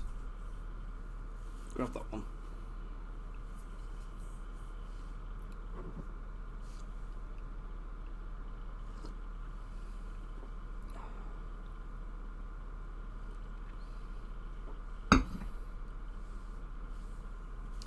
Disc on his belt. Yep, got that. That's it.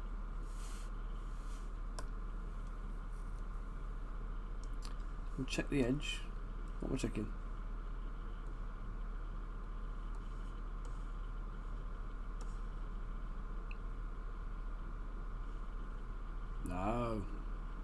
No gaps here, mate. Now that's embedded right into the belt. There's a couple of mil kind of intersection on that one, so it actually cuts all the way through. Okay, so next thing to do then is to take the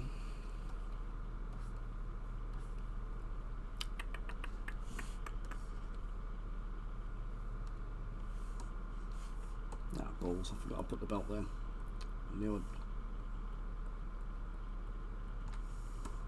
There we go.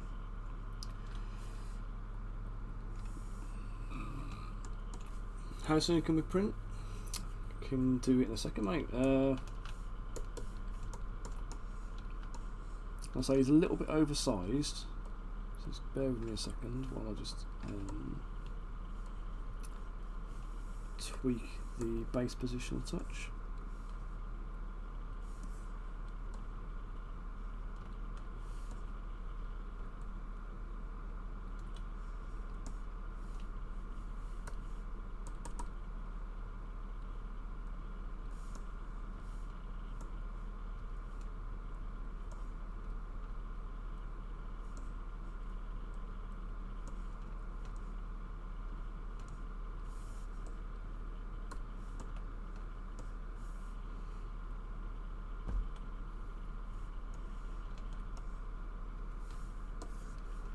Right, now he's done.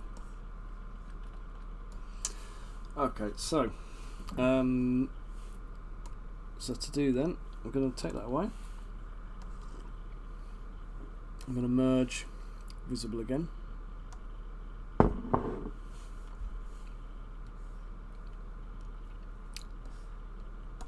going to take this merged version of the guy, hide the ruler off, split the ruler, and I'm going to dynamesh him with about 1,000 resolution. Or not. Oh, I know. Split hidden on the thing, then 1,000 resolution. Doesn't like doing dynamesh if you've got something hidden.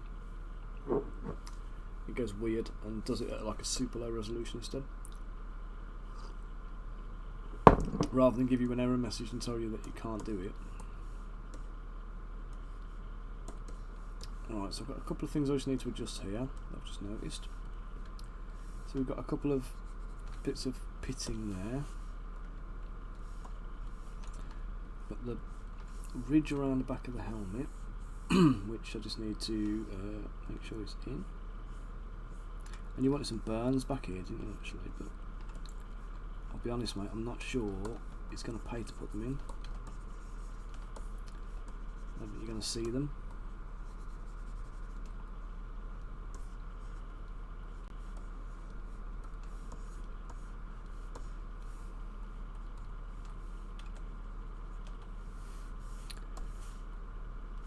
You can paint them in. I mean, what I would do is I'd suggest when you get your painters on it, tell them to paint it with what do you call it, like a bit of burnt skin going on. Oh yeah, raised tattoos, of course, forgot about the tattoos. We'll get them on now in this pass. Let's just do a few. Where is it now? Inflate, is it I use for this?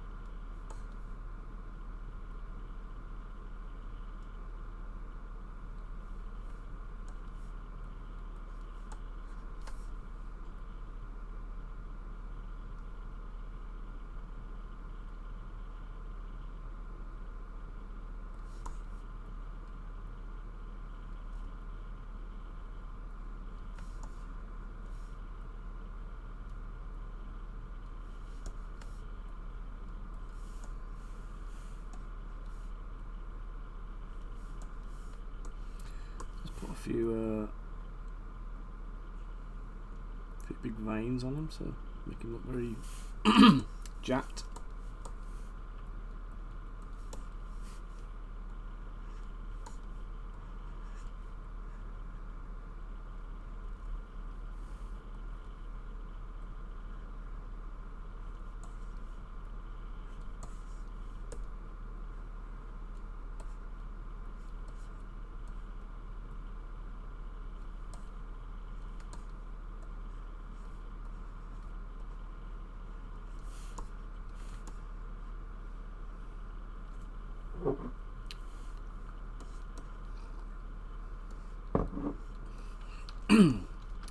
Right, I'm going to go through doing some tattooing on his skirt, a few nicks on his armour and hammer and things like that, just like a little battle damage pass, and not too much of that, 'cause it's not like, you know, we're not doing undead or anything else. And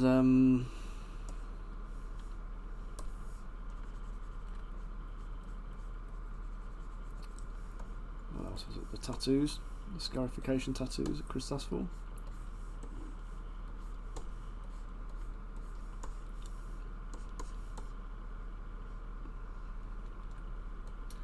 So let me get the artwork up for this guy so we can see some of the tattoos we're dealing with.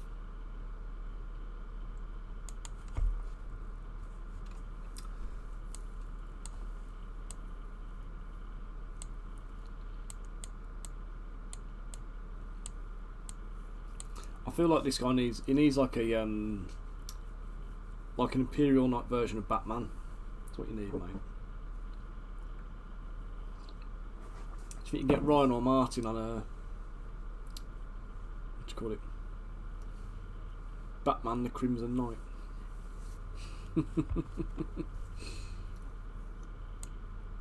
I'll do you a variant of him smashing him over his knee.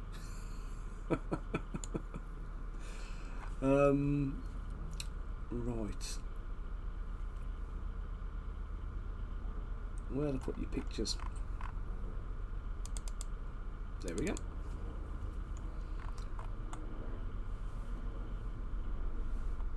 Okay, so we're talking like mostly tribal tattoos then. So let's do one on the one up on his arm here. That's, we'll leave some of them to be painted in. But I think I might do this one on this arm because I think this arm lends itself to a tattoo. I'm just gonna mask off the area we're going to use.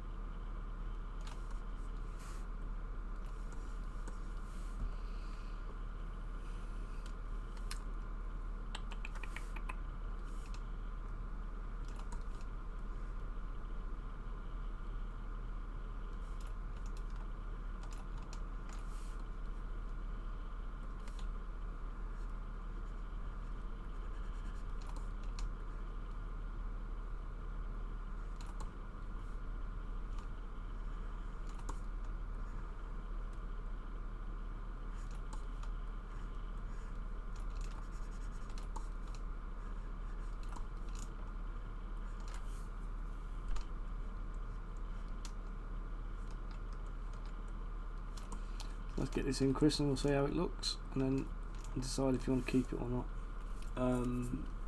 It might be a bit much.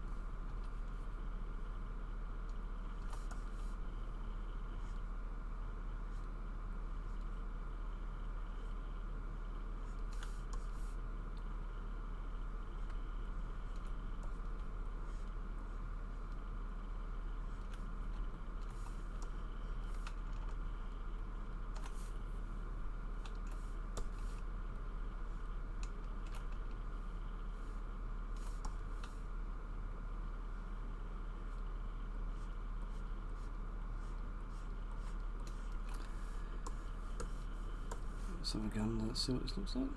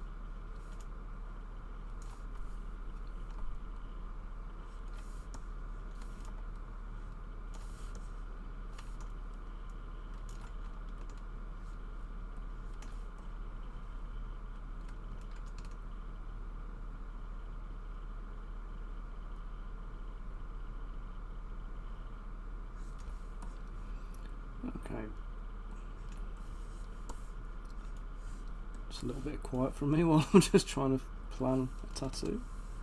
Oops.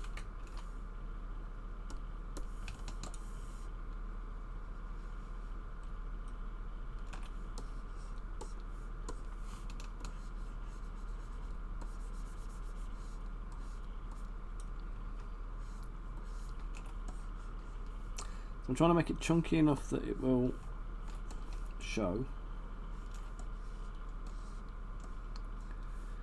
And then my plan is I'm gonna just invert it like this. And so inflate it all up a bit.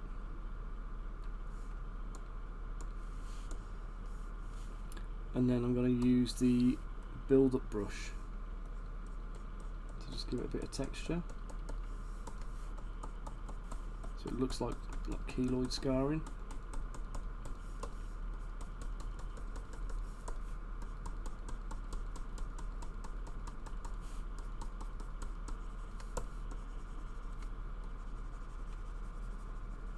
I don't want it to be just, you know, just smooth raised, because that doesn't look right.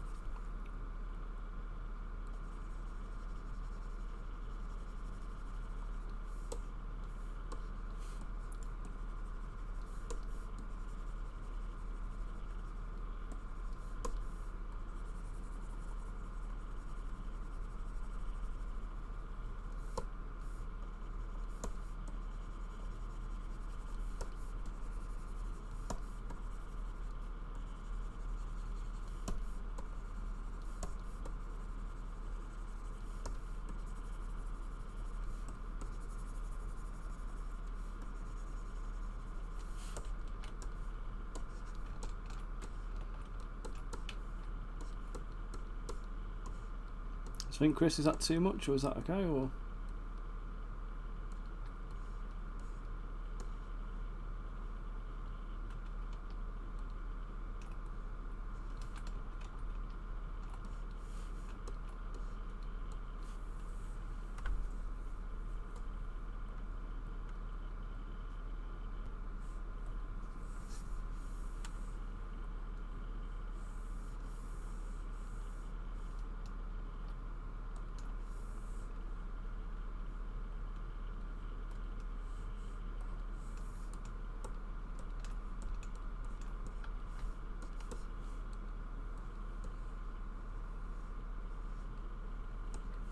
go. I won't do any more than that in terms of scarring, just because I think it'll drown the model out.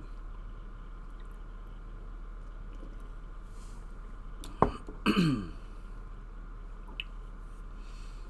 sec, let me duplicate that.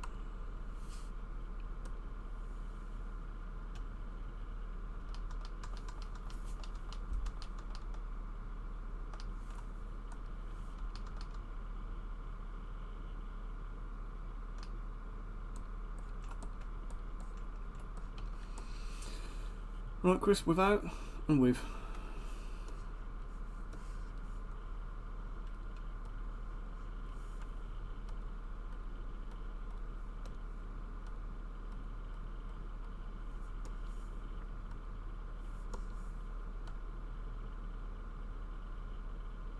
Oh, you want the both versions? Okay, fair enough. Right, so what's this guy's name again?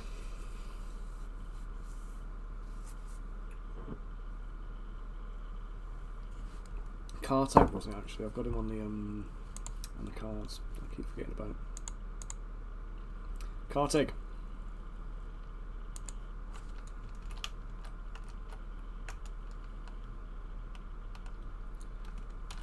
Cartag. Pure Darkun.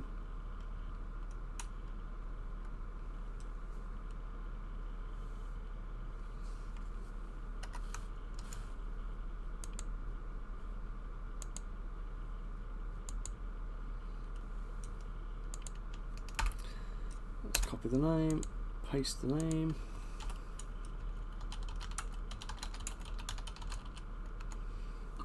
Okay, right, two versions there. I'm going to just hide the thing now.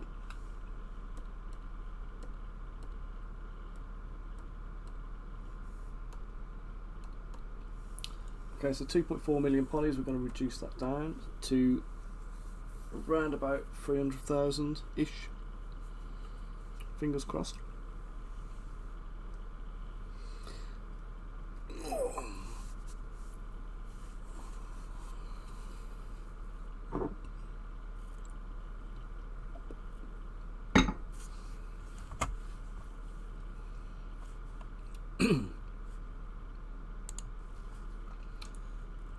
Do you know what? Let me just grab.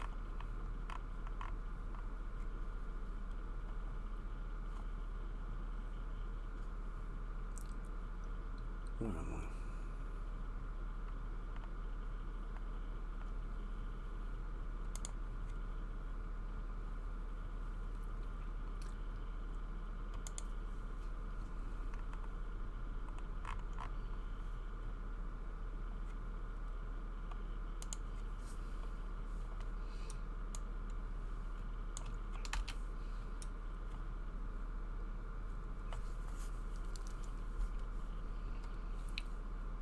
I was going to grab a screenshot of this. I'm just going to go and post a quick live stream notification in the Lychee group.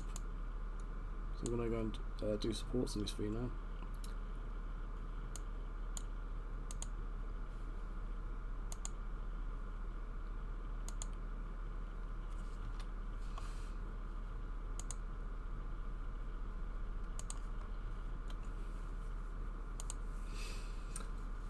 Okay, let's try. Let's see if we can do it.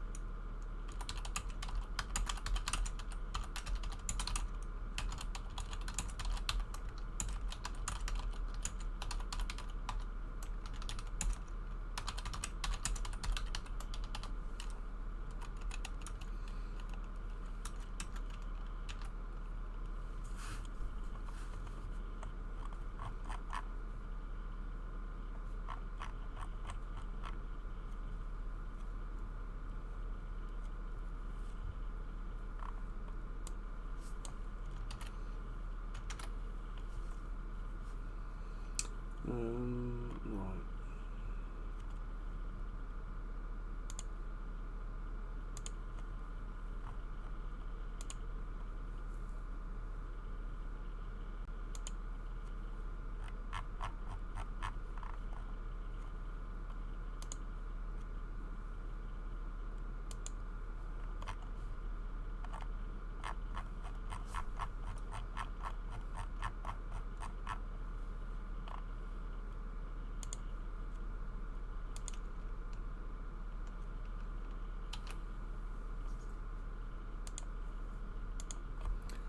Let's see if I get told off for this or if it flies. Hopefully though, it might bring a few more people on board to have a little look and see what's going on. Where's it? Zbrush document? Yep, that's the one.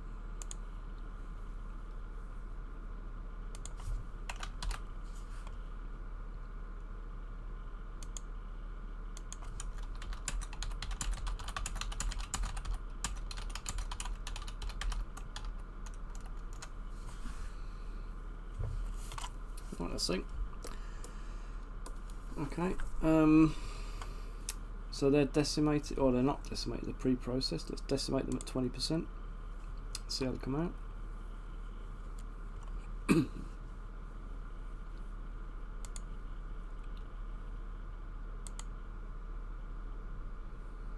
Oh, Chris, new artwork's looking lovely.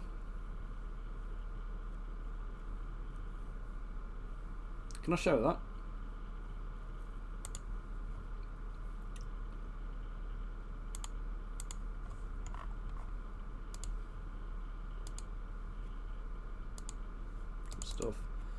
Right, here's a new piece of artwork for some more Darkuns from Ryan again. It's obviously very early days at the moment, but we've got a nice. The guy at the back looks almost like a zombie at the moment, but I'm pretty sure that's probably just because he's only half done. They are looking cool. Very, very smart. Great work as always, Ryan. If you're watching.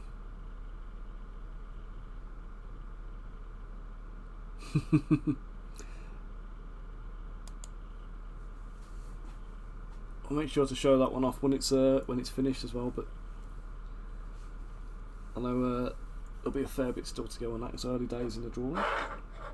Yeah, as Chris says, there's it's not 100% done. There's another few hours needed on it. So, okay, so that is him down to 422,000 polys. If I zoom in, I'm not seeing any tessellation on him really. Oh, cack. Hang on, back up. I've got to do his hands.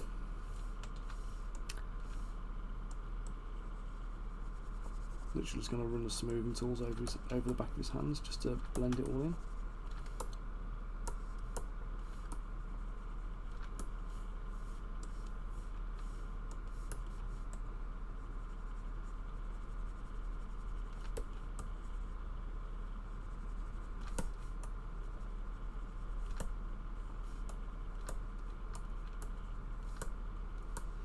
And on this one I just need to block in just a touch his wrist.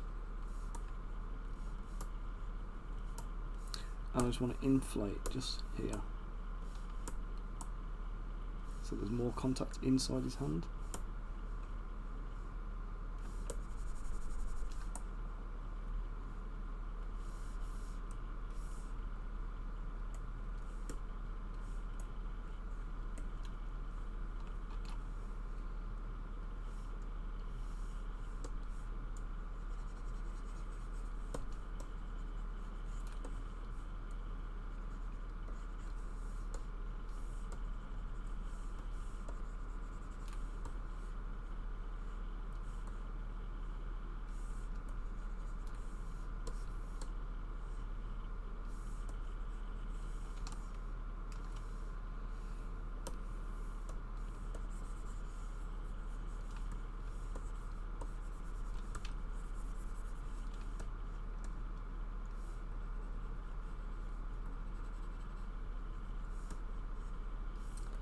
Done both versions because I forgot to do it before. I should have done it before I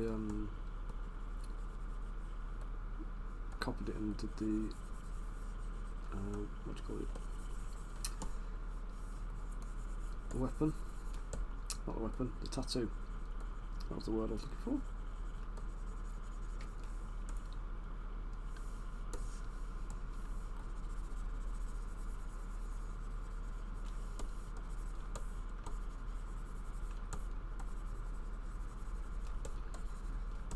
Smooth out the hands now.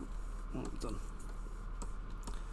Right, so again, I'm just going to run Dynamesh on these just to make sure they're consistent.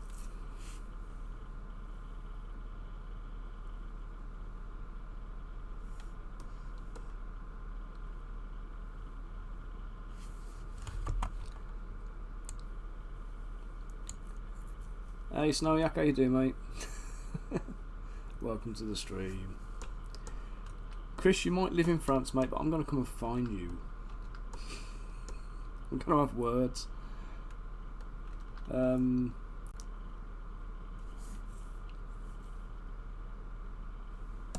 not sure that's going to really work, to be honest. I'd have to rotate I'd have to reposition his entire arm. And then we've obviously done the tattoo already now, which means I'd have to redo the tattoo again. Unless you're absolutely 100% desperate for it. Good. I was hoping you were going to say that. I'd have done it if you really wanted it, but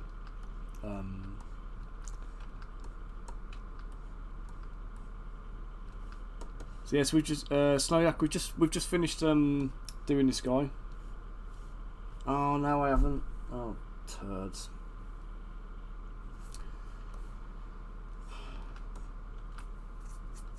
No, I'll leave him as he is. I was gonna like tatter him up and everything, but I don't think I've done it with any of the others, so I'll leave him as is. I'll keep his armour clean.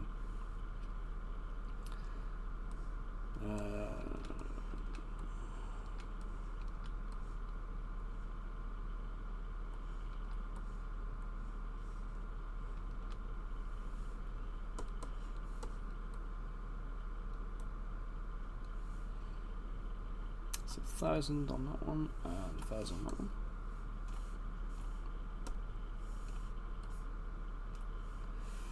Okay, so we're going to pre-process all.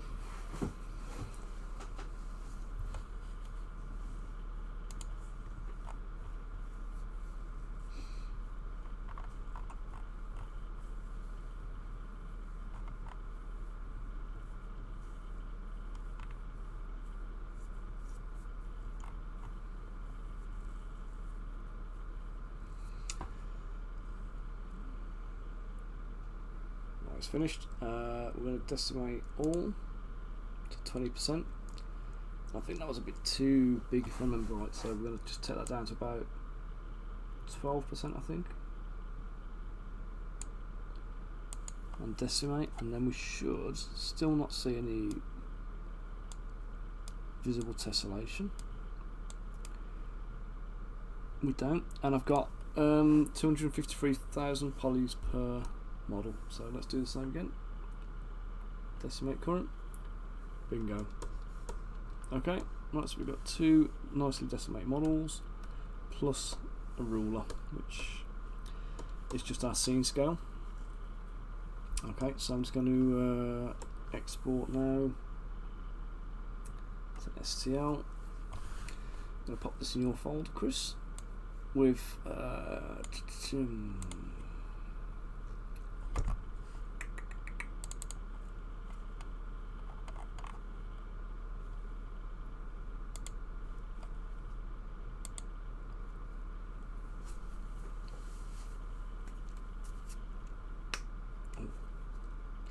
knuckle cracking going on.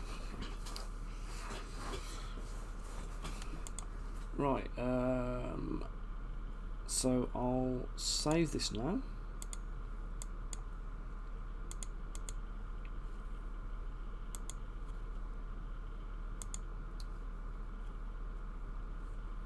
I'm going to close it so it doesn't absolutely nerf my computer.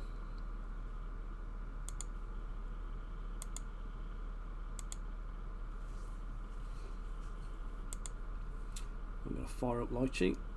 And one of the things that I've noticed recently is that previously you'll have seen me using NetFab to repair the models, but what I've discovered recently is Lychee actually does it as good and faster. So my favourite slicer has just found an extra use for me. Now, I believe I've connected my NetFab account in the past, so I don't know if it's because of it's using NetFab there or if Lychee will just do it for you anyway. So let me just find the model and I'll drop it in.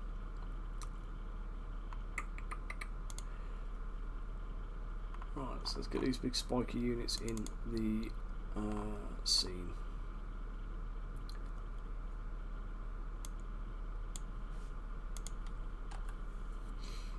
Okay, so I'm going to bring the first guy in first. That makes no sense whatsoever, does it? So let's bring the untattooed one in. And you can see he's like a reddy pink colour at the moment. That's because he's got a few holes in the mesh. 19 holes. So I'm going to go over here and just click repair model. It's fixed it. Considering it only found 19 holes, it's repaired 23. So I don't understand how that works, but it's going to do export selected 3D model. We're going to save it as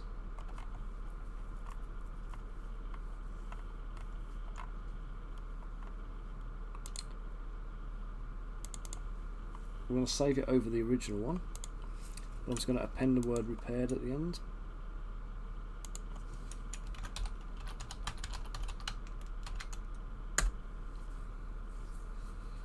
Okay, now this is where I was saying we've got to be careful, because these spikes on the back of the head are the ones that we're going to need supporting. So the ones at the front, we want to kind of like remove the need to support as much as possible.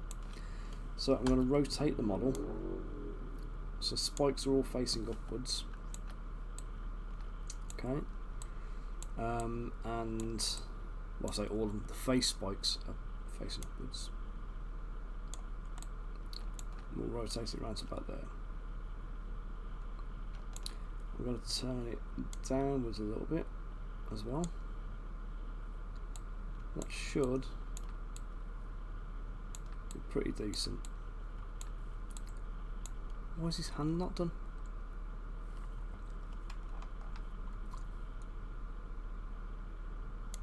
Why is his hand not been smoothed out?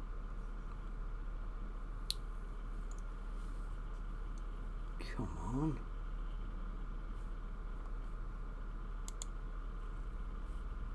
I'm going to have to go back into Zbrush and sort this.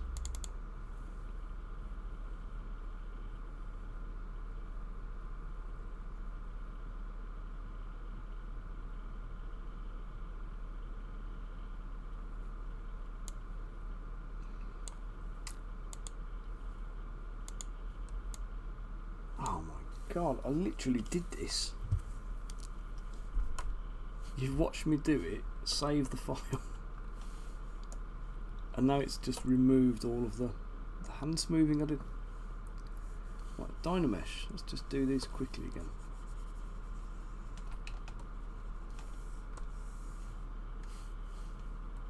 So let's blend the hand in.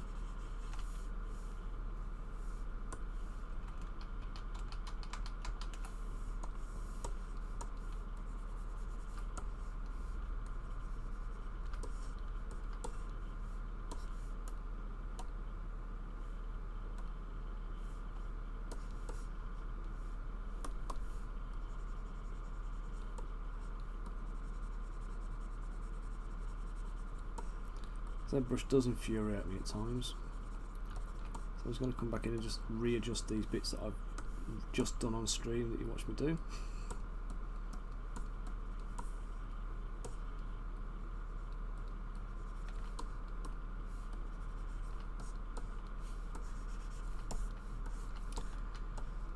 Okay, that is that one done. Let's re-Dynamesh him. Let's just come back to this one. Sort it out.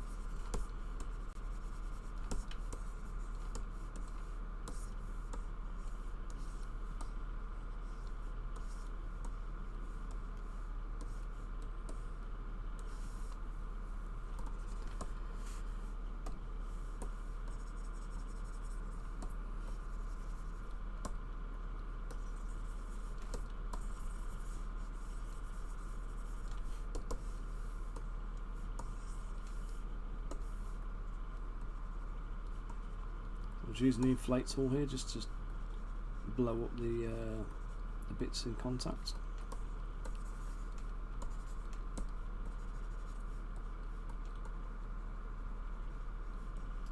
I want to close that gap up so the hand is solid around the weapon.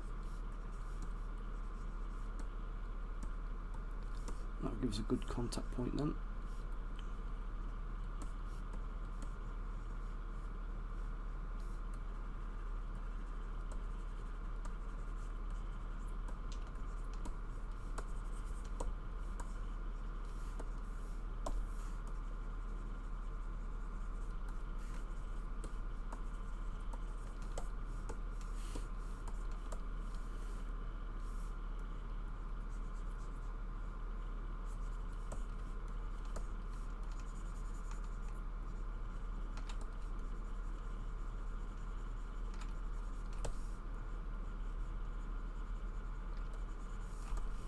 Tidying up a little bit of a messy bit here.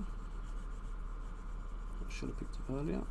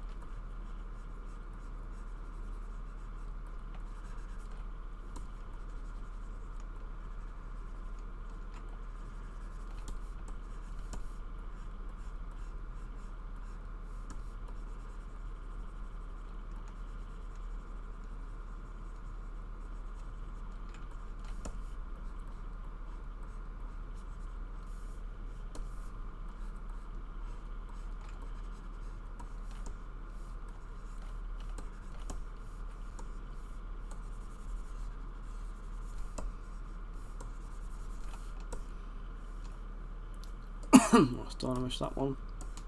And dynamesh that one. We pre-process all again.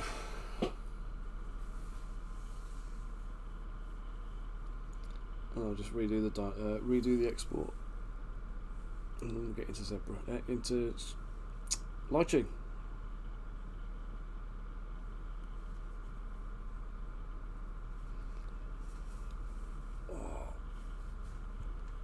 Oh.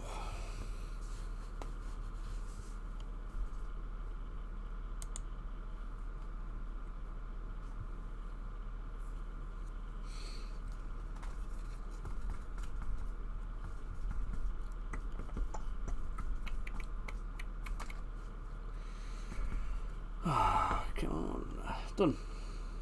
Right, decimate all to about 12%, I think it was. So remove that. Right, that's white. Hang on.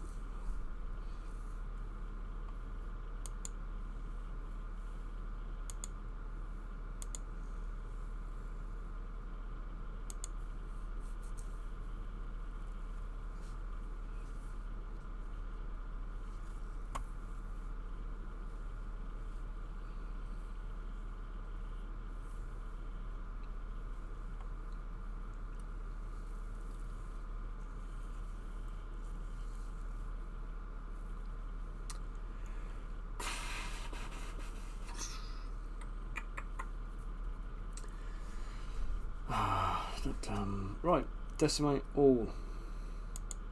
And that will deal with everything that is visible, which is both of the models but not the ruler. And now I'm going to select the ruler, I'm going to do the export to STL. Yes, we're going to go for everything.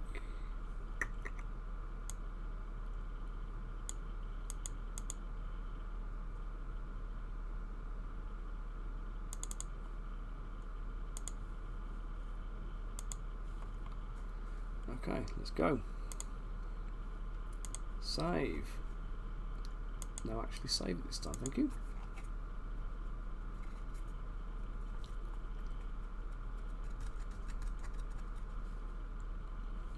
Right, ZBrush closed. I was going to update the model. Right, which needs repairing again. Only 7 holes this time. Must be that dynameshing on the hand. Okay, so I'm going to go File, Export, Select a 3D Model. I'm going to pop it back into the file where it was as the repaired version. Okay, first thing I'm going to do, I'm going to go to Prepare. I'm going to plop a raft on. The raft is going to be 30mm thick. 0.3mm thick. I'm going to change any of the other settings. Okay. I'm going to use medium supports with a 0.28mm tip. I'm going to do auto support with that. Low settings and generate. I could place them manually, but I'd prefer to do it this way around just because it gives me a bit of a head start. I'm going to go to supports, I'm going to select all the bracing supports, I'm going to can them because I don't want them. And all of these little bits that are dragging across large spans, they're going to go too.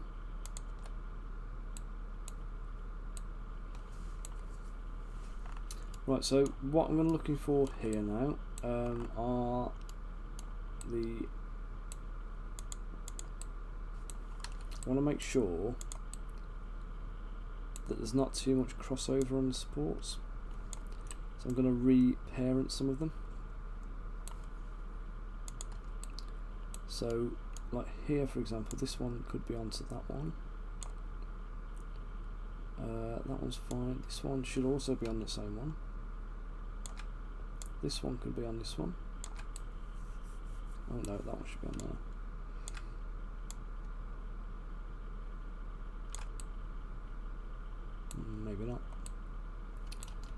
Maybe that was the best place for it. Or maybe I'll just delete that one altogether and we'll see what happens when it replaces them.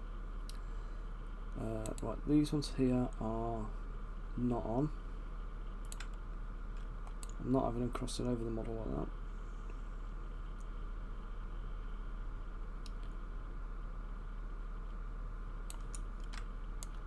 And that can go onto there with the others.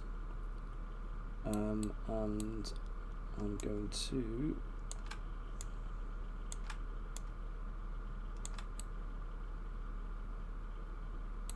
move this one to the other side of the leg. Actually, can I get away with that? No, that's not. Let's just pop that here.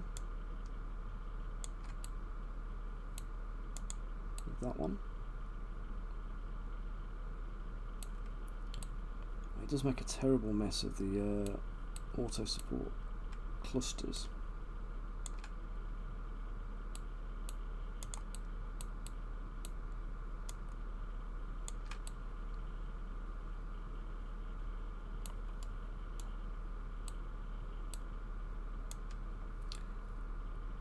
So I'm going to try and parent a load of what we're looking for. Basically I want to make sure that all of the supports are staying on one side for like this leg. I want all of this leg to all the supports for this leg to fall on this side of the support raft. Legs for this supports for this one can fall down here. What I want to avoid any crossover, so that when you try and like pull the model off, there's nothing kind of like trapping it in, because it's frustrating when you get a model that it removes nicely from the supports, but then you can't, like here, this going over here, it just annoys me, the fact that it's done this, because frankly that is unnecessary, because it can be taken off here.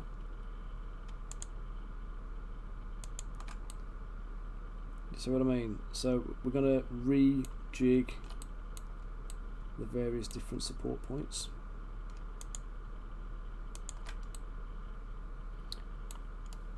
And that one, that does not need to be there. Let's kill that.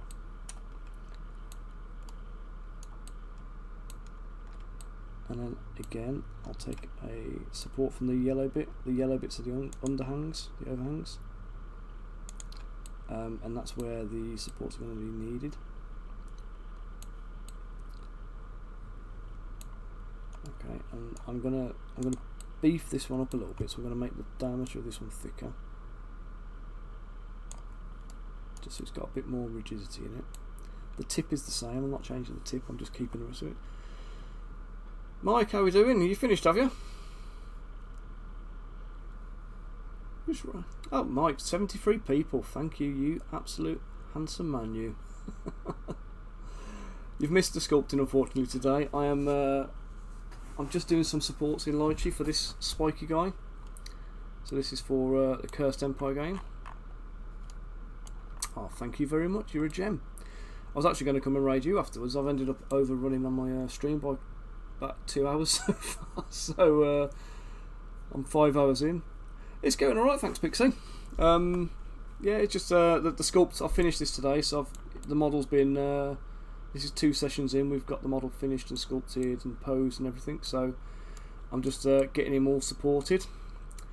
Yep, spiky and needing support, and super spiky as well. This, I mean, you can see the artwork in the corner of the screen. He's a proper spiky guy. Have you managed to get Thaddeus printed yet? Has he seen the printer yet?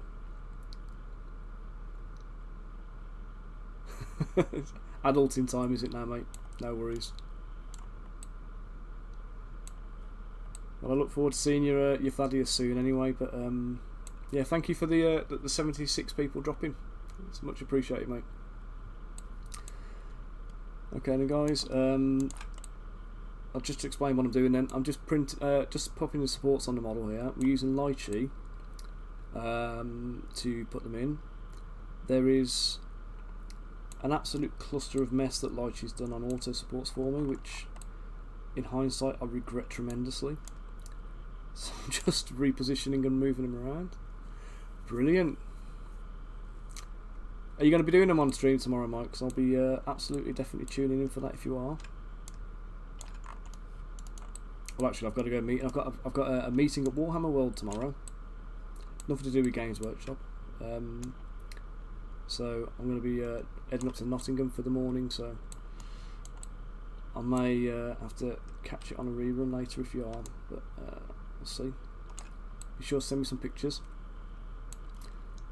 I might even print him off myself and give him a little paint up at some point because I feel like he deserves it. I'm pleased with the sculpt.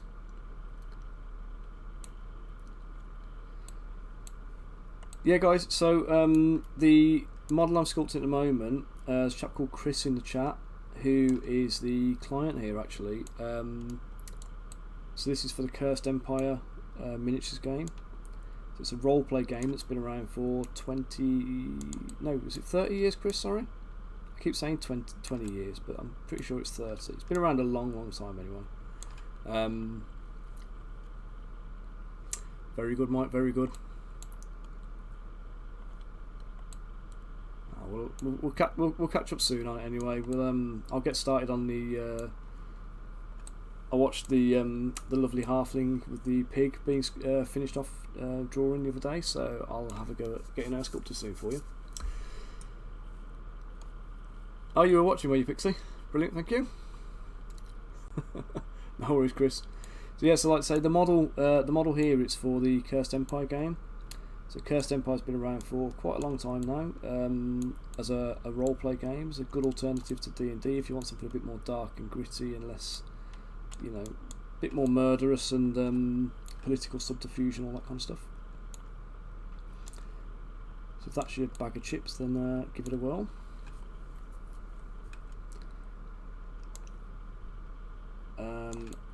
Is that a bit close there? I think I might have to leave that one where it was.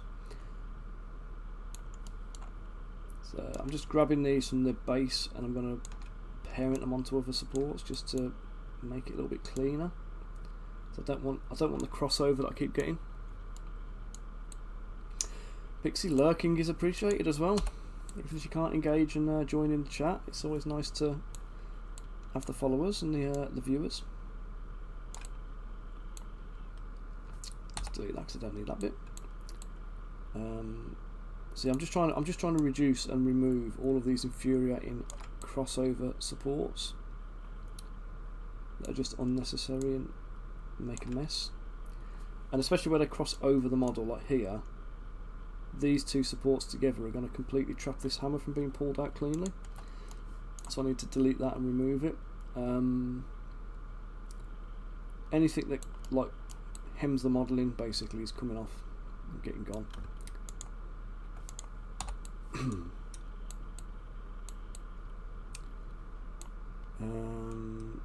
That little bit is stupid. Let's get rid. And this can absolutely go onto there as well. So grab it by the base and then pop it onto that.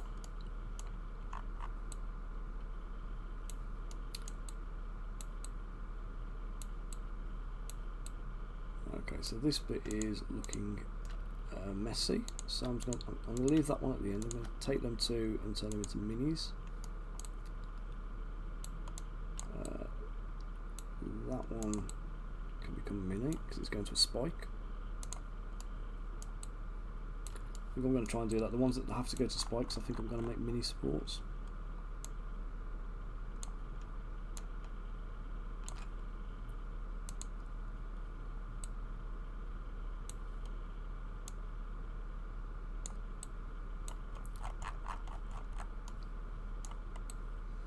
You've been quicker just placing all of these where it was.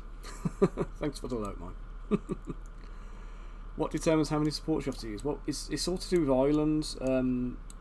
So if I pass the model, if I pass this over here, you see this little white line that's moving around. So wherever the white line comes, like here, where that white line comes to a point there, just as it comes to that tip, it comes into a big white spot. So that is basically the first point where the model is going to appear. So you have to have a support coming into the base of that so the model can grow from that tip. If the support isn't there or the support doesn't fully form, you're going to end up with a flat part of the model. So you have to have enough supports to get every one of those unsupported islands, or any one of those floating islands has got to have a contact. They can self-support to a point, but you've still got to, because it's like there's a 5mm lift, you've got to get 5mm up before you can start, well 3mm on this one, but you've got to get 3mm up before you can start generating any actual miniature. Then you've got two different aspects you've got to kind of cover off with the supports. So I refer to them as structural supports and enabling supports. So structural supports are going to anchor the model onto the build plate, so they have to be a little bit heftier. They've got to have a little bit more meat to them, and they want to have a slightly wider column, so a slightly larger diameter to it, and that is because it'll also stop it from wobbling in the print. So if you don't have enough structural support, sometimes you'll get like a little layer shift going on in the middle of the print where there's a little bit of wobble, and it comes out on the model like a ridge line kind of thing. It'll carry on printing beyond that, but it will just look rubbish on the final print. So the structural supports will help prevent the wobble and obviously keep it bedded on. If you only ever print with like super light supports, the model's going to remove really easily. The problem is as the force of the print is pulling, that may be enough to detach it from the supports before you even get a chance to do it yourself, and it might happen mid-print. So you need the anchors to hold it in place so it doesn't detach from the lighter supports. Now you can do structural supports as clusters of light supports as well, or smaller tip light contact points. So it doesn't have to be one great big fat support point. It can be a small like mass of them. It's all about surface area really. So once you've got the anchors in and you've got the structurals in, the next thing to do is to take the little detail elements, so like all of the spikes for example, and anything that is like hanging of its own volition and trying to like support itself in free space is going to need an enabling support to get to it, and they can be small light supports. They don't need to be anything heavy or heavy duty because they're not bearing any weight. They're just there to allow the finer details to print. So you just need a combination of both. Certain areas where they're load bearing, you're going to need to make sure you've got the structurals in. Areas like here in the elbow for example, I think I'm going to have to put an extra one in just to make sure that little bit of, not the elbow, the tricep, sorry. These areas here I think are going to need the supports. So I'm just going to pop them in.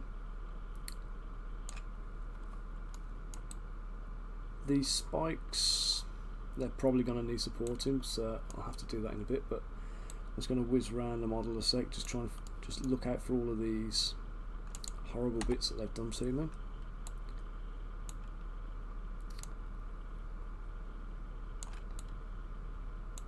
And again, the main aim here is to just consolidate all of my supports and just try and make it a little bit cleaner, if you like. So this is one I'm going to use as a, I'm going to bump up the diameter on that, but I'm not going to change the tip size. That can be a mini support off the back of that one because it's a spike. That can come off there and be a mini. That can go. That can, oh no it can't, off there. That one can go.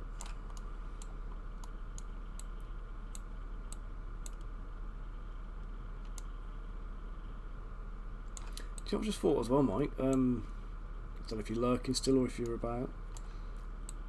In the month or 6 weeks, 7 weeks or whatever it is I've been streaming, at the beginning of September, was it beginning of September? Yeah, beginning of September after the kids went back to school. In the month and a half, 2 months that I've been streaming, this is the first time I've had a raid. And a 70 people raid it was as well, so thank you again. I think it's largely down to my my broadcast time, my stream time. It's a bit of a funny one in the middle of the day, isn't it? So, okay, I don't like what's happening here. This absolutely sucks. That's not going to happen. That's not going to wash. And that is going to have to be a much lighter support to even have a chance of coming off intact. I'm going to take the tip down on that one to about a 0.15, 0.16.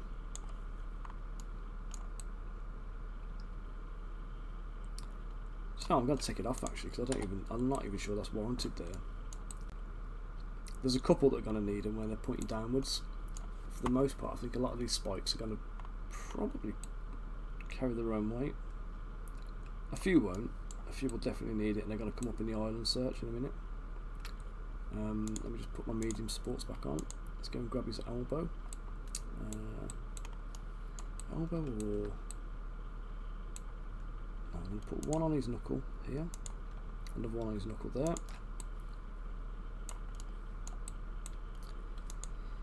Let's remove some of this nonsense again.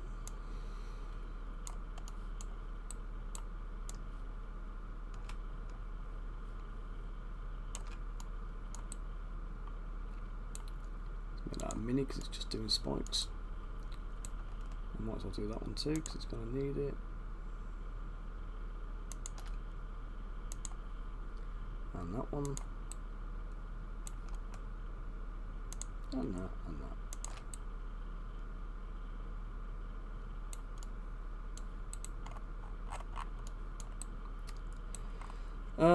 Right.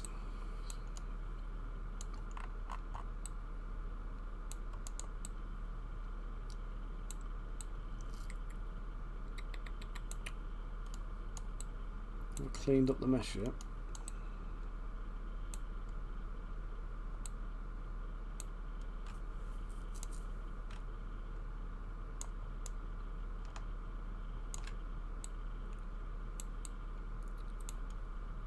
Let's see, let's just take that one onto there as well.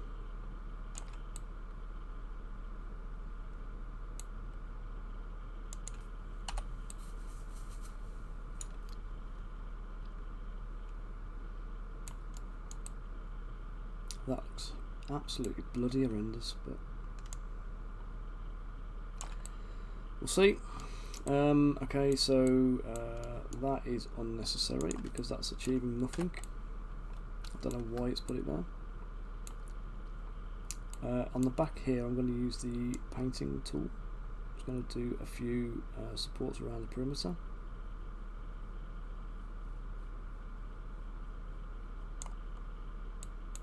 So just using support painting now.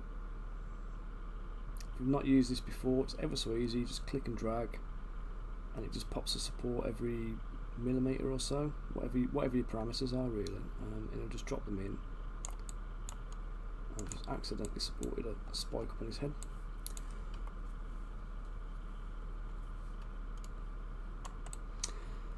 Yeah, Chris, you need to get this one in the large scale, mate, because this is it's an absolute unit, so I think he warrants it. Let's do a little spiral, just for good measure. Okay, and I'm going to run along the line of his foot here. On the yellow bit, I'm going to run the supports here too.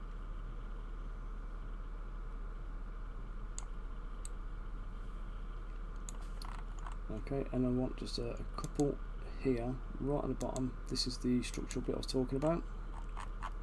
A little small cluster.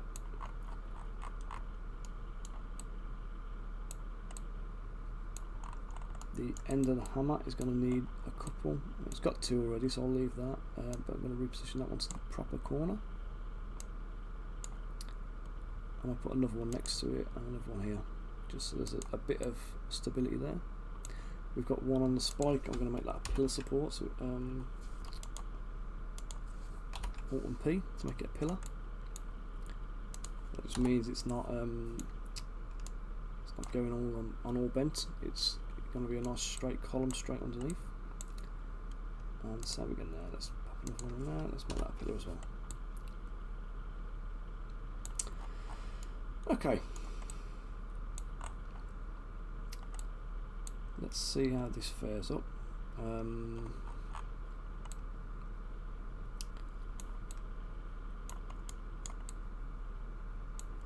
going to do an island search now.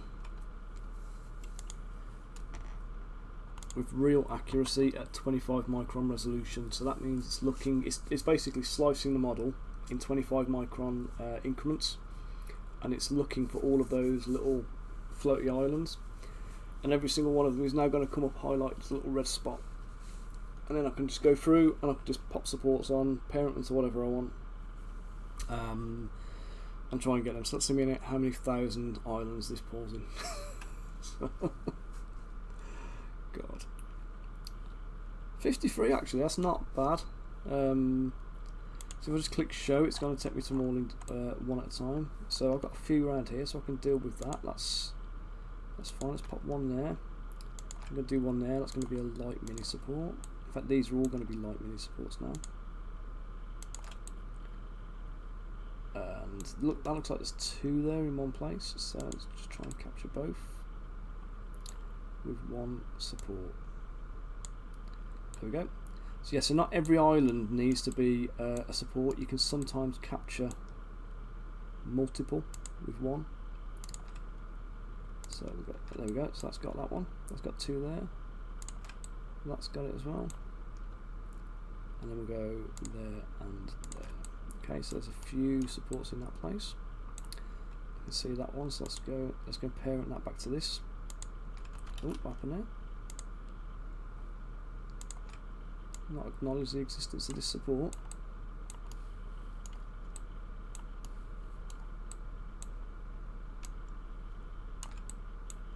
I don't know that one. Let's do a medium mini support for that one.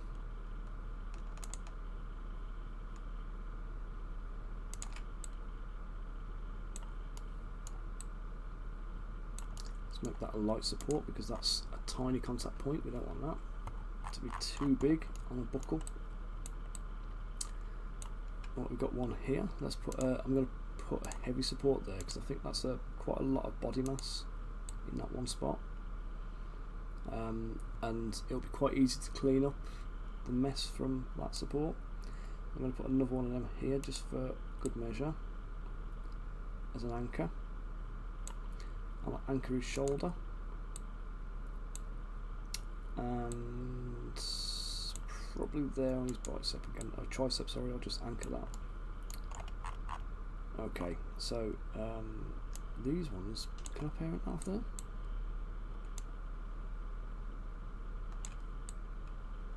What the bloody hell happened then?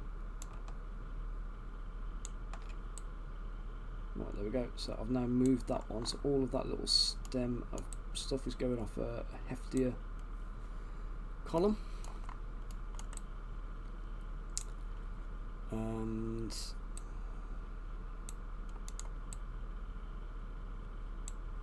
just do next. Let's go search for the next one. Okay, so most of these I think are going to be light supports. This one's definitely going to be a light one. Let's just take it from there. This one, I'm going to parent that to there.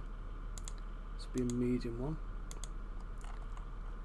but I need to take the size down. So the tip diameter on that one is going to be 16 or thereabouts. In fact, that one can do the same, 16.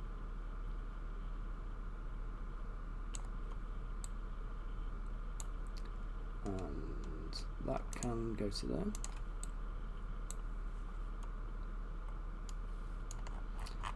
Although, does that even need to be on that one?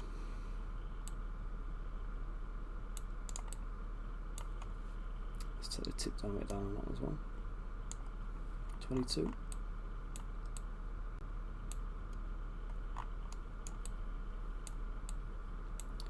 Oh, looks like we've got a tiny little micro support needed here. That is ridiculous. Let's take that away. Let's reduce the size of that down, right? 19, that'll do.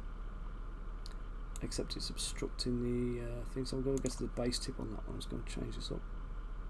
In fact, you know what? Let's just make it a medium and a mini support because that'll just be a bit easier. And I can take that to. Do I take it to that spike tip or something? No. I'm going to take it off. I don't think it needs it. They're not flagging up as islands, so let's leave them be. There we go, let's put that in there, and again I'm just going to reduce the tip size down a touch. So these are the enabling supports. These are little small supports that are going to allow the details to print, but they're not necessarily load bearing. Yeah, lots of trial and error. Sometimes you print a load of stuff and it ends up failing. It sometimes depends on the resin you're using as well, so if you haven't calibrated your resin properly you can have fails because of that, and that's not necessarily down to the supports or anything. The layers thickness that you slice at, so I slice everything at 25 micron. So if you're slicing at 25 micron, then my supports will be absolutely fine. If you're slicing at 50 micron, my supports are going to be overkill, because there'll be twice as many as you need basically. The islands will be twice as thick, so there'll be less of them. So so when you get pre-supported miniature files from creators, you need to make sure that they're configured for the kind of settings. So like for example, this model now, if you print this at 50 micron, it'll work, but like I say, the supports are overkill. There's more supports in there than you really need.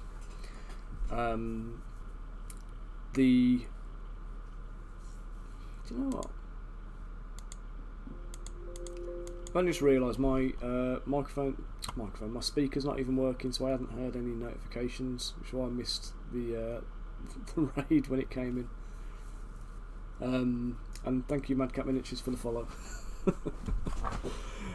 Okay, so yeah, so the I forget what I was saying now.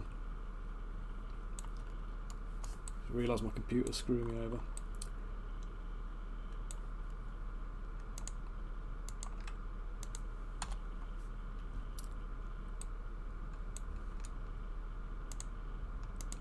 So if anyone was listening and paying attention to my ramblings, feel free to chip in and remind me what I was talking about, because I've completely lost my train of thought.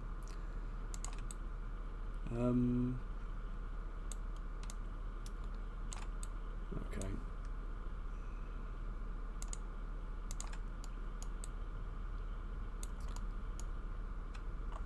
Got a nice severed head here with the jaw removed, or ripped off rather. Just to prove how evil this dude is.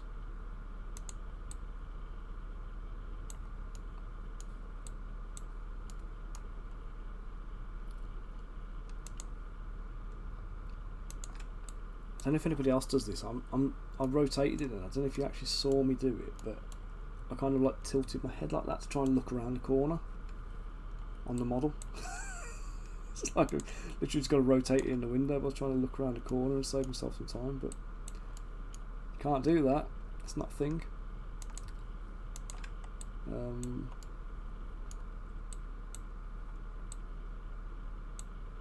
Seem to be what, mate? Reading. Oh, redoing. Not redoing a lot. Some of the ones that they've put in, I mean, I've redone pretty much everything largely threw in at the beginning, to be fair, because most of what they put in there was not great.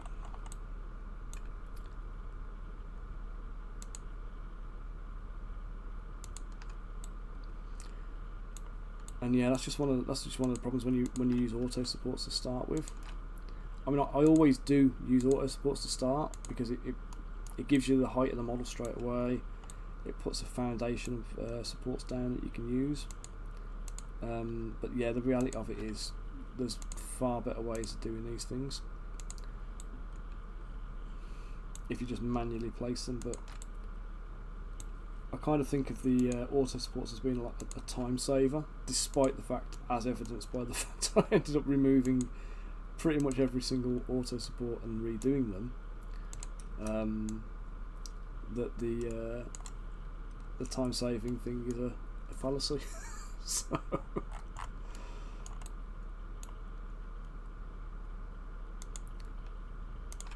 yeah, I'm going to go light supports here for the spikes. Try one there, but yeah, that contact's fine. Let's have one there, and we'll take one to there from there. as a mini medium. Oops. A mini medium support. And then I need one from there to there. So let's get that one. Got one there to get, which I'll take to there, I think. No, can't do that. That's miles out. Let's take that to here.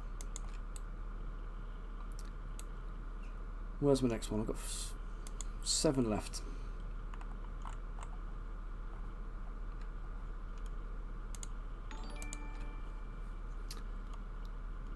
Group 344, thank you for the follow. Now that I'm getting notifications, I can say that in a timely manner.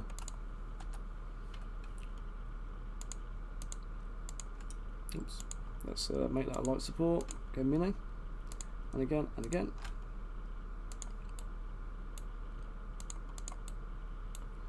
That can be a light support again, and a mini one too. In fact, you know what? I need to move all of them over here because they're a little bit too. They're crossing over the face of the skull, so they're going to end up catching. There we go. Better. 4 supports left.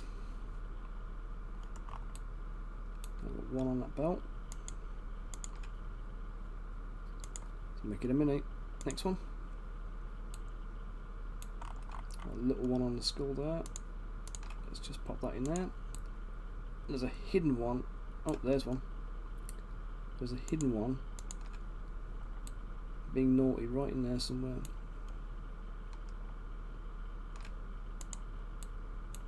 Let's just change that to a medium mini support. So that's kind of in a. Oh, I tried to remove that nook. Oh well, resin will get out of there, that's fine. Okay, right, so that model now is fully supported. I'm fairly confident he's gonna print. I don't think he's gonna detach or anything like that. There's no areas I've really got any concerns about. Might put a couple of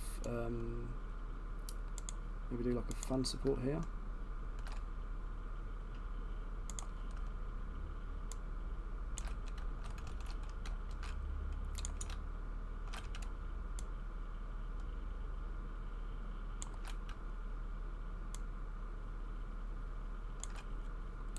I'll just help to give the back of the hammer a little bit of strength.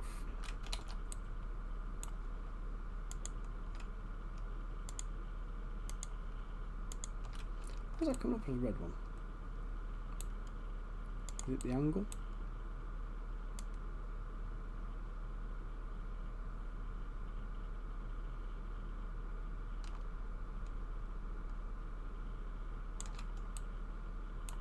That's fine. There we go. A couple of supports in there. Maybe just one more here, just to make sure.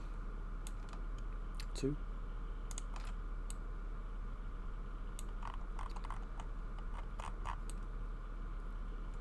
Okay, I'm fairly comfortable with that then.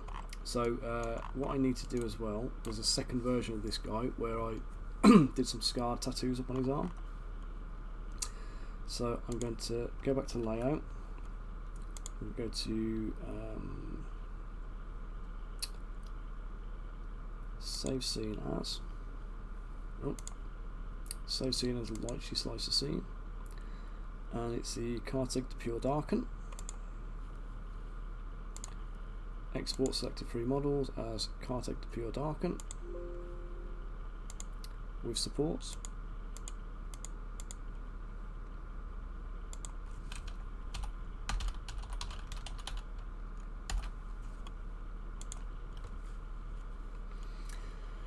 Okay, and now I'm going to browse for the file. I'm going to update it to the other version of him.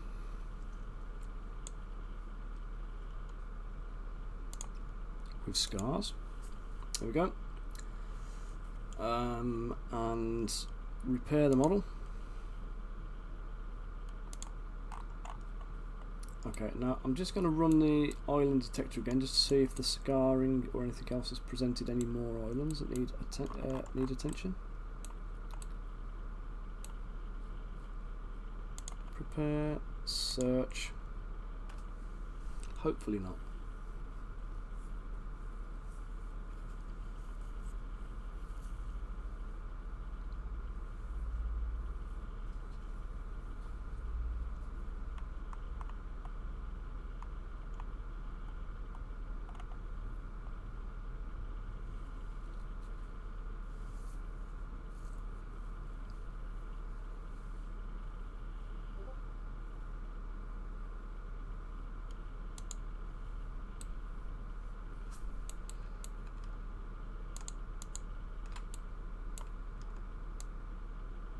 For some reason it's found a support an island there.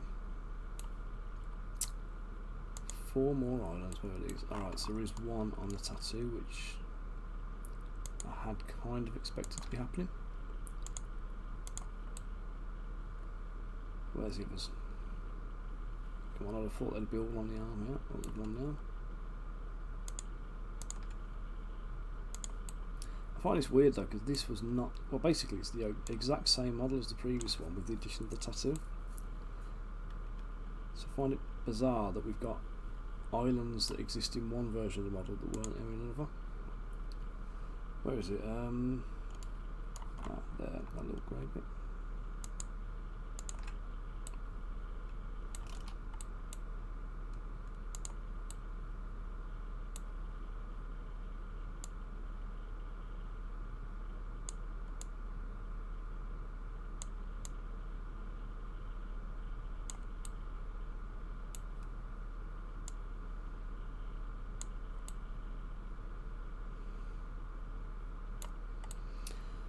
Okay, that's ridiculous. Where's the next one? Where's the last one? There. Really? Okay, there we go. Jacko, thank you for the follow.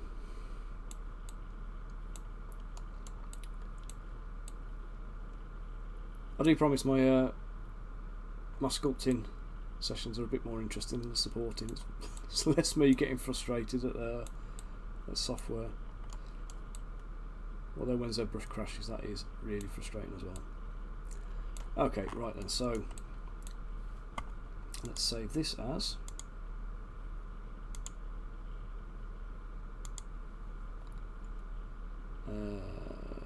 cut a pure Darkun with scars.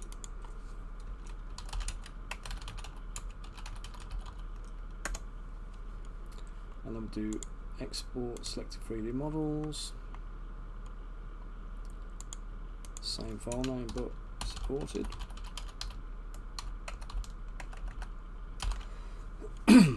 Okay.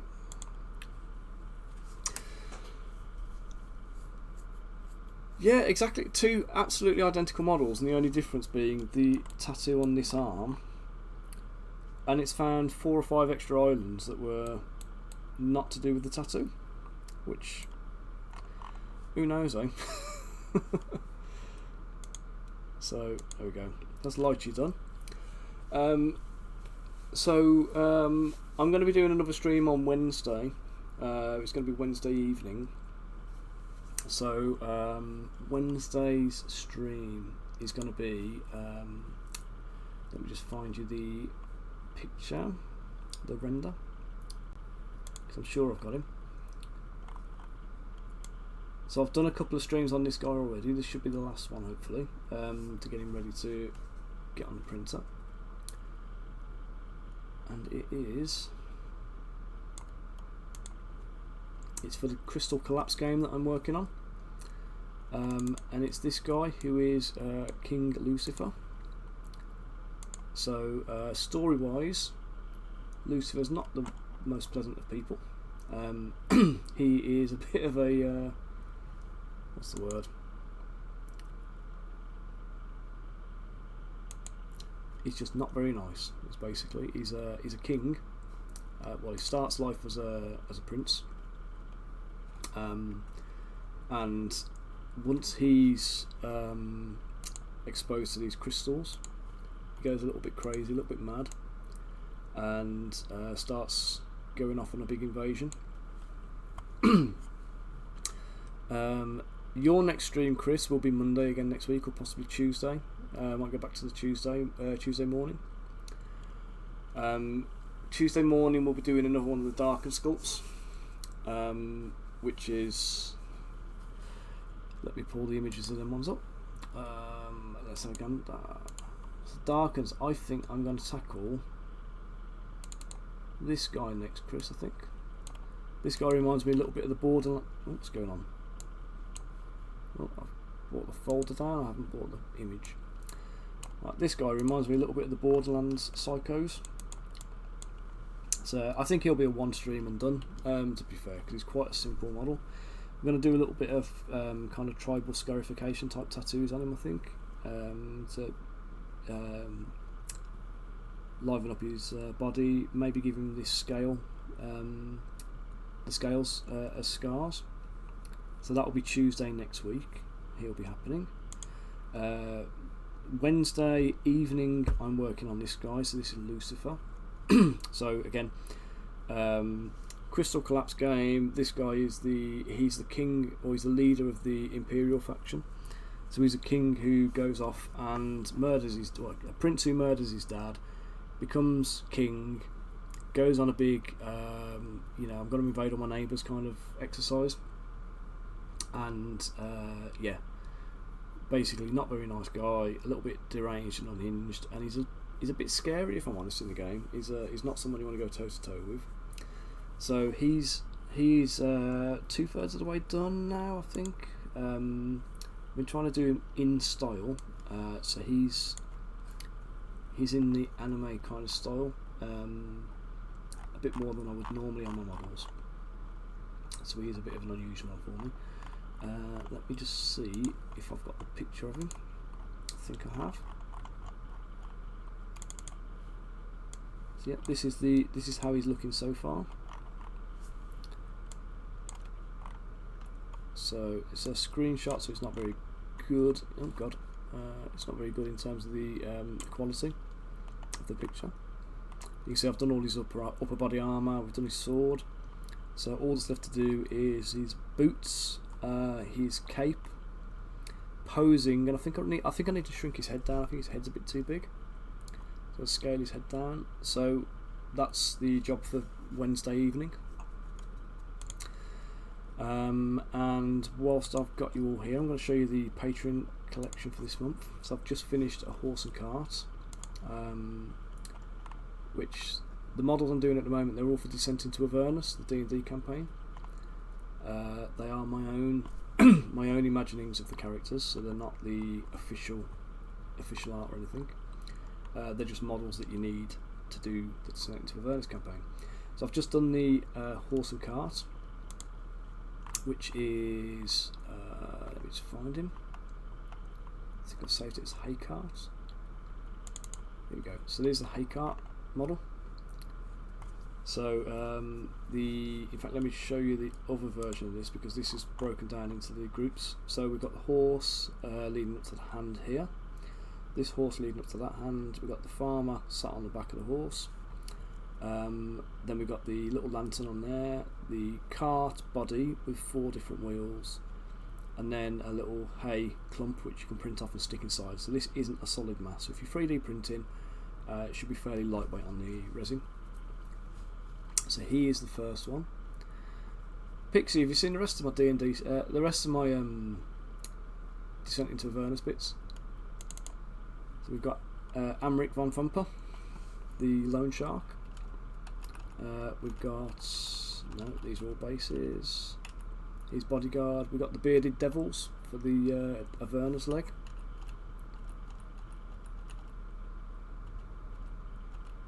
Some bouncers. Some necrophytes. The Court of Merkel. My Court of Tiamat on screen for you now. Some Royal Guard. These are for the Van Famper household they were designed for. So we got Noble Guard and we got Elite Noble Guard, and then we got the guys with the capes and no capes. The masked cultists. Again, you'll need those at some point. probably easier if I just find the actual renders. Probably better for me to get my product render up.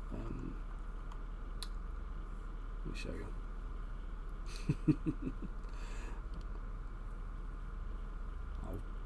Send him my way, and I'll sort you out a nice discount code for it as well. In fact, let me pull it up. I'll pop it in the. I'll pop a discount code in the chat for you all. Because there is a 50% code at the moment.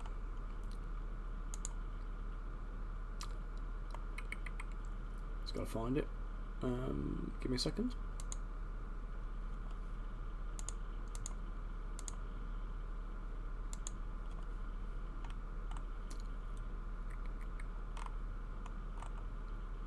Right, so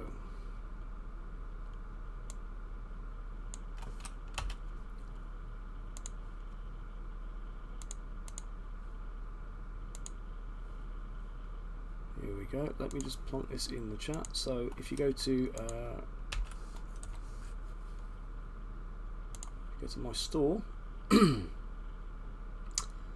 and oops,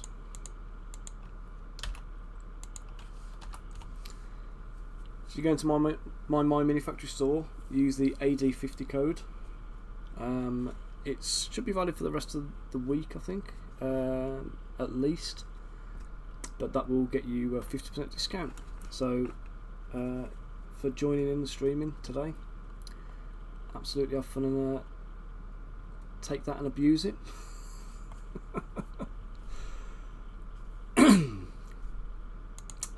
The hay cart's not in there yet, so that hasn't been uploaded. That's part of this month's Patreon release though. So this month's Patreon is $6.50. So there's the Patreon code. It's £6.50 to sign up.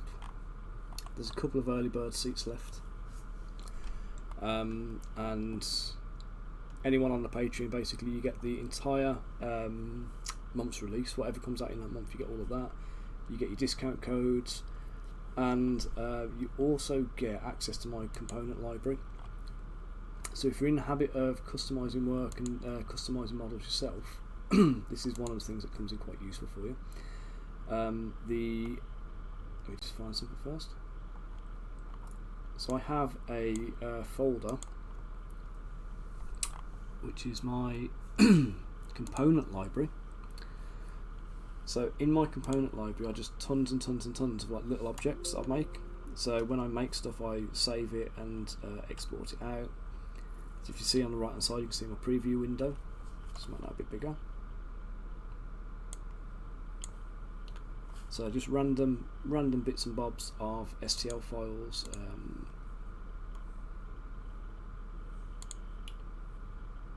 And this includes like heads, hands, arms, loots, daggers of different kinds, axes, literally anything. Anytime I make a new weapon or I make a new asset or anything else, these things go into the component library.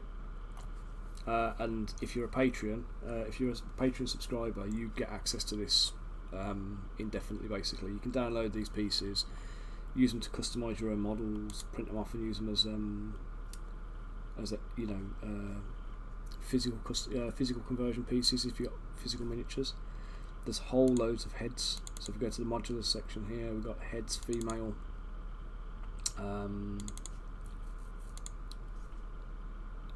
Yeah, there's just loads and loads and loads of parts, which for some reason that one's not previewing.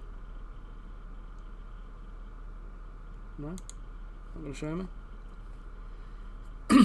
Well, they're there anyway. So yeah, so just for being a subscriber, you'll have access to the link for that anyway. So anybody who does any kind of like mesh mixing or any conversions or anything else, it's a massive treasure trove for you.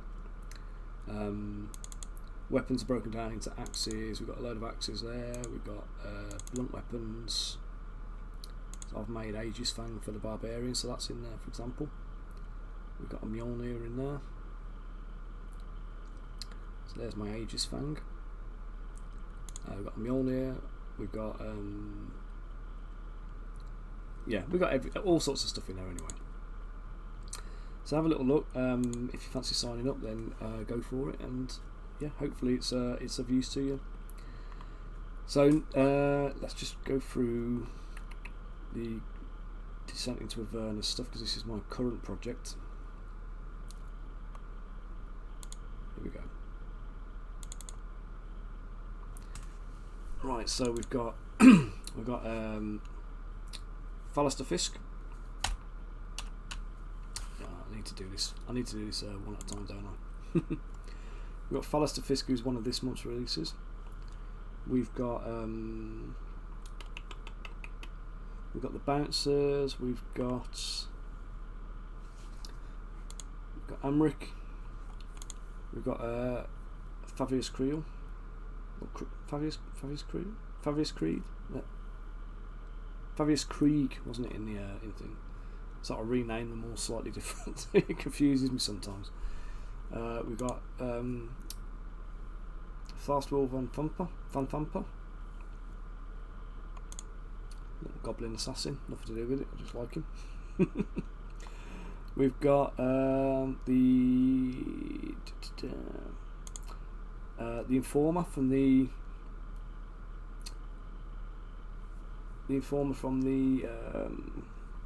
what do you call it? The tavern at the beginning, when the mercenaries send you in to go and find them. I forget his name now. The Flaming Fist guys. Zodge, Captain Zodge. So we've got these guys. These are my Iron Fists. The Iron Fist of Bane. So there's some of your cultists.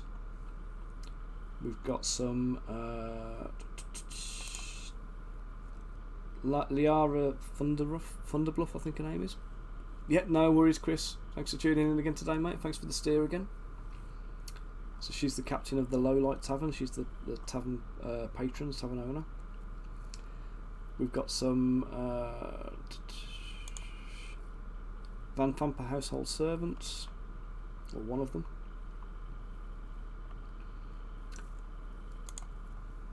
Commander Porter from the Flaming Fists and her mercenary bodyguard. And then we've got the rest of the Flaming Fist mercenaries. So we've got some splint mail clad mercs with crossbows. We've got Captain Zodge himself. And then we've got a few more of Zodge's cronies. When you get into Avernus, we've got some Merregons who freak me the hell out, frankly. The Necrophytes, Cultists of Merkel. Yeah, I've worked through the whole campaign from start to end. We've got what was his name? Morty, the big burly guy in the dungeons. Anyway, he's one of the Van Fampers. Necromancer Tanis. She wasn't called Tanis. Flennis or Flannis, I think her name was.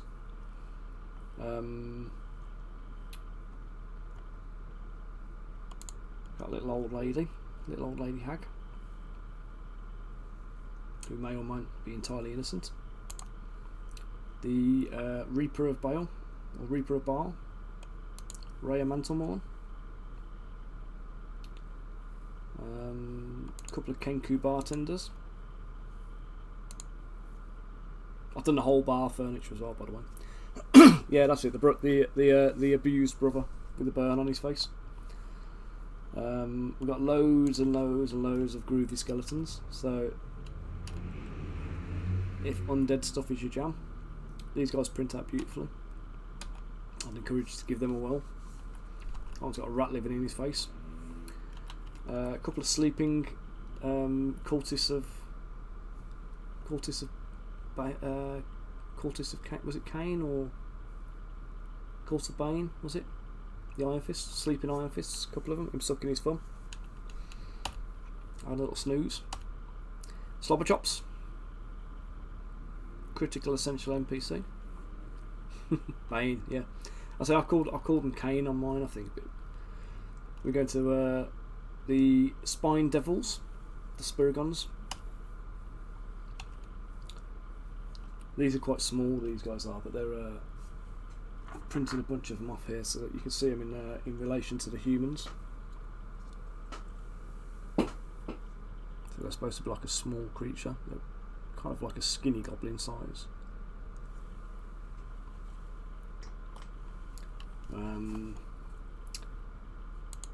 Spirit gauntlets, like flying gauntlets, which you're going to need at some point because they're going to mash you up.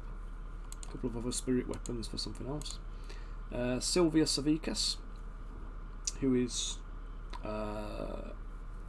later on when you get to Candlekeep. The Iron, what was he called now? He wasn't the Iron Emissary, I called him that. He was the Iron Consul, was it? And then we've got the, the Cult of Tiamat.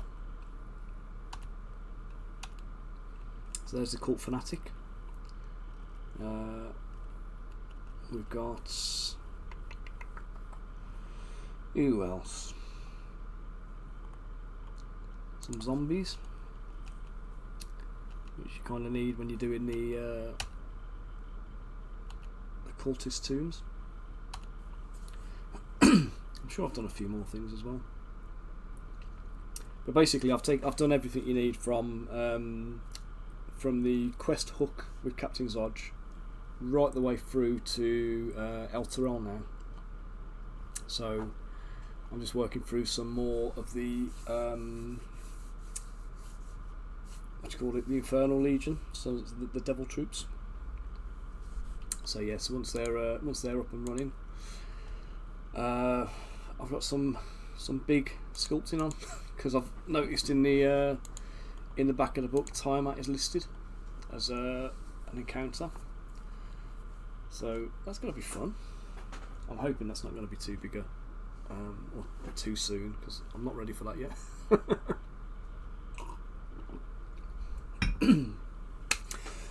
Okay guys, right, I've been streaming since 10 o'clock this morning and I haven't even had a lunch break yet, so I am absolutely starving. So I'm gonna raid you guys out to, who are we gonna go and see? Let's go see Alki. Pixie, it's a pleasure as always. I don't even know what I'm gonna eat. I don't know what we've got to eat in the house yet. I'm gonna have to go and raid and see what I've got. So I'm gonna, raid you guys out to. Do we go to Mike Disney or do we go to Alchemist Models? Do you know what? Mike is on a bit of a lower one and he does some lovely pieces. So let's send you into him. So let's go raid. Part of Mike Disney. Right, and again, thank you, thank you all for the follows. Thank you for your stream patronage today, and enjoy the rest of the day, everyone. Thank you again. Right, we're going in 5, 4, 3, 2, 1. Let's go. Thank you, everyone. See you all later.